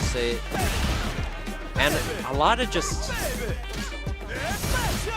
normals whiffed in their face. I think we might have to talk about, you know, DJ stand medium kick a little bit more. It's such a good tool just to keep someone staying put. And right there, busting out with the OD jackknife, almost equal on health here. And you can counter hit it into sweep. Yeah, it's a little range dependent, but it's a very good poke. Well, oh no, they look for the confirm there, not that close should be enough. it. Yep, that is going to be enough to kill with the full animation. It's going to be Jack eliminating Salazar from bracket and moving on to losers semifinals. A quick 3-0. You hate to see that. Yeah, it just seemed like Salazar could never really get the footing in neutral. We noticed Jack not only using that double air slasher against Aki to kind of control neutral, but just sticking out that stand medium kick and different buttons to, you know, kind of counteract either the dash forward or the raw drive rush when they were choosing Kimberly. So kind of a pick your poison situation for Salazar. Yeah, I'm sure Cameron will be looking back at that match, and there's a lot of things I think they're looking at themselves like I could have done better, which is I think the most frustrating way to lose. Losing when it's close, but you know, you played your best. That's okay, but when you mess up on a lot of stuff that you feel like you shouldn't have, that's the toughest. I feel.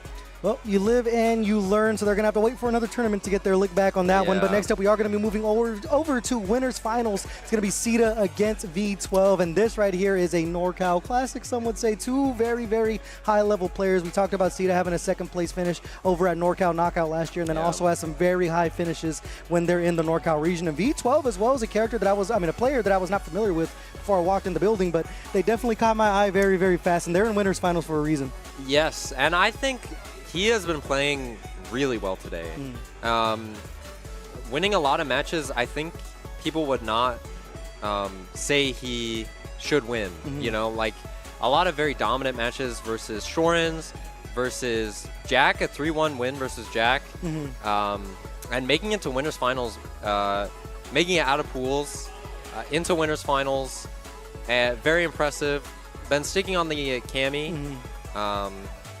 But Sita, he's going to be tough to beat. Yeah, Sita, I mean, is just a complete whiff punish god. He's you a monster. cannot miss anything in his face, and super, super optimal as well. Doesn't leave a lot on the plate when it comes to optimizing their damage with Ken. So, I mean, both of these characters I feel like are kind of similar, but the whole gambit of the situation now becomes that Cammy dive kick, because Shoto's, as you know, kind of second-guess anti-airing it because you don't want to misface the DP and get caught with an entire block of damage. But V12 is very good at utilizing that, I feel. They play very grounded until they don't. And starting off with a nice whip punish.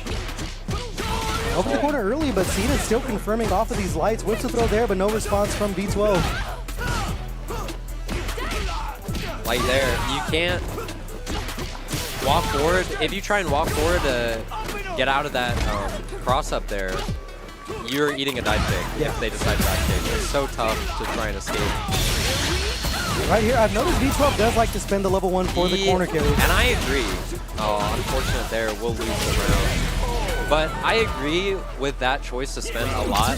It damages drive, and Cammy's cash out damage isn't that high. It's similar to Ken's, actually. It's very worth to just spend often. Again, that's 0 there. Stuck in the bit of corner turn here. stealing. Yeah, able to jump out for free as well, working out for Sita. Oh, unfortunate. Might have been a misinput right there, but out of the way, going to be blocked. Sita going to take full advantage here as V12 is extremely low on drive gauge. Burnout off of the Jinrai. They do have the level 3 in their pocket. They do find the wall splat here. V12, has a little bit of super to defend themselves, but the cross cut level 3. Kill.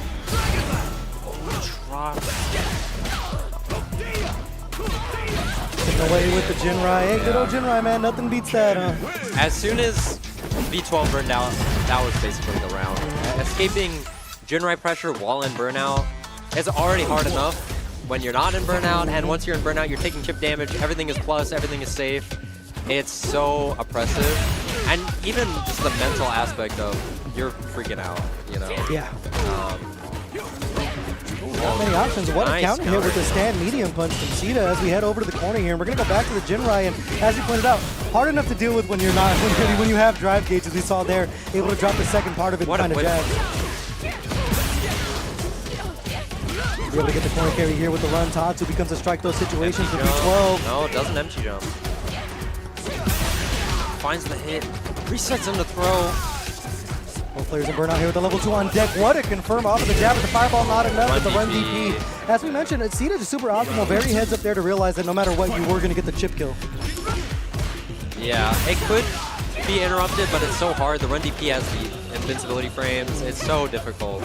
And good luck reacting to it, you know? Like, 1 second is on the other side of the screen, and the other you're dead. Like, it's... And speaking of being on one side of the screen, man, Ken's corner carry has been absolutely demonic since launch, and V12 finding themselves in another bad spot here. And Sita does just such a good job of spacing his light so we can confirm off of him like we see there. Yeah. Both these characters have such great corner carry. I doubt we're going to see much time in the middle of the screen. Oh, for sure. It's a hit, and then you go over to the corner, but the level 3 on deck, you cannot afford to get hit again from Sita. They keep sticking out the light with no confirm. Right there, they use the run stop. They're able to go all the way through. The dive kick punish counter might spend the end of the game with the level 2. That does not kill. Hey, you know a thing or two, right? I play Cammy. Oh, okay, there you go. That explains a lot, but that low forward is going to kill right there. That's scary. Yeah, I mean, the greed's going to work out for V12. I thought they were going to spend the entire thing for the for sure kill at the level 3. I thought you definitely should have there. That's a very scary position to be in. That comes a situation where you might be expecting the dive kick and get caught with the normal button. And Cammy's jump-ins are so, they hit so high up, they're such a different timing to the dive kick. Usually on any other character that would be kind of a bad thing, but on Cammy it's so good at catching people way after they expect you to land. Now V12 finding themselves against the wall in Burnout, protecting the skies. As CD here, the DI gonna spell the end here, barring a drop for Sita. V12 gonna be down to 2 games here in winners finals. Very optimal there. Finds the kill with no meter. All right, well, if you're V12 in the situation, do you start looking towards another character? What do you think they have to clean up in their gameplay right now? I think, I was just about to say, I think he's staying on the Cammy. I think you just have to clean up a lot of whiffs, a lot of missed potential missed whiff punishes. I don't think a character swap against a player like Sita is going to do too much, you know? Like, you should play the character you feel the most comfortable with your normal ranges on, and if that's Cammy, you should stick on Cammy. See if it works out for him, as Sita has a commanding lead here in the first round of game number 3. Another counter hit with stand medium punch. Drop the combo, but picking it right back up. Sita on has set been point. really representing the stand medium punch. In a way I don't see a lot of other Kens do. And even in other matches, he hasn't really been using it, but he's been landing counter hits with it, converting it into the jab, into DP, into knockdown, into pressure, into you're dead. You know, with Ken, they're just going to keep on looping that offense. Yeah. V12, though, is going to spend the level 1 for the corner carry again. Punish, counter, throw. Got to protect the drive gauge if you are Sita. Walk forward jab gets walked back on, or walk forward throw, rather. And they're just sticking out the jab, and it's landing at about a 90% rate here. As Sita fighting and Burnout very well. Has a level 3 on deck to defend themselves. Not going to have to use any super here. V12 not going to look for the DI. As we're just back to doing the dance. They get the punish counter over the corner. Guess for game. Oh, you guessed wrong. Getting caught with the jab all the way into the full animation. Sita with a very clean 3-0 over V12. Not going to say they made it look easy, but that was dominant from Sita. Yeah, you can see V12 not too happy about that. V12 still in, going to losers finals. Not the last we'll see of them. Yeah. Might see a rematch in Grands. I would not be surprised. I think what a lot of people are wanting to see is a Tree with Sita. Yeah. We want an invader to, you know, make things a little more interesting. You know, I mean, unfortunately, well, luckily for V12 in losers finals, you're going to face the winner of either Jack or Tree Wiz. So, you know. And I think they would definitely prefer Jack, seeing as they did put Jack in losers. Yeah. And Tree Wiz is an extremely strong player. Won NorCal knockout. First at Bear Cup, I can't remember. They won Bear Cup, I think, and then won NorCal knockout. Tree Wiz went on this run where they were just winning everything, and no longer pretty much sticking with the Honda now. Yeah. The new gambit of playing with it. 9 consecutive tournaments, that is insane. Yeah, that is a run. And they're, like you said, they were doing it with Honda. And if you guys have played Street Fighter 6, you know Honda isn't in the goodest graces of the tier list, but they have switched over to Blanca. And so far, the Blanca's been cooking. As a Blanca player myself, I noticed they do end up in some situations where they kind of kill themselves. But man, when those risks pay off, Tree Wiz is making the most out of it. They're a very confident player, especially on defense. They will represent EX up ball. And they've been doing a lot of regular airball, like non-EX regular airball on wake up, which is usually punishable unless very well spaced. Yeah, it's super risky because you can end up, I mean, I think as much as -3 off of a poorly placed one. So you can be punishable. You can be -4. Okay, I think more than that. But it's EX airball that's like can be plus. That's the demon one. That's the demon one that's like always safe, I think. You have to do it instantly. Now, it used to be always safe, but if you do it at too high of a point, it can be -1. Okay. But if you do it instant, it can be as much as +2 in their face. Well, it's still safe no matter what. Yeah, it's still safe no matter what, so. Oh, actually, I think we're going to go ahead and thank some of our friends out there. Speaking of NorCal Knockout Round 2 this year, May 16th. This year hosting multiple games outside of Street Fighter 6 and Tekken 8. You see 2XKO on screen, Fatal Fury City the Wolves, Guilty Gear Strive, and I see Third Strike. I'm kind of excited about that one. If you're interested, visit start.gg/NKO2026 or scan that QR code for some more info. Yeah, Tree Wiz the winner of NorCal Knockout. What a tournament. And also King's Cup 40 at the Foundry Madhouse. Yes. Check out StarGG/King's Cup. Yes, the King's Cup, always a super sick venue. It's held in the Foundry, which is kind of a nightclub vibe. So if you want to come have a good time, press some buttons. They're going to be hosting Uni, Tekken 8, Street Fighter 6, and City of the Wolves as well. And that is one I definitely recommend if you haven't made it out over to a King's Cup. Also, massive shout out to the team over at Fitz. Fitz is actually going to be happening this month. They surprised us Saturday, January 24th over at Magic Tech Games. You can go ahead and sign up at start.gg/Fitz. Fitz is so sick, man. Fitz I love Fitz. feels so old school. And it has such a good atmosphere, you know? Whenever we can make the trip down, it's very cool. Fitz is it's like a family get together. It's like a cookout at certain Yeah, points. You go to Fitz and they'll feed you, man. Shout out Steve-O with the ribs. They do. It's such a good time. Burgers, ribs, like whatever. It's great. Massive shout out over to 2XKO becoming a permanent game over at Riftbound. The crossover series announcement will be soon. But as we mentioned, it's going to be a permanent game. You can follow for updates over at Constellation Collective, SAC, or at Shout out the Astral Beret Arena. Entertainment. Oh, massive shout out as well to the Astral Arena. Yeah. Oh, after work vibes. I like the after work vibes. You know what I mean? There's nothing like popping an adult beverage and pressing some buttons and telling people they suck. You know what I'm saying? But enough said. I believe I see Treewiz sitting down here. And funny enough, Jack is going to be the person who sent Treewiz over to losers. So we're having a run back here. We're going to see if Treewiz can get a little bit of revenge on Jack here. And if Jack wins this, he's doing another run back. Oh, yeah. Perfect. Great. He is fighting his demons right here. One after another. But I see Treewiz labbing level 2 setups as we speak. Yeah, you have noted that Treewiz is a very risky player, and that might come with some inexperience with Blanca, not fully tournament ready. But I respect sticking with Blanca, trying to get that tournament experience. Yeah. But there have been a lot of situations where they are burnt out, no super, like they pop level 2 early in a round, and then make a couple bad defenses on a tap parry that doesn't work out, or an EX up ball that doesn't work out. And it ending really poorly. Jack, very similar as well, can make some questionable plays that sometimes work really well, and sometimes, especially with DJ not having an invincible level 1, can end really bad. If you don't have at least 2 bars, you're eating a guaranteed stun, which with Blanca, he puts the Blancatron down, and you are eating a lot of damage. Yep. And a mix-up after that will probably kill you if the combo does. Definitely got to guess for your life, but gonna have answers to all those questions as we get started for our losers semifinals. Jack with the DJ, Treewiz with the Blanca, and personally, as a Blanca player myself, this is one matchup that I find myself having a lot of trouble with because DJ is a character that can kind of match fire with fire when it comes to the trickiness of Blanca. Absolutely. Blanca and DJ have a lot of interesting. You see that the coward crouch under the fireball. He has slide for a lot of. I believe in their first set, Treewiz utilized a lot of slide against meaty DJ fireball. DJs love doing like heavy jackknife into the meaty heavy fireball. It destroys drive, and even if you try and parry, you can feint it.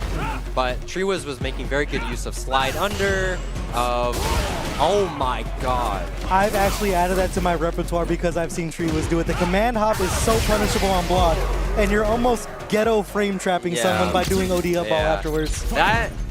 But that's another thing. If that didn't work out, the round was over. But shout out to Treewiz. I also, a lot of that, Treewiz, I think in this matchup, has been using a lot of slide, which I've seen Jack block. I think he blocked it like 3 times in a round. Very punishable on block. Jack is also getting like the most out of it. He's not punishing with a jab. He is getting the full damage on the table. Treewiz trying to make the most out of that level 2. But Jack going to be answering back here, and we're going to go ahead and spend all the meter here to get some of that drive this back. This is a pure drive gauge level 3. Also evening things up on health here. Treewiz almost in a, not a guess the game situation, but now especially you cannot afford to get clipped. Oh my, no anti-air. What a check. Jinx, show me Soto. But not quick enough to react with DI. I'm not sure they had enough health to even counteract with it, but we'll never know about that one as Jack is going to take the first game. I think they would have died if they tried DI back. They had so little. Oh, good block on the overhead there. That's great defense. And regular up ball, or air ball, sorry, does work out. And the bait. So smart too to end with the DI to go for the chip Yeah. sequence like we're seeing here. Treewiz finding themselves not necessarily in a checkmate situation, but it is not looking good as they don't have any super to defend themselves. no. But just when you need it, the doors of heaven answer for you. You're able to side switch with the punish counter. Oh my god. Smack him, tell him get out of here. Yeah. That was so try. I thought that might have linked into the slide Yeah, there. that would have been. I like that call out from Jack. It didn't quite work out. He didn't get punished, but just drive rush slide to punish someone tower crouching under your fireball. A very interesting choice. I want to see how that would have worked if he didn't get hit by the fireball. Treewiz right now has just been putting on Plus a world of frames, hurt with that plus back frames. medium kick, and they keep on looping the plus frames off the OD Electric and a raw air ball on offense. Only Treewiz, right? Yeah. Only Treewiz. Yeah. Wow. That is bad. The shoe might be on the other foot here. Jack's starting to do some uncharacteristic bad guesses. Yeah, that is almost going to be burnout. What a back throw. Very confident choice there. That like single-handedly saved this round. Yeah. Got to be careful as he can't activate the doll in the corner. He does there. Got to watch out for the Labubu. Able to get the launch with the Blanca charge. He could have slid for the kill, but he's not on point with it, and Jack is going to be answering back by spending the critical R. Level 3's here. Kind of even up the drive. They're both going to have around 3 bars. 3 was around 4. Might come down onto what you do on Wake Up here. Feigning a fireball. See if they can bait something out from Treewiz. Can't check. Unfortunate. I'll tell you what, man, that drive rush stand light kick from Blanca is so hard to check. The hitbox sticks out in such a peculiar way. Yeah, even like from further ranges, driver's heavy kick. 7 frame a startup. wall of just 7 frame hitbox. startup, and it has like 10 active frames. Yeah. That shit is insane. Yes. Oh my god. Throw loop here. For some Gets big hit by the guesses. meaty. Back throw again. You don't have to walk me to bait that. Up ball. Here comes the doll just chipping away. Wow, didn't go for the throw right there as they were holding parry, but they are going to frame trap with the back medium. Cannot jump back after light kick. Yeah, Jack has been doing a lot of jump back after light kick, and it's fine. He just air resets out, but on that life, that's a big punish. Jack, you son. Would have been a big punish, but Jack able to finish the foot in the plate. They're going to pick it right back up. They'll start things off the crouch medium kick, 50-50 situation. Nice, Wrong catch guess from the Treewiz. low. Wow, that was a counter hit. Good call from Jack to drive rush on in. 1 round apiece here. Yeah, usually you can check that drive rush when they try and take their turn back with a drive rush after Blanca ball, but in the corner, it's kind of tough. It doesn't take very long for them to reach you. Not This gonna be able is to get weird. a launch. Air reset. Nice DP. Oh my god. Hey, but jump back ball again from Treewiz, knowing he had the lightning beast on deck to go ahead and keep the juggles going. Got to protect the drive gauge here. They are going to take their turn back with the Blanca ball to put Jack in burnout in return here. Do they risk the DI? They will. Meaty into the corner you go. And Not going to that's- be enough to kill, but you can start looping the Yeah, Labubus. and that's so bad. Jack didn't block there. All right, you seen that? Don't take the throw. You saw that. Gets the launch off of it into the level 1. All right, Not you're enough alive, to kill. though. You're alive. Wake up, pressing light kick. Great reaction with the OD up ball. That reverse Blancatron setup is so dastardly because it almost becomes a mini Rashid level 2, and unfortunately DI'd too late on that one, and Tree was able to get the punish counter. Yeah, that's such a hard DI. You have to hit it right as he hits you. You have to delay it so much. It's almost more, you almost want to just stick out a button that's either going to beat the hitbox of it or look for a jackknife in that situation. Maybe, I don't know what DJ's best option there. It might be back heavy kick. I don't know what the hitbox there like horizontally is. But that would be a perfect for Treewiz, and they're looking at set point here. Yeah, I'm super clean right now. They've taken every bit of momentum away from Jack here as they're starting to put Jack in the corner and get these awkward mix-ups starting to go. It's a real knowledge check game. The set play from Treewiz looking very, very strong here. I don't know what adaptations Treewiz has made, but they're, you know, coming away from a 3-1 in Jack's favor and looking at a 3-1 in Treewiz's favor. So great adaptations being made by Treewiz. I wonder if after that set, oh my, that was tricky. That was. Oh, and now in burnout for Jack here, Treewiz Has can level 2 though. Can start looping things here. Jack just gonna hold back. So one thing about Blanca, doesn't have the best burnout pressure. Oh, but the hops are going to go ahead and answer everything you need as they get the overhead reset. They have the level 2 on deck as Jack is still in burnout here. They wake up with the level 2 of their own. It is going to get baited out, and that's going to be enough to close out the game. TreeWiz is going to be moving on to losers finals. Eliminated. TreeWiz moving on. V12 TreeWiz up next in losers finals. Yes. Oh my God, what a block on the level 2 there. So, such a good call. I mean, the adjustments from TreeWiz, he was playing the drive gauge game a lot better, continued to put themselves in advantageous position. And honestly, sometimes when you play Blanca, you just kind of have to throw more nonsense at your opponent and just kind of hope for the best. Your brain is already there's so much you have to look out for when you're in burnout, especially on a character like DJ. You don't have a non-charge DP, so you constantly have to be holding charge and just hopping back and forth. It's not a real mix-up, but your brain, you have to look out for so much, especially against a character like Blanca who has Blanca Ball, Air Ball, Rainbow Ball, like all of these very tricky options, and then you can just kind of break their brain a little bit and just hop back and forth. Yeah, that's it's kind of a good thing when like you are a Blanca player in first to 3 because you have so much more time to add the layers up in that mental stack. Yeah, like you're saying, break their brain. And V12 has been rocking with the Cammy for the most time. Cammy players do not enjoy this Blanca matchup because you have good answers against dive kick and you're spacing out with the crouching medium punch. So standing heavy kick beats dive kick clean like 90%. It's a great anti-air. Yeah, and you get the punish counter launch, so you're able to either get a slide or a heavy ball, or even more. You get a forced like knockdown launch. You get a lot. You get Oki. He needs it. He needs it. He needs it. it limits her options a lot in this matchup. I'm actually surprised we picked the Cammy. Mike picked the Cammy here. Well, you got some time to figure it out. It is a first to 3, but so far TreeWiz starting off as an absolute freight train as they throw down the Blanca-chan. I do respect the character loyalty though. Especially Mike is such a... You said, you know, you weren't familiar with Mike. He is known for playing a lot of characters. On his player card, it said known for Rashid, Guile, Cammy, Bison, and Geef. And he plays all of those very frequently. He's good at all of them. Like but decided to stick with the Cammy for this tournament, and I think going forward, probably sticking with the Cammy. Even in tough matchups like this one, which is very interesting. You gotta respect them working on it here. TreeWiz is gonna be popping the Lightning Beast. V12 in a bad spot here. Gotta protect the drive gauge and look for the cross-up right there, mixing things up, but not able to get down for the punish counter throw. That time they are. And see, I think there, after you parry and you're on full drive, you can kind of eat the rest of the... You don't have to go for another parry. You only really have to go for the parry when you're in danger of, like...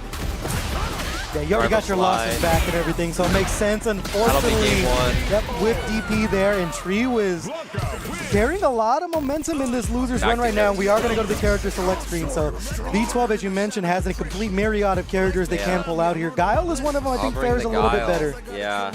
I don't know how well TreeWiz has been practicing his slide reaction to get across Sonic Boom. So we'll see how things go. I know there's a very small window. Is that even like?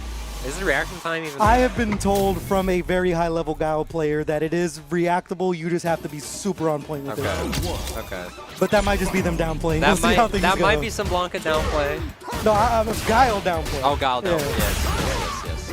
Yeah, some Blanca upplay. Yeah, Blanca upplay.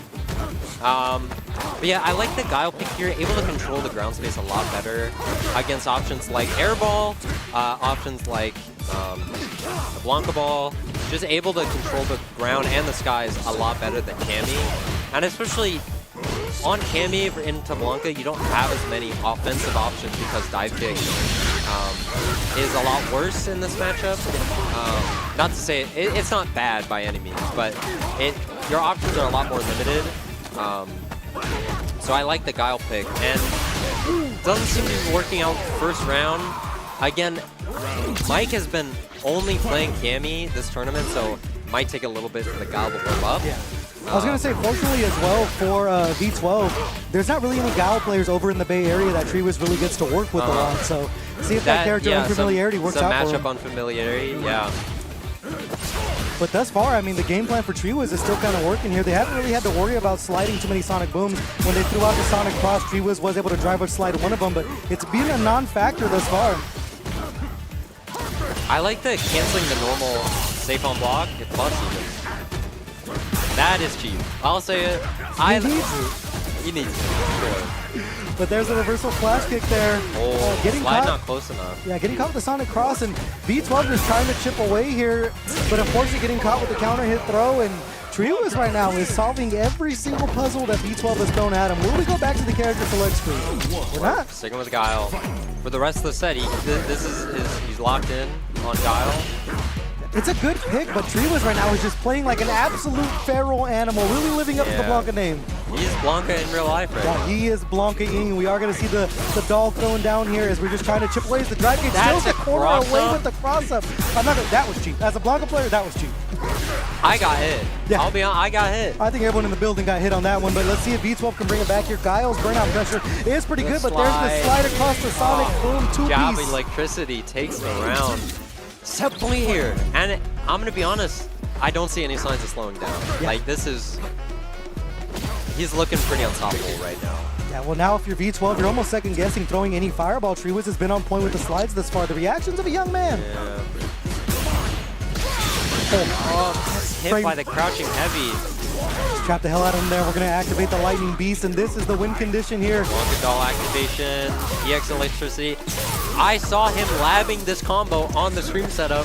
It's a safe jump as well to put down the doll, and he delays the wild lift into the ignition of the Blanca-chan, and that's going to close out the set 3-0 for Triwis in the blink of an eye. There is not a character you can pick to stop him right now, and they're going to be punching their ticket over into Grand Finals. He looked unstoppable. And carrying that momentum in the Grands has got to be such... The worst thing you can do is let that man continue to sit in that seat and continue to be hot, because right now Sita is going to have a world of trouble heading towards him. Say you got to go to the bathroom right now. Cool him down. Yeah. And this right here is the NorCal Knockout Grand Finals rematch, but with a twist this time. Triwis with the Blanca instead of the Honda. I'm not going to lie, I do not like the Ken matchup for Blanca. There are certain times where you're dealing with Jinrai pressure, and there's not really a real defense to it. So we'll see if Sita's going to take advantage of that, or Triwis is going to continue this momentum. It's a little hard without charge. Is Blanca Ball fast enough to... Well, the issue is sometimes when... It might whiff. Sometimes when it's spaced out, it whiffs, and then you eat an entire punish counter on top of it. Shout out to Broski, my guy, did an entire video on as to why this matchup is ass. So really? Yeah. That's why I really had physical proof from like a top player. I was like, see, you can't do anything to Jinrai. Look, guys. But we'll see if Triwis has any answers to it here as both players are locked and loaded. This is Grand Finals. Yeah. Sita and Triwis. Sita coming in from winner's side. I believe they were... Sita, Triwis have fought in 5 sets before. I believe Sita is 1 for 4. So Triwis has quite the winning record. But Sita is coming from winner's side, so all they need is 1 set. Yeah. Starting off though, Triwis, you're already in the corner. We always see the doll set. We will. Eats the throw. Probably button in electricity, mix up. You gotta block that. Breaking their brain, as you said before. We're gonna get the full launch with the up ball here. Safe jump setup, and Sita right now is just in a tough spot. Gets the whip throw there, but not able to get anything off of it. On the throw. Oh my god. Hey, that's an answer right there to Jinrai. Just perfect parry that bad boy. And with the level 1, that's enough to close it out. He's a machine. Ones and zeros. Ones and zeros. Yeah, usually if someone's looking to call out Jinrai like that, they just DI, but parry is a much less committal option, and if you got it, it's going to win the round anyway. You might as well. Beautiful check there from Sita to start things off with the raw driver's attempt from Triwis in the corner now. But just like that, right out. Corner swap and blocks the XCP. This is bad. You're burnt out. And almost the question of, do you want to even super in the situation? Triwis doesn't have enough of the tank to kill you just yet. Keeps the corner. Oh man, off of the standing light kick, and you know what? He's gonna build up a lot of drive gates here. This is the full setup here. He's gonna be able to get a lift. He drops it. Oh, and the overhead gets... Hey, that's why we have tournament combos, and then we have combos we do on ranked. You know what I'm saying? Absolutely. Triwis in burnout now has a level 1 to defend Maybe should have kept that one for ranked. Yeah. I'm thinking. Save it for, save it for regionals. Oh, and that should be level... No, doesn't go. You greedy bastard! Oh, he took the back row. It's not enough to kill here. One more hit. They go for the long reaching overhead. He killed him with his hair. Your greed sickens me, Sita. That's the greed they talked about in the Bible. It is. And Tree was going to take advantage of it here, up 1 game. Nice. Taking your turn back with a heavy kick there. Big jump. You saw the anti-air attempt there with the wild nail, but not going to work out there. Ceda's going to get the jump in. Over to the corner we go. Heavy DP with the Oki. Gets EX balled out. Side switch again. You got to watch out for those hops. Delay the OD jump back ball. That's not punishable, actually. My bad. You do get the side swap right there. Going to work out for Ceda. Treewiz, though, just needs a single confirm. The jab there, but not able to drive rush behind it. Oh, another one. Another counter. Oh, the slide, the Amazon River Run to close out the round. Treewiz on the verge of going up 2-0 here in Grand Finals. Ceda had the hit twice, just didn't believe in it. Had the counter hit jab, could have converted into a full combo. Stand medium.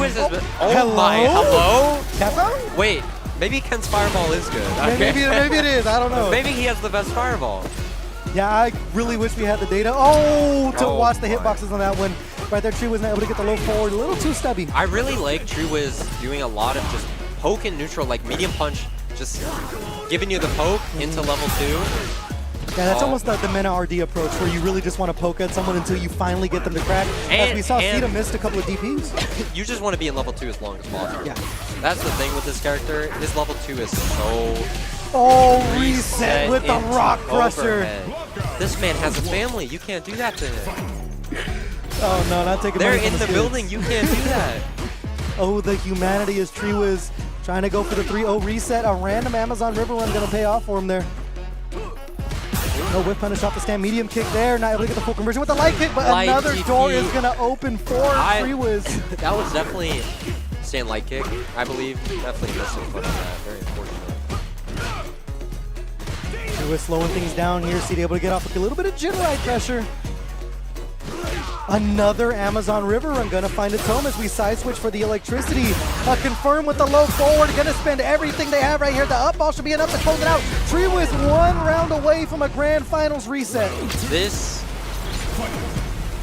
is dominant. There's nothing else to say really. Level 2 again.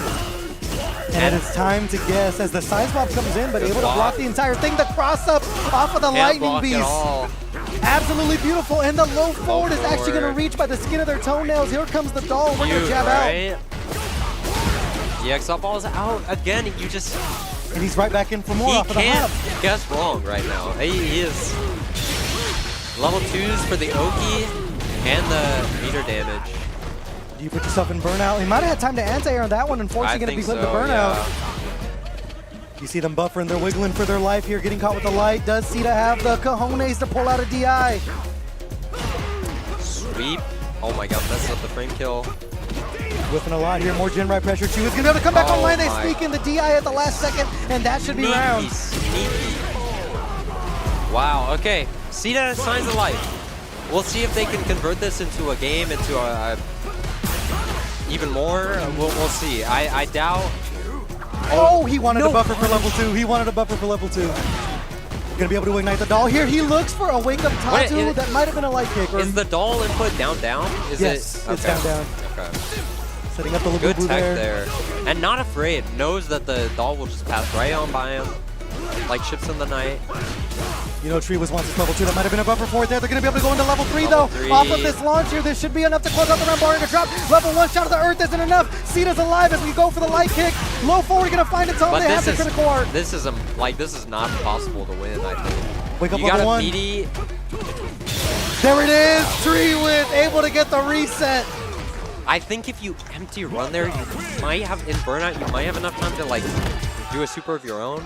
But that is such a tough spot. As soon as you burn out there with a pixel, you're not surviving, especially against a character like Blanca with so many good full screen options. Like, even if you make the distance, you've got to anti-air a heavy Blanca ball or a rainbow ball or something. You got to make something happen. Well, we'll see what Ceda's able to make happen here. Unfortunately for him, he's on the wrong side of a Grand Finals reset. Gonna stick with the same characters. Is this gonna be the last set of the tournament? If the crowd can hear me, can we get some noise for these players? Yes, sir. Let's get into the Grand Finals reset. Treewiz has not moved from his seat, and he has won 3 sets in a row. Good old winner stays on. Treewiz with a hot hand right now, but even hotter is that run Tatu from Ceda. Absolutely. Already in the corner. Oh, that was meaty. Meaty. Oh my god. It's a whole ribeye, but you know what? The low Yeah. forward confirm into the OD ball for the side switch. That was well done. Dashing back in for more. You guessed wrong. Oh, perfect parry anti-air doesn't block low. Didn't have charge there. Wasn't confident in their back medium kick. Same there, didn't stick it out. Was worried about getting caught with the active frames. Oh, this time we nice. are going to check the hop, but keep that for data later, folks. Treewiz might start hopping into OD up ball now that he's realized Sita's going to press. I think though I think that's checking it before he's actionable, no? Yes. Yeah, so Sita was getting caught a lot by that. Oh, we'll see the driver slide. Sita was getting, that's punishable. Not a big punish though. Sita was getting caught a lot by hop in block strings, and I think he's really adapted, started checking it much more consistently. I mean, that last, and he blocks. Okay, he's seeing the code. He's adapting in real time. That's the thing with Sita, you might pull something on him once, you won't pull it on him twice. Oh, very Gets smart the there with the burnout. stand heavy punch, and this What? time he's ready for the air ball. Wake up level 3, and it's not going to work out. Okay. Just block string into DI. Okay. Hey, you know what? The crowd is loving it. His two kids are popping off. I don't think Oh they. no, the cheers, the Yeah. let's go Sita cheers might be coming through the mic. He's locking in. He hears this kid, and he's like, all right, let's start playing for real. See if Treewiz sends him home to be a family man here, as they're at the wrong end of that crouch medium punch. Run Tatsu, big jump there. Gets counter hit by the Buffered Blanca into the ball. heavy ball there, but the punish counter, stand medium kick. DX balls out. Oh, trade combo. He might have been able to get another stand medium kick, but he is going to get the Amazon I River don't pick think up. so. That was a crouching medium punch. There was a lot of. I think the pushback from both and the block stun, or the hit stun from both. Oh, what a sneaky DI. Testing the Jab on reactions. block, not even a cancel to DI. Literally just jab DI. That is. Oh, he caught him walking back, but not able to reach. What a punish. And these are the things we talked about before the match. Treewiz sometimes does some things where he ends up killing himself in the long run. Yeah. Interesting. I've never seen Sita miss so many shimmies. Like, he baits the throw successfully and just does not convert.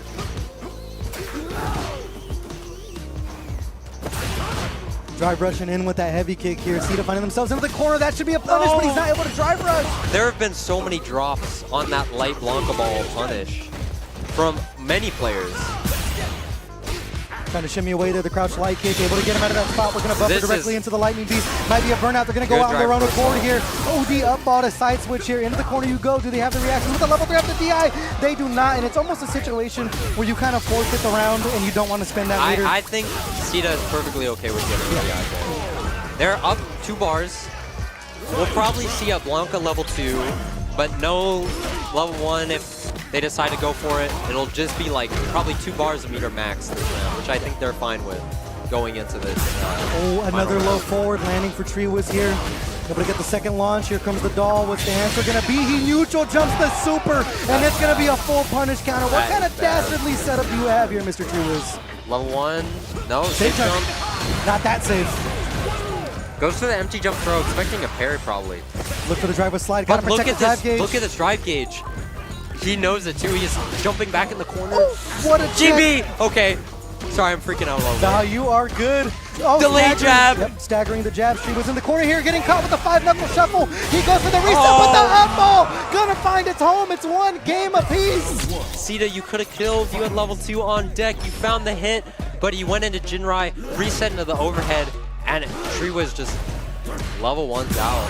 He was delaying for the launch there off of the wild nail. Such a good call to try to bait in a drive rush or a jump. He looks for the ball there, but unfortunately switches sides. Trying to check with that stand light kick, and there's a raw regular jump back ball. Nice punish there. Now you're cornered. Treewiz has been checking with this crouch light punch a lot. Nice tech. Oh, you just throwing up gang signs at each other right here. 2 ships passing in the night. The drive rush, stand medium kick gonna land. Gonna get the corner carry off the run, Tatsu. It's an interesting drive rush, bud. EX gonna up ball again. You're low in drive though. Tree was probably gonna force in a burnout. It was such a smart call from Sita just to drive rush back in for the Nice pressure. The cross cross cut is on You can point. chip here. Run DP. Let's go. I think the crowd is heavily favoring Sita. Yeah. Obviously, hometown hero in this event. Oh, the meaty back medium kick, not able to get the full drive rush cancel off it. We are going to, however, go into the lightning beast here. Oh, they try to do what a something jump tricky. back. Such a good call from Sita. And the check. What a check. And you're boned here. Yep, this might be a situation where you're kind of going to have to eat this pressure unless you can sneak out with the lightning beast. They will find the cross up, gets the launch off of it, but you're still deep inside. Burnout, the meaty back medium kick. He's not able to convert with it. Does get the cross up off of the air ball. DI. He has to sneak it in. Treewiz gets a strike gauge back in time, and that's going to spell disaster for Sita, and it's going to be tied up 1 round apiece in game number 3. My heart can't handle this. I'm hanging on by a thread. My heart can't handle this. Sita is going to come in with the advantage, though, having 3 bars of drive gauges. They are going to punish the good. slide. You're already cornered. EX up ball? No. Goes for a delayed jab, both sides. Oof. Might have been a DP buffer there, but either way, going to work out for Sita. Yeah. Speaking of DP buffers, the DPOS. Got to protect the drive gauge if you're Treewiz in this situation. Nice. You know, almost forced burnout here. Wake up level 1 is going to work out. Shout of the Earth is going to get Treewiz some breathing room. Doesn't check there. They have a DI in their pocket. Ow. No cross cut. Into the level 3. That shouldn't be enough to kill off the jabs. Absolutely not, but recovering some drive of your own, putting Treewiz in a dangerous spot. Your drive is low, your health is low, walk up throw.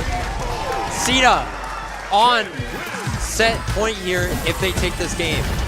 Just need 1 more. You almost didn't expect the walk-up throw, but it is going to work out for Sita, and the crowd can smell blood in the water as the Let's Go Sita chants are starting. We're going to the character select screen, and the Honda has shown its face. Oh, this character has beaten Sita at NorCal Knockout, and Treewiz is going to pull out an old friend to try to win this tournament. I actually did not expect. Oh, boo this man! Boo! Gonna stick with the Blanca. I got excited for a second. I did too. I did not expect the Honda, and maybe I was right too. I did not expect the Honda because he did not go with it. I respect sticking to your guns, but man, it would have been cool. It would have been cool. But this means Treewiz is locked into Blanca for the rest of the set. Actually, that's not true. Whoa, stole the corner. Stole the corner there. I don't think they expected to not be cornered there. Wake up, crowd. It has to be intentional at this point. They've done it too much. He knows something we don't. I don't see that often. Maybe this is mere speculation, but Treewiz has been doing a lot of jumps on their own offense, like their Oki, they jump, and maybe it's catching that out, or it's an air ball call out. Oh, the landing frames of the rainbow ball gets caught by the fireball, and this blink and you miss it. Set point. This is tournament point. Yep. Sita on tournament point here. The crowd medium punch for the long arm of the law. Going to work out for Treewiz. Medium ball for the Oki. No Oki in sight. ODGP. Sita starting to play a little more aggressive here. Dash forward. Gets checked by the jab. Treewiz still has that level 2 in his pocket. Punish, That's a full punish off of the medium ball. I'm a little biased here. I'm sorry. Oh my God. With the overhead. This is guess for game here. Level 3 on deck. Treewiz has to buffer this level 2 if he has a chance here. No whip punish. No trade Oh my God, that's it. The 5-knuckle shuffle is enough to close No! the combo, but he gets the throw, and he will be your champion. The crowd is absolutely loving it. The hometown hero wins. I think the mic a little. I screamed too loud. No, you are good. He's going for swag points with the tournament on the line. Sita, you greedy. Hey, you know what? The kids are loving it and his daughter well. runs up to greet him. What a tournament win. Congratulations to Sita. What an absolute adaptation. Treewiz sticking with his guns with the Blanca, which you have to respect. But Sita cracked that code little by little, and in that last game, Sita just turned He up looked the heat. unstoppable, and Sita stopped him. Like, there's nothing more to say. What an adaptation. You saw so much stuff being implemented, so many counterplays being implemented in that second set. What a really checking the hops. Wake up crouching heavy punch, which I have. It was a very interesting choice, and it really worked out. I think Treewiz was a little confused. Like, they blocked it several times and just didn't punish because it's such a weird option. Yeah, Sita for once, I mean, truly beat them to the punch, literally and figuratively for that one. But Sita is going to be your champion. Sita. Hey, everyone in the crowd, one more time. Let's hear it for Sita. Let's hear it.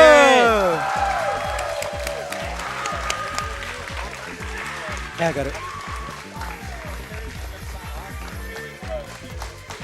All right. Well, everyone, thank you for joining us as the Let's Go Sita champs will send us into the night. I have been Non-Factor Blue. We have a player interview coming up, but Transgender Monkey D. Luffy, absolute pleasure working with you. Any closing words for the fans at home? I just want to say what a set, what a grand finals. This has been such a joy to not only commentate but watch. It's just been a really cool tournament. Shout out to the tournament organizers, Joey and Doss, putting in so much work. Organizing all of this. And yeah, that's it for me. Alrighty. We'll throw it over to the winner interviews. Yeah. We'll get Sita sitting down as soon as we get a hold of him. Absolutely. I'm looking forward to seeing this. Right, well, thank you very much. We'll be seeing you on the other side as Sita's making their way towards the commentary desk.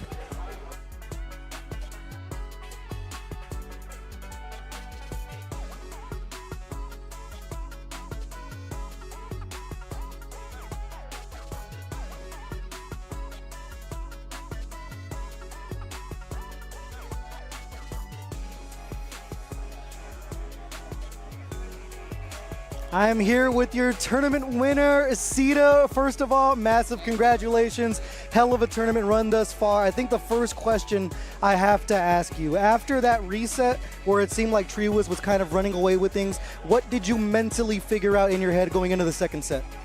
Just,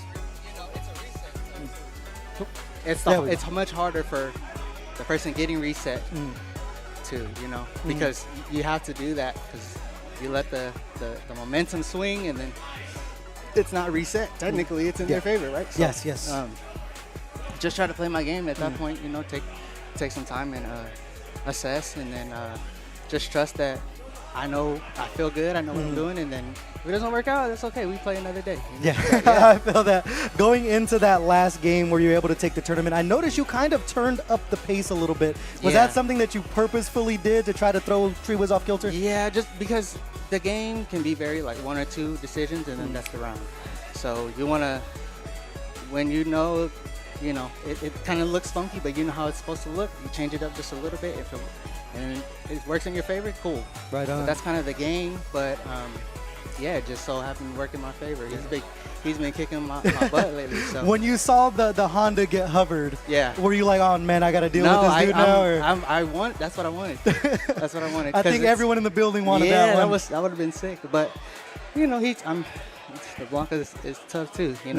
He's a great player. So just trying to stay composed and think about that matchup while he's thinking about it. And he switched back, so it's like, okay, well, we're already here, so let me just continue where we're at, and it worked out. So shout out. And I noticed you brought the whole family as well. Yeah. So and knowing that you got your kids in the crowd also losing their minds and everything, how much more does it mean to you to show them how cool their dad is?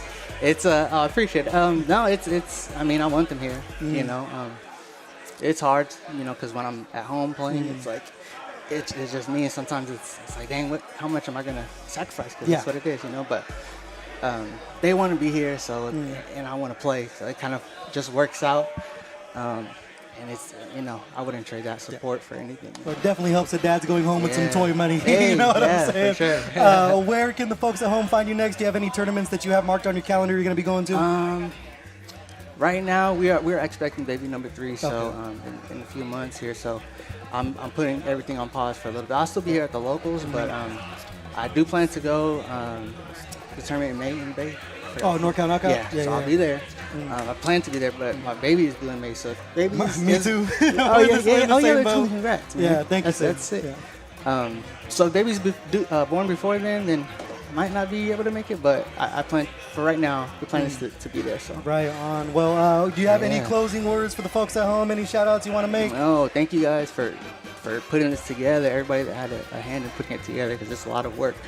You guys did a hell of a job, and thank you to Fire and Ice. Massive shout out. To everybody watching, thank you. Come out next time. We're here. The scene is dope. Not just this sack scene, but rating scene, the day scene, they always, they always show up. So. Oh, yeah. Well, one more time, congratulations, man. Appreciate Great it. tournament win. Everyone at home, I believe we are going to be closing down the stream. Thank you for tuning in. A massive shout out again to the entire production crew and Fire and Ice for hosting us. Absolutely. Be kind to each other. If your mother's still alive, call her and tell her you love her. We'll be seeing you next time. Peace out.